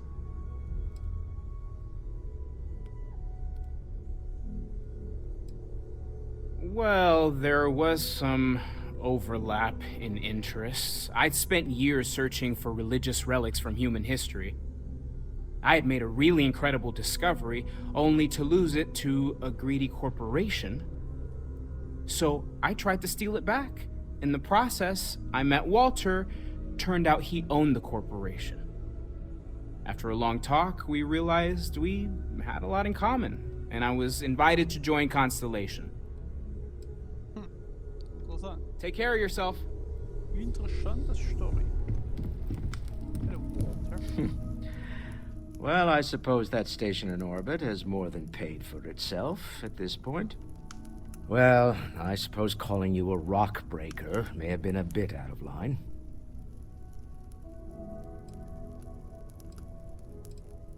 Still doesn't excuse it. My frustrations lie more with Barrett. Not the first time his shenanigans have jeopardized one of our ventures. Not fair of me to take it out on you, especially since it would seem he made the right call this time. So, let's start over, shall we? Walter Stroud, CEO of Stroud Eklund, member of Constellation, and oft-times grumpy old man. Welcome aboard. Now, I've apologized. It's on you to accept and forgive. I'm sure we'll argue again. That's what relationships are. Breakage and repair. By the way, in addition to a place to stay, the Lodge has a wealth of modification and research equipment. Spacesuit customization, pharmaceutical manufacturing, testing alien substances, the whole thing. You can even fashion industrial pieces for large-scale projects, if you don't mind extracting a few raw resources from a nearby planet, that is. I'm a fan of self-reliance, so I encourage you to make use of the tools we have to build what you need. I will. Funny thing about companies, you build one sturdy enough, it doesn't need you there all the time to prop it up. Stroud Eklund functions quite well on a day-to-day basis, leaving me time to devote to more esoteric pursuits. For years, I was captivated by the writings of Constellation's founder, Sebastian Banks. I finally decided to do something more than admire from a distance, and so now I call the Lodge home, as much as anywhere else. Me? Why, I'm the wallet. Someone has to fund all this, and all my success in business doesn't mean much if I can't put it to good use. I don't pretend to have the daring of Ms. Morgan, or the smarts of young Mateo, but I can make sure that they have the resources they need. And, as you've now seen, those resources aren't being wasted. We're onto something big here. Up until very recently, I'd likely have dismissed it as, I don't know, hallucinations. But now, I'm not sure what to think. I don't suppose you have a history of this sort of thing, do you? No.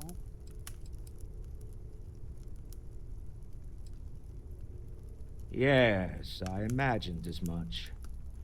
Barrett expressed something similar, in his own unique way. I'm no scientist. I leave that to the likes of Barrett and young Noel there. But I think we can all agree there's something unusual going on here. Frankly, this is the most exciting thing that's happened in years. We're most well known for ship manufacture. No expense spared. If you want the best and can afford it, you choose Stroud Eklund. Unfortunately, our success means you'll sometimes see Stroud Eklund ship modules on less than reputable vessels. They covet them. The bastards. I've tried to convince the United Colonies we can help in that regard, but they're married to Deimos Star Yards, and those old salts are stuck in the glory days. Remember, you're representing all of us out there. You mind if I ask you kind of a personal question, Walter? You sure spend a lot of time on Constellation business. Doesn't Issa miss you? It's true. I am away from home quite a bit. I'm told that when I'm not here, I'm distracted by what I might be missing. And why...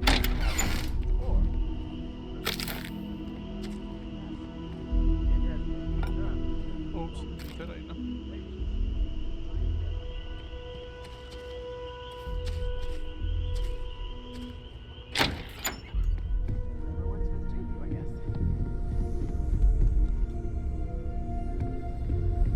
Yes? So, are you ready to get to work? Or was there something else? I understand. You've been through a lot. Just let me know when. I know it. As much as I love uncovering new questions, I would... Of course. There's plenty of planets out there that no one has ever set foot on, and everything we learn about them is valuable. We have a board where we post anything specific we're looking for. A type of alien flora or fauna, or a planet with a specific quality, like if it's primed to have life but doesn't yet. Oh gosh, no, I mean that's flattering, but really, we're making this up as we go. Until you arrived, we only had the two, and the vaguest sense that there was something more at work. There's still so much we don't know, and that means a lot of work ahead of us. Well, right now nothing's off the table. Metallurgical analysis, chemical composition, I'm looking at everything. One thing I'm really trying to improve is my overall database of xenobiology. I don't know if it will help in this case, but the more we know about, well, everything, the better off we are, right? Speaking of, if you're gonna be out there looking for more artifacts, you're bound to come across some interesting specimens. Anything organic, I'd be happy to take it off your hands. There's a galaxy chock full of resources. The more data I have, the more thorough an analysis I can do. And if it sweetens the deal, I can pay. Pretty well, too. Walter's pockets may not be bottomless, but they are pretty deep. Great, let's see what you have.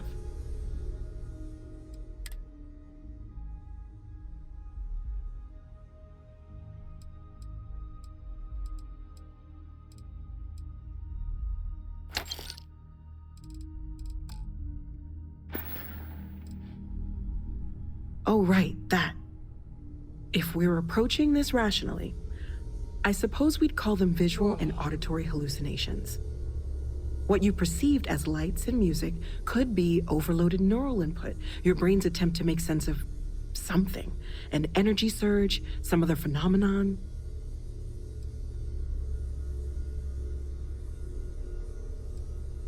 There might be a reasonable explanation.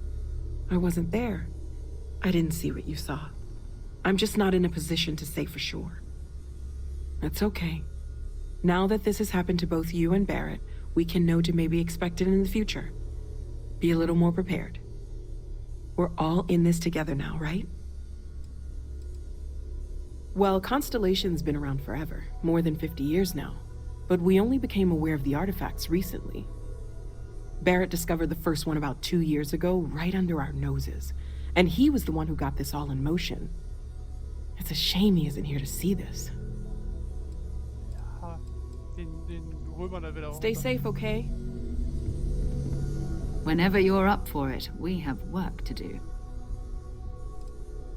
We're explorers. Humanity has always hunted for knowledge in the unknown. We just take that a little more seriously than others. We were founded decades ago by a man named Sebastian Banks. He wanted a small group of people from all corners of the settled systems dedicated to the biggest question of all. What's out there? These artifacts could be everything we've been looking for. Another great secret the universe is asking us to unravel. I don't know what you've heard, but I can imagine. First of all, I think you can dismiss any stories about us no longer existing. I don't believe in smearing our name everywhere we can. Exploring the universe, charting the unknown, that's what counts. Besides, having a little mystery gives us room to maneuver. A fixed reputation could fence us in a lot of ways. Not much, but you've seen them for yourself. It doesn't take a lot to realize we're dealing with something extraordinary. Just what that is, we'll have to figure out. It's what we do.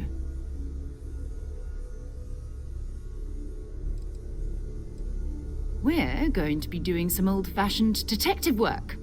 The artifacts are relatively inert once they're out of bedrock. That means people can pass them around, not even knowing what they are. I've been letting my contacts know to be on the lookout for strange metal objects. Get back a lot of noise, usually, but a tip from the UC Vanguard sounds promising.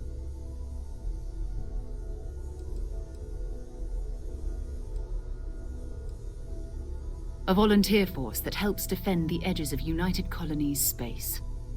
They're always looking for recruits. Lots of retired veterans and dangerous professionals mixed in with part-timers who barely have a laser cannon welded to a hull. My contact is in the recruiting office, so he hears a lot about what the volunteers are up to. We have to assume that we're not the only ones to have stumbled into this mystery. But most people aren't going into space looking for the unknown. They're looking for places to settle, resources to extract, territory to defend. An odd-looking rock or a single strange hunk of metal wouldn't mean much to them. That's why Constellation exists, in a way, to put pieces like this together. Jumping to anthropology on me already? Oh, well, good. We all need our own reasons to be out there. But it's not just that. I want to take this opportunity to see how you handle yourself, and for you to learn more about us. I'm going to be sticking with you for this. We'll be traveling together until we either find an artifact or this lead runs dry.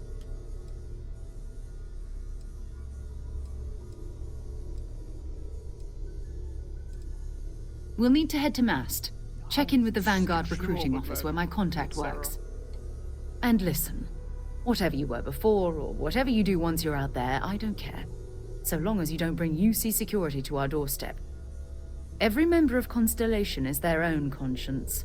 Understood? Those are the rules. Advance humanity's knowledge to the best of your ability. As long as you do that, I'm not here to judge you. Now, let's you and I get over to Mast. I hope you are satisfied with the quarters available to you. Damit habe ich jetzt nicht geredet. Ah. Hier ist eine Waffenwerkbank. Industrielle Werke. Was können wir hier machen? Oh. Ja.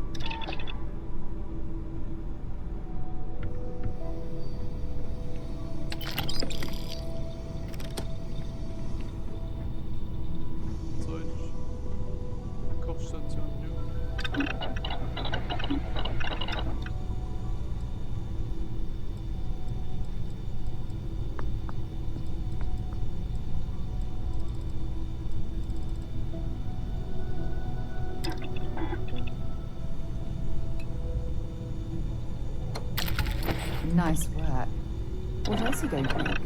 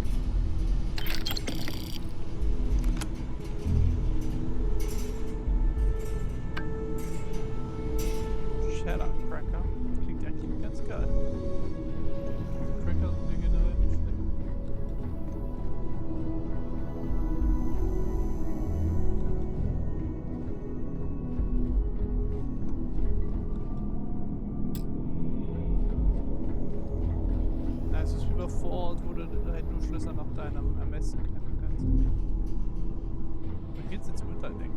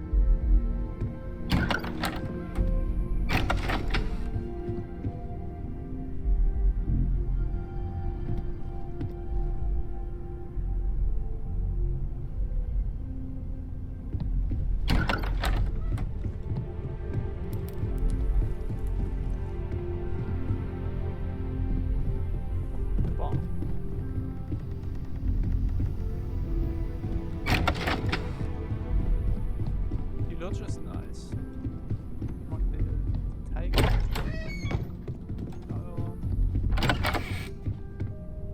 Konferenzraum. Bedroom. Das könnte Barrels Ding sein. Ich glaube, das ist Teil.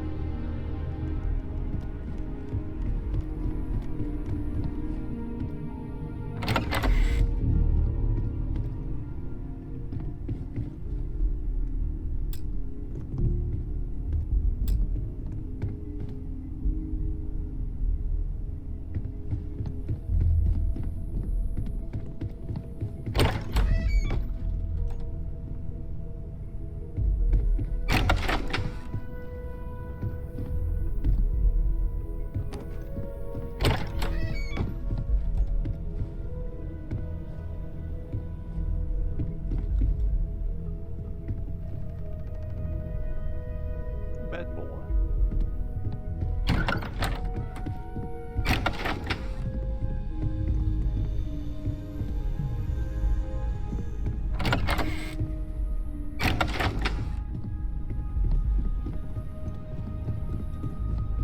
Zu Einsatz mal hier. Ich gehe jetzt noch zum Mast, glaube ich. Aber dann müssen wir jetzt mal eine Pause machen, weil ich bin echt müde. Ich weiß auch nicht, ob ich das heute noch mal schaffe zu streamen. Vielleicht, mal sehen.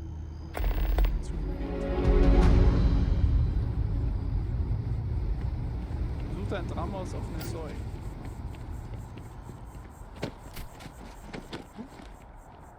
Gut. Wie habe ich jetzt...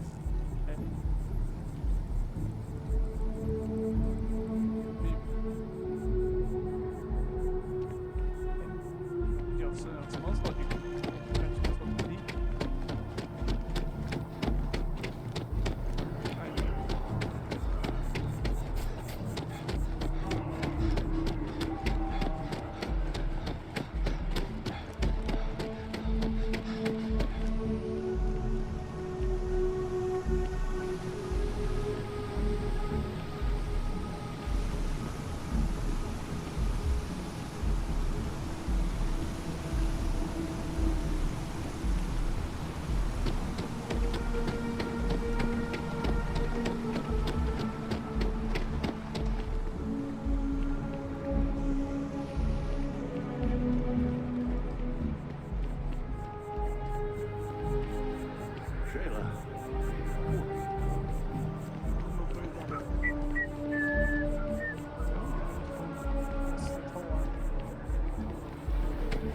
Last stop, Apollo. My favorite. And we can afford it. Mercury is much cheaper.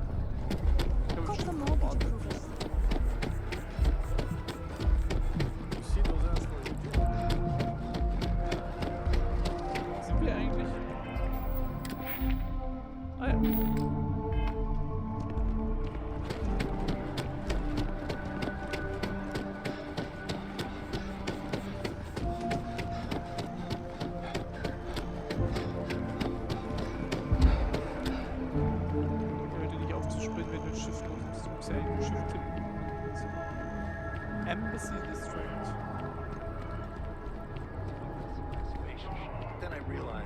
tank sprung a leak. I'm stuck.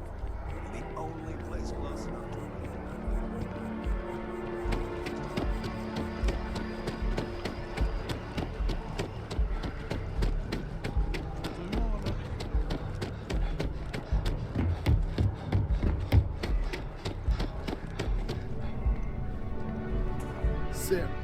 Another space explorer.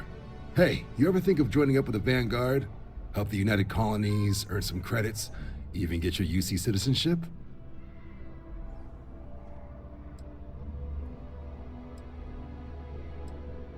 United Colonies volunteer fleet. Independent captains enlist, get to use their own ships, and the UC provides them with sustained work and credits. And put in your time, and you're guaranteed UC citizenship and everything that comes with it. Discounts on UC goods and medical services, chance to own a place in New Atlantis. Only way a foreign captain could even dream of seeing those sorts of benefits. So, you want in?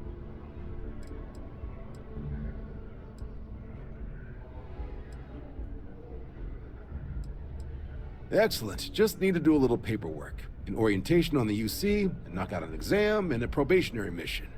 We need to know you'll be able to hack it out there after all. Do well. You'll be out there keeping the peace in no time. Don't forget, John. I need him back after you wrap him in that fancy get-up of yours.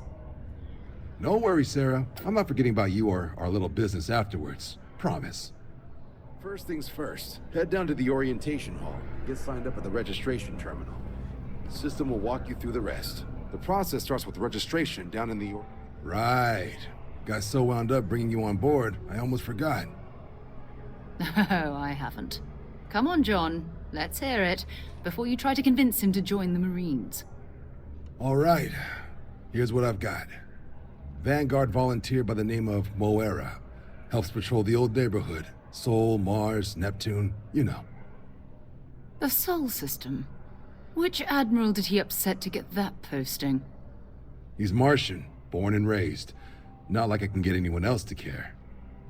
Word is he's got some fancy metal ornament he's been showing off to the old grounders. Matches that description Sarah gave me. Das klingt gut.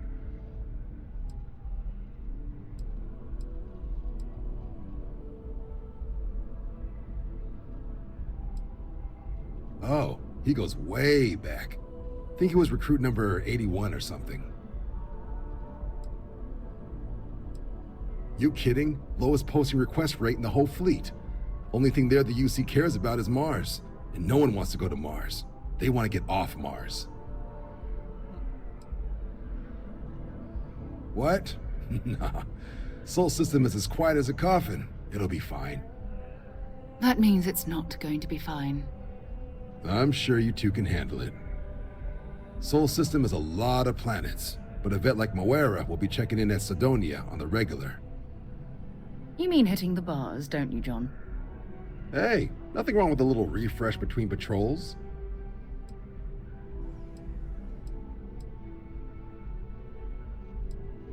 Yeah, bring a coloring book. You get so used to seeing red, you'll forget what blues and greens look like. You'll have to ask him, but Vanguard volunteers have retrieval rights if they get into a scrap. Wouldn't be surprised if he found it off of a pirate or something like that.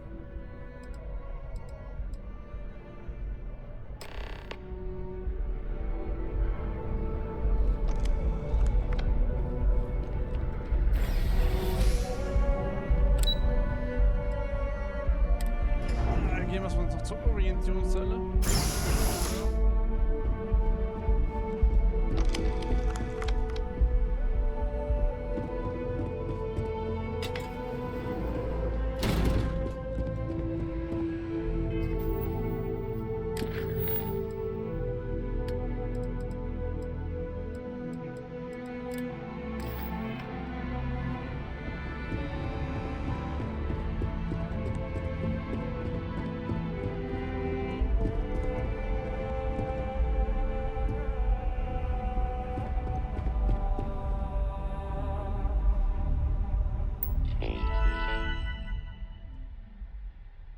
Text.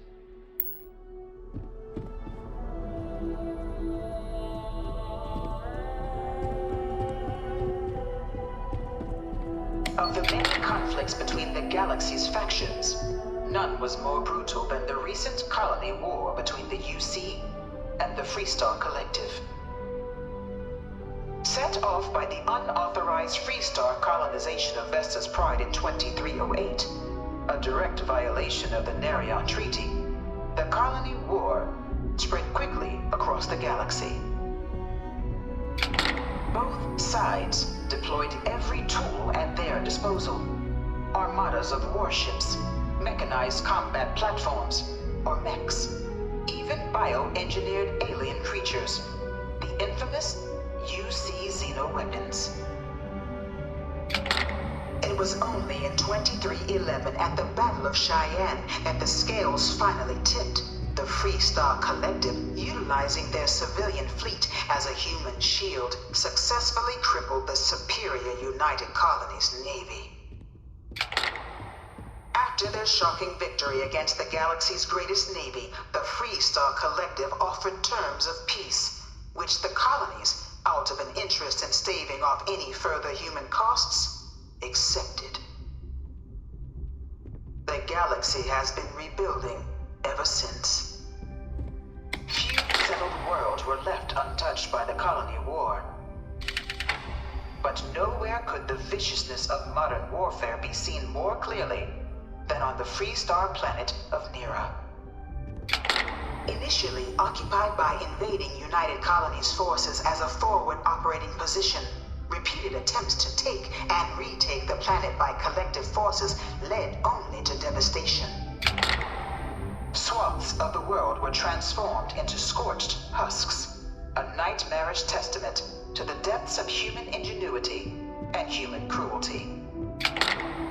And today, Nera remains a continuing reminder to the horrors of unfettered war. Das ist ja das Geile, diese erzählen ja eine Story.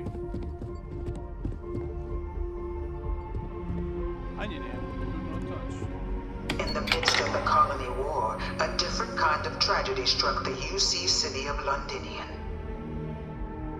A newly constructed but critical supply center for the United Colonies' war effort, Londinian found itself overrun by one of the galaxy's most mysterious predators, the Terramorph. A rare but pervasive threat to all human-settled worlds, Terramorphs swept over the city, seemingly out of nowhere, on a scale never before seen in recorded history. Valiant efforts by the UC military slowed the onslaught, but the creatures proved unstoppable. All 4 of my last science Ultimately, papers have been a on decision was made to destroy the Londinian spaceport, sealing off the city, the outbreak, and its citizenry from the galaxy at large. The tragedy of Londinian is mourned by the UC to this day. You know it was some UC general that condemned Londinian? Gave it over to these things. After the devastation wrought by the colony war, the UC and the Freestar Collective came together to ratify a treaty that became known as the Armistice.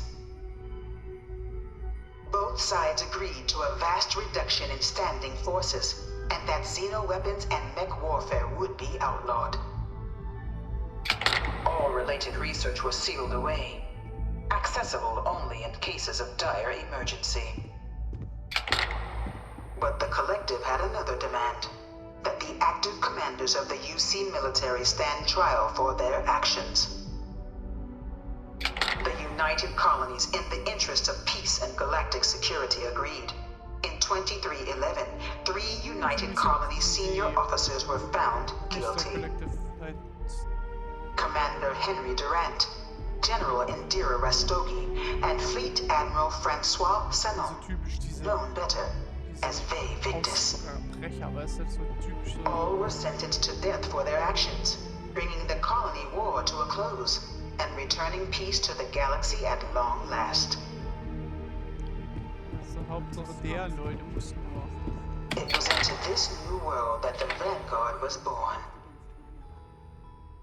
An official branch of the UC Navy, the Vanguard is the United Colonies Volunteer Fleet, serving a myriad of security, logistical, and reconnaissance roles. And after a sufficient length of service, UC citizenship is guaranteed to every Vanguard member. Open to all captains, regardless of origin, the Vanguard is leading the charge to protect and support the citizens of the United Colonies, wherever in the galaxy they may be.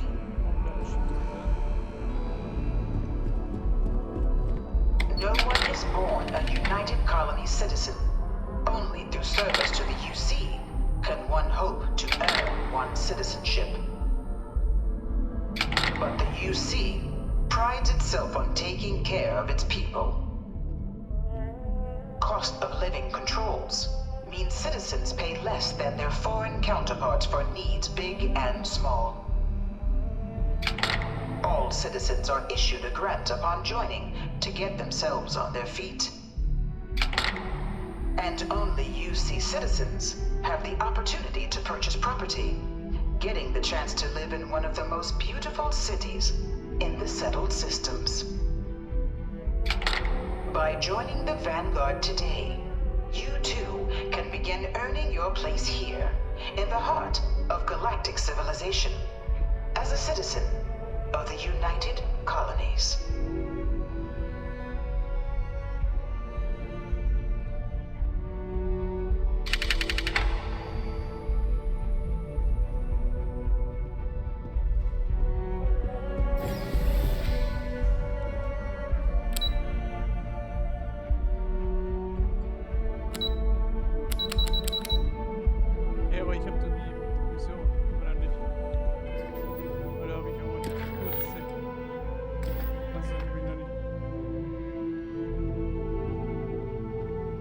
Hier alles jetzt. Aha.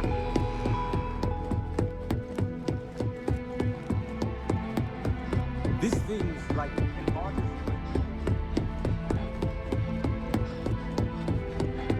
So.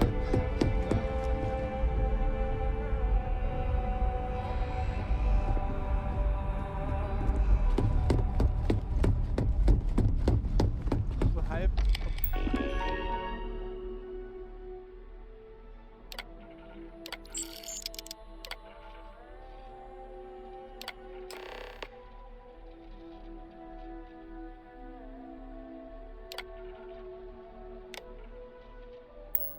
Registration accepted. You may now proceed through the historical... In 2150, humanity learned the Earth's magnetosphere would collapse sometime in the next half-century, eliminating all life on the planet. Decisive action was required, but the secure transport of an entire civilization would demand a new kind of cooperation, a new kind of courage, and a new kind of union. Jetzt wissen wir, was mit der Erde passiert ist. Thus, in 2159, the United Colonies were formed to make that journey possible.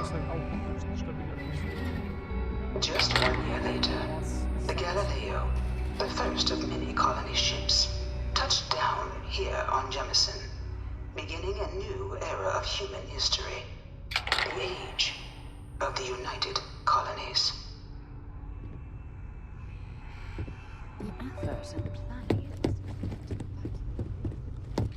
From their foundation, the United Colonies strove to provide. It was only in 2230. The Freestar Collective was initially founded in 21. Beginning in 2240, House Baroon forces declared all of the many conflicts between the galaxy's factions. Few settled worlds were left untouched by the colony war.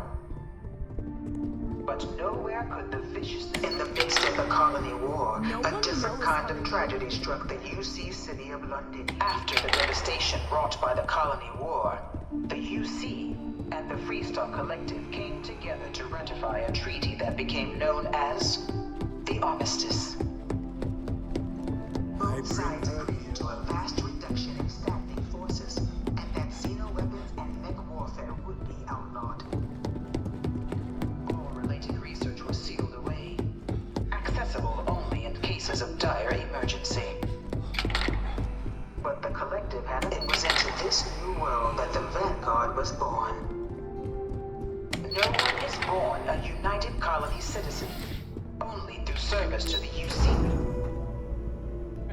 Das erste Panel hatte ich verpeilt mit der Erde. Das ist natürlich sad. Ist die Erde nämlich in Barren Wastelands wie am Mars. Welcome, applicant, to the piloting simulation. I've spent a fair bit of time in simulators just like this. They're startlingly realistic. Have fun.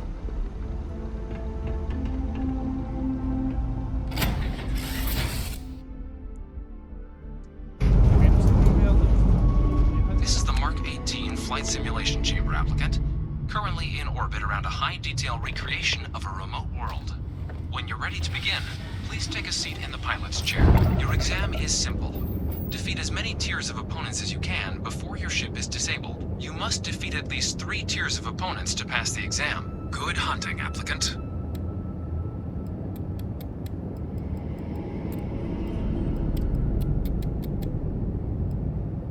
New targets active.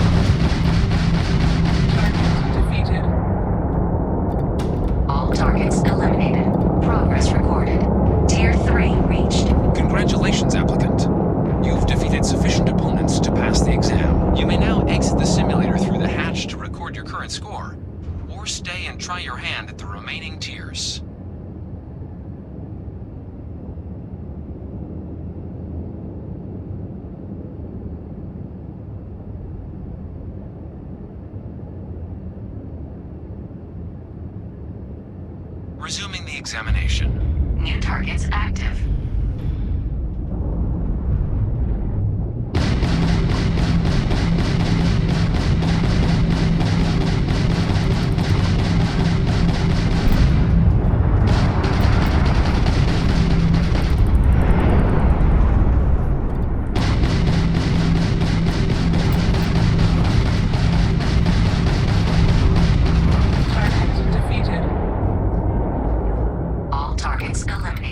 Progress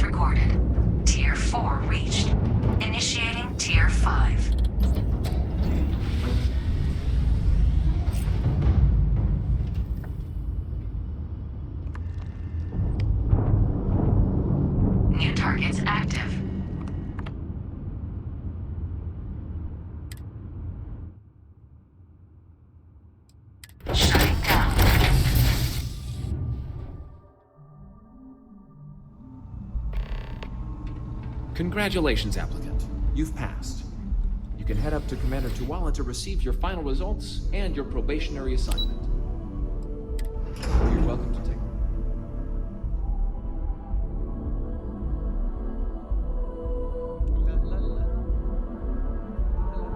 Ich weiß ja nicht, ob mein Fortschritt da gespeichert wird.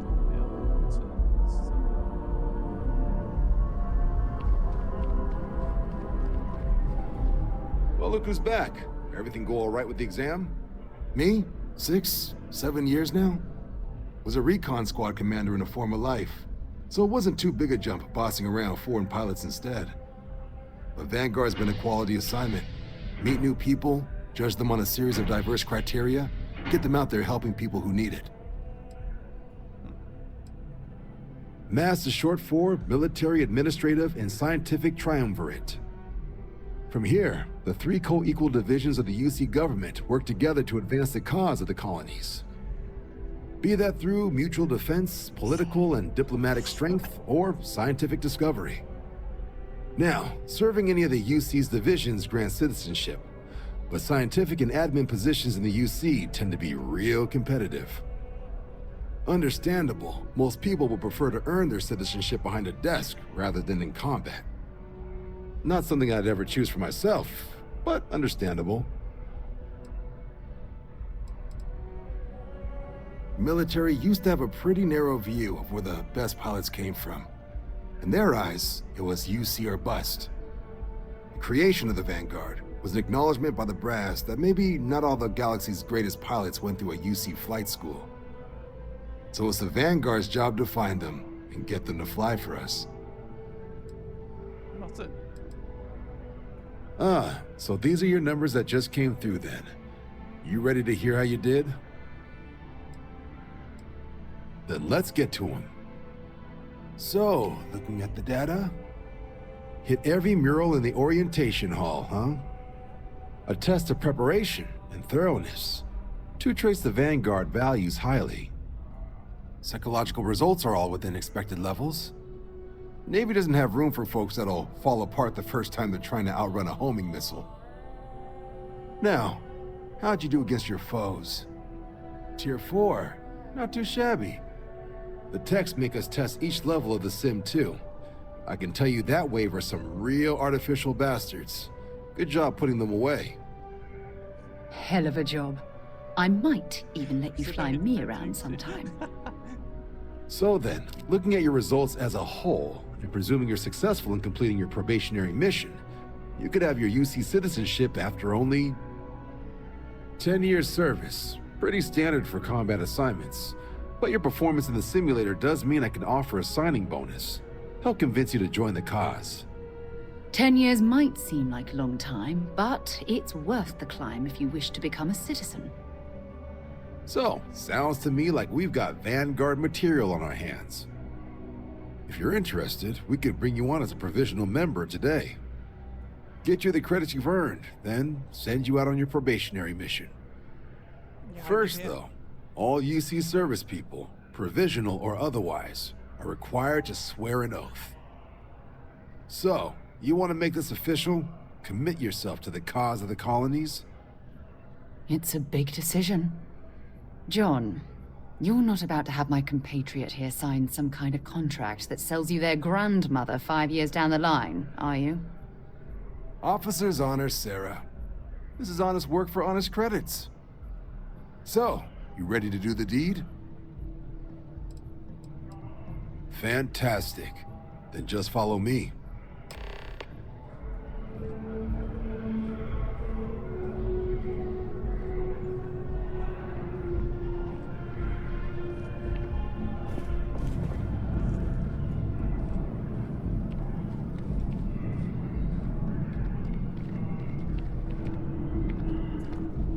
Where do we go?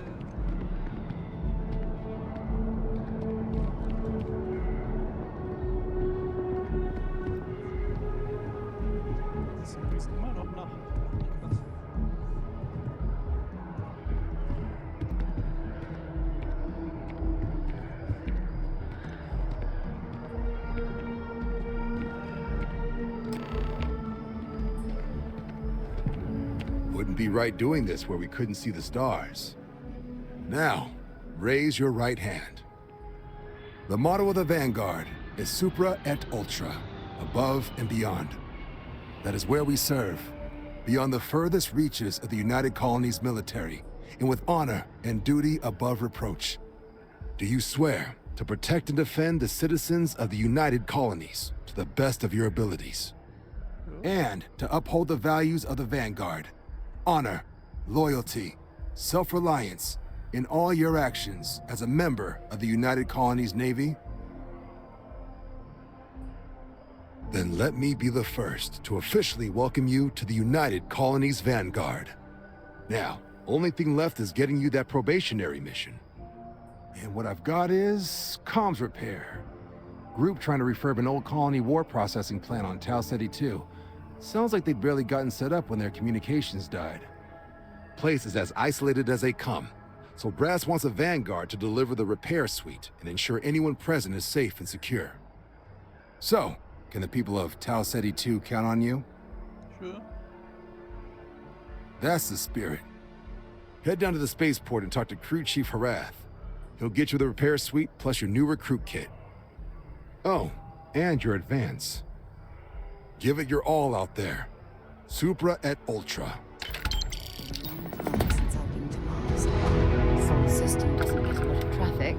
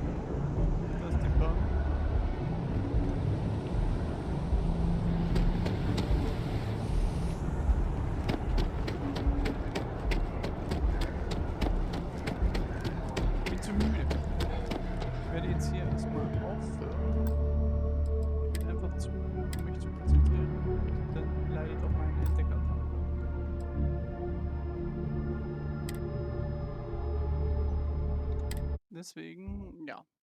Machen wir erstmal eine Pause. Vielleicht später nochmal, vielleicht morgen. I don't know. Ich will es auf jeden Fall natürlich weiterspielen. Wir haben ja Jahre drauf gewartet. Ich bedanke mich erstmal fürs dabei sein und wir sehen uns bald. Ciao. Kakao.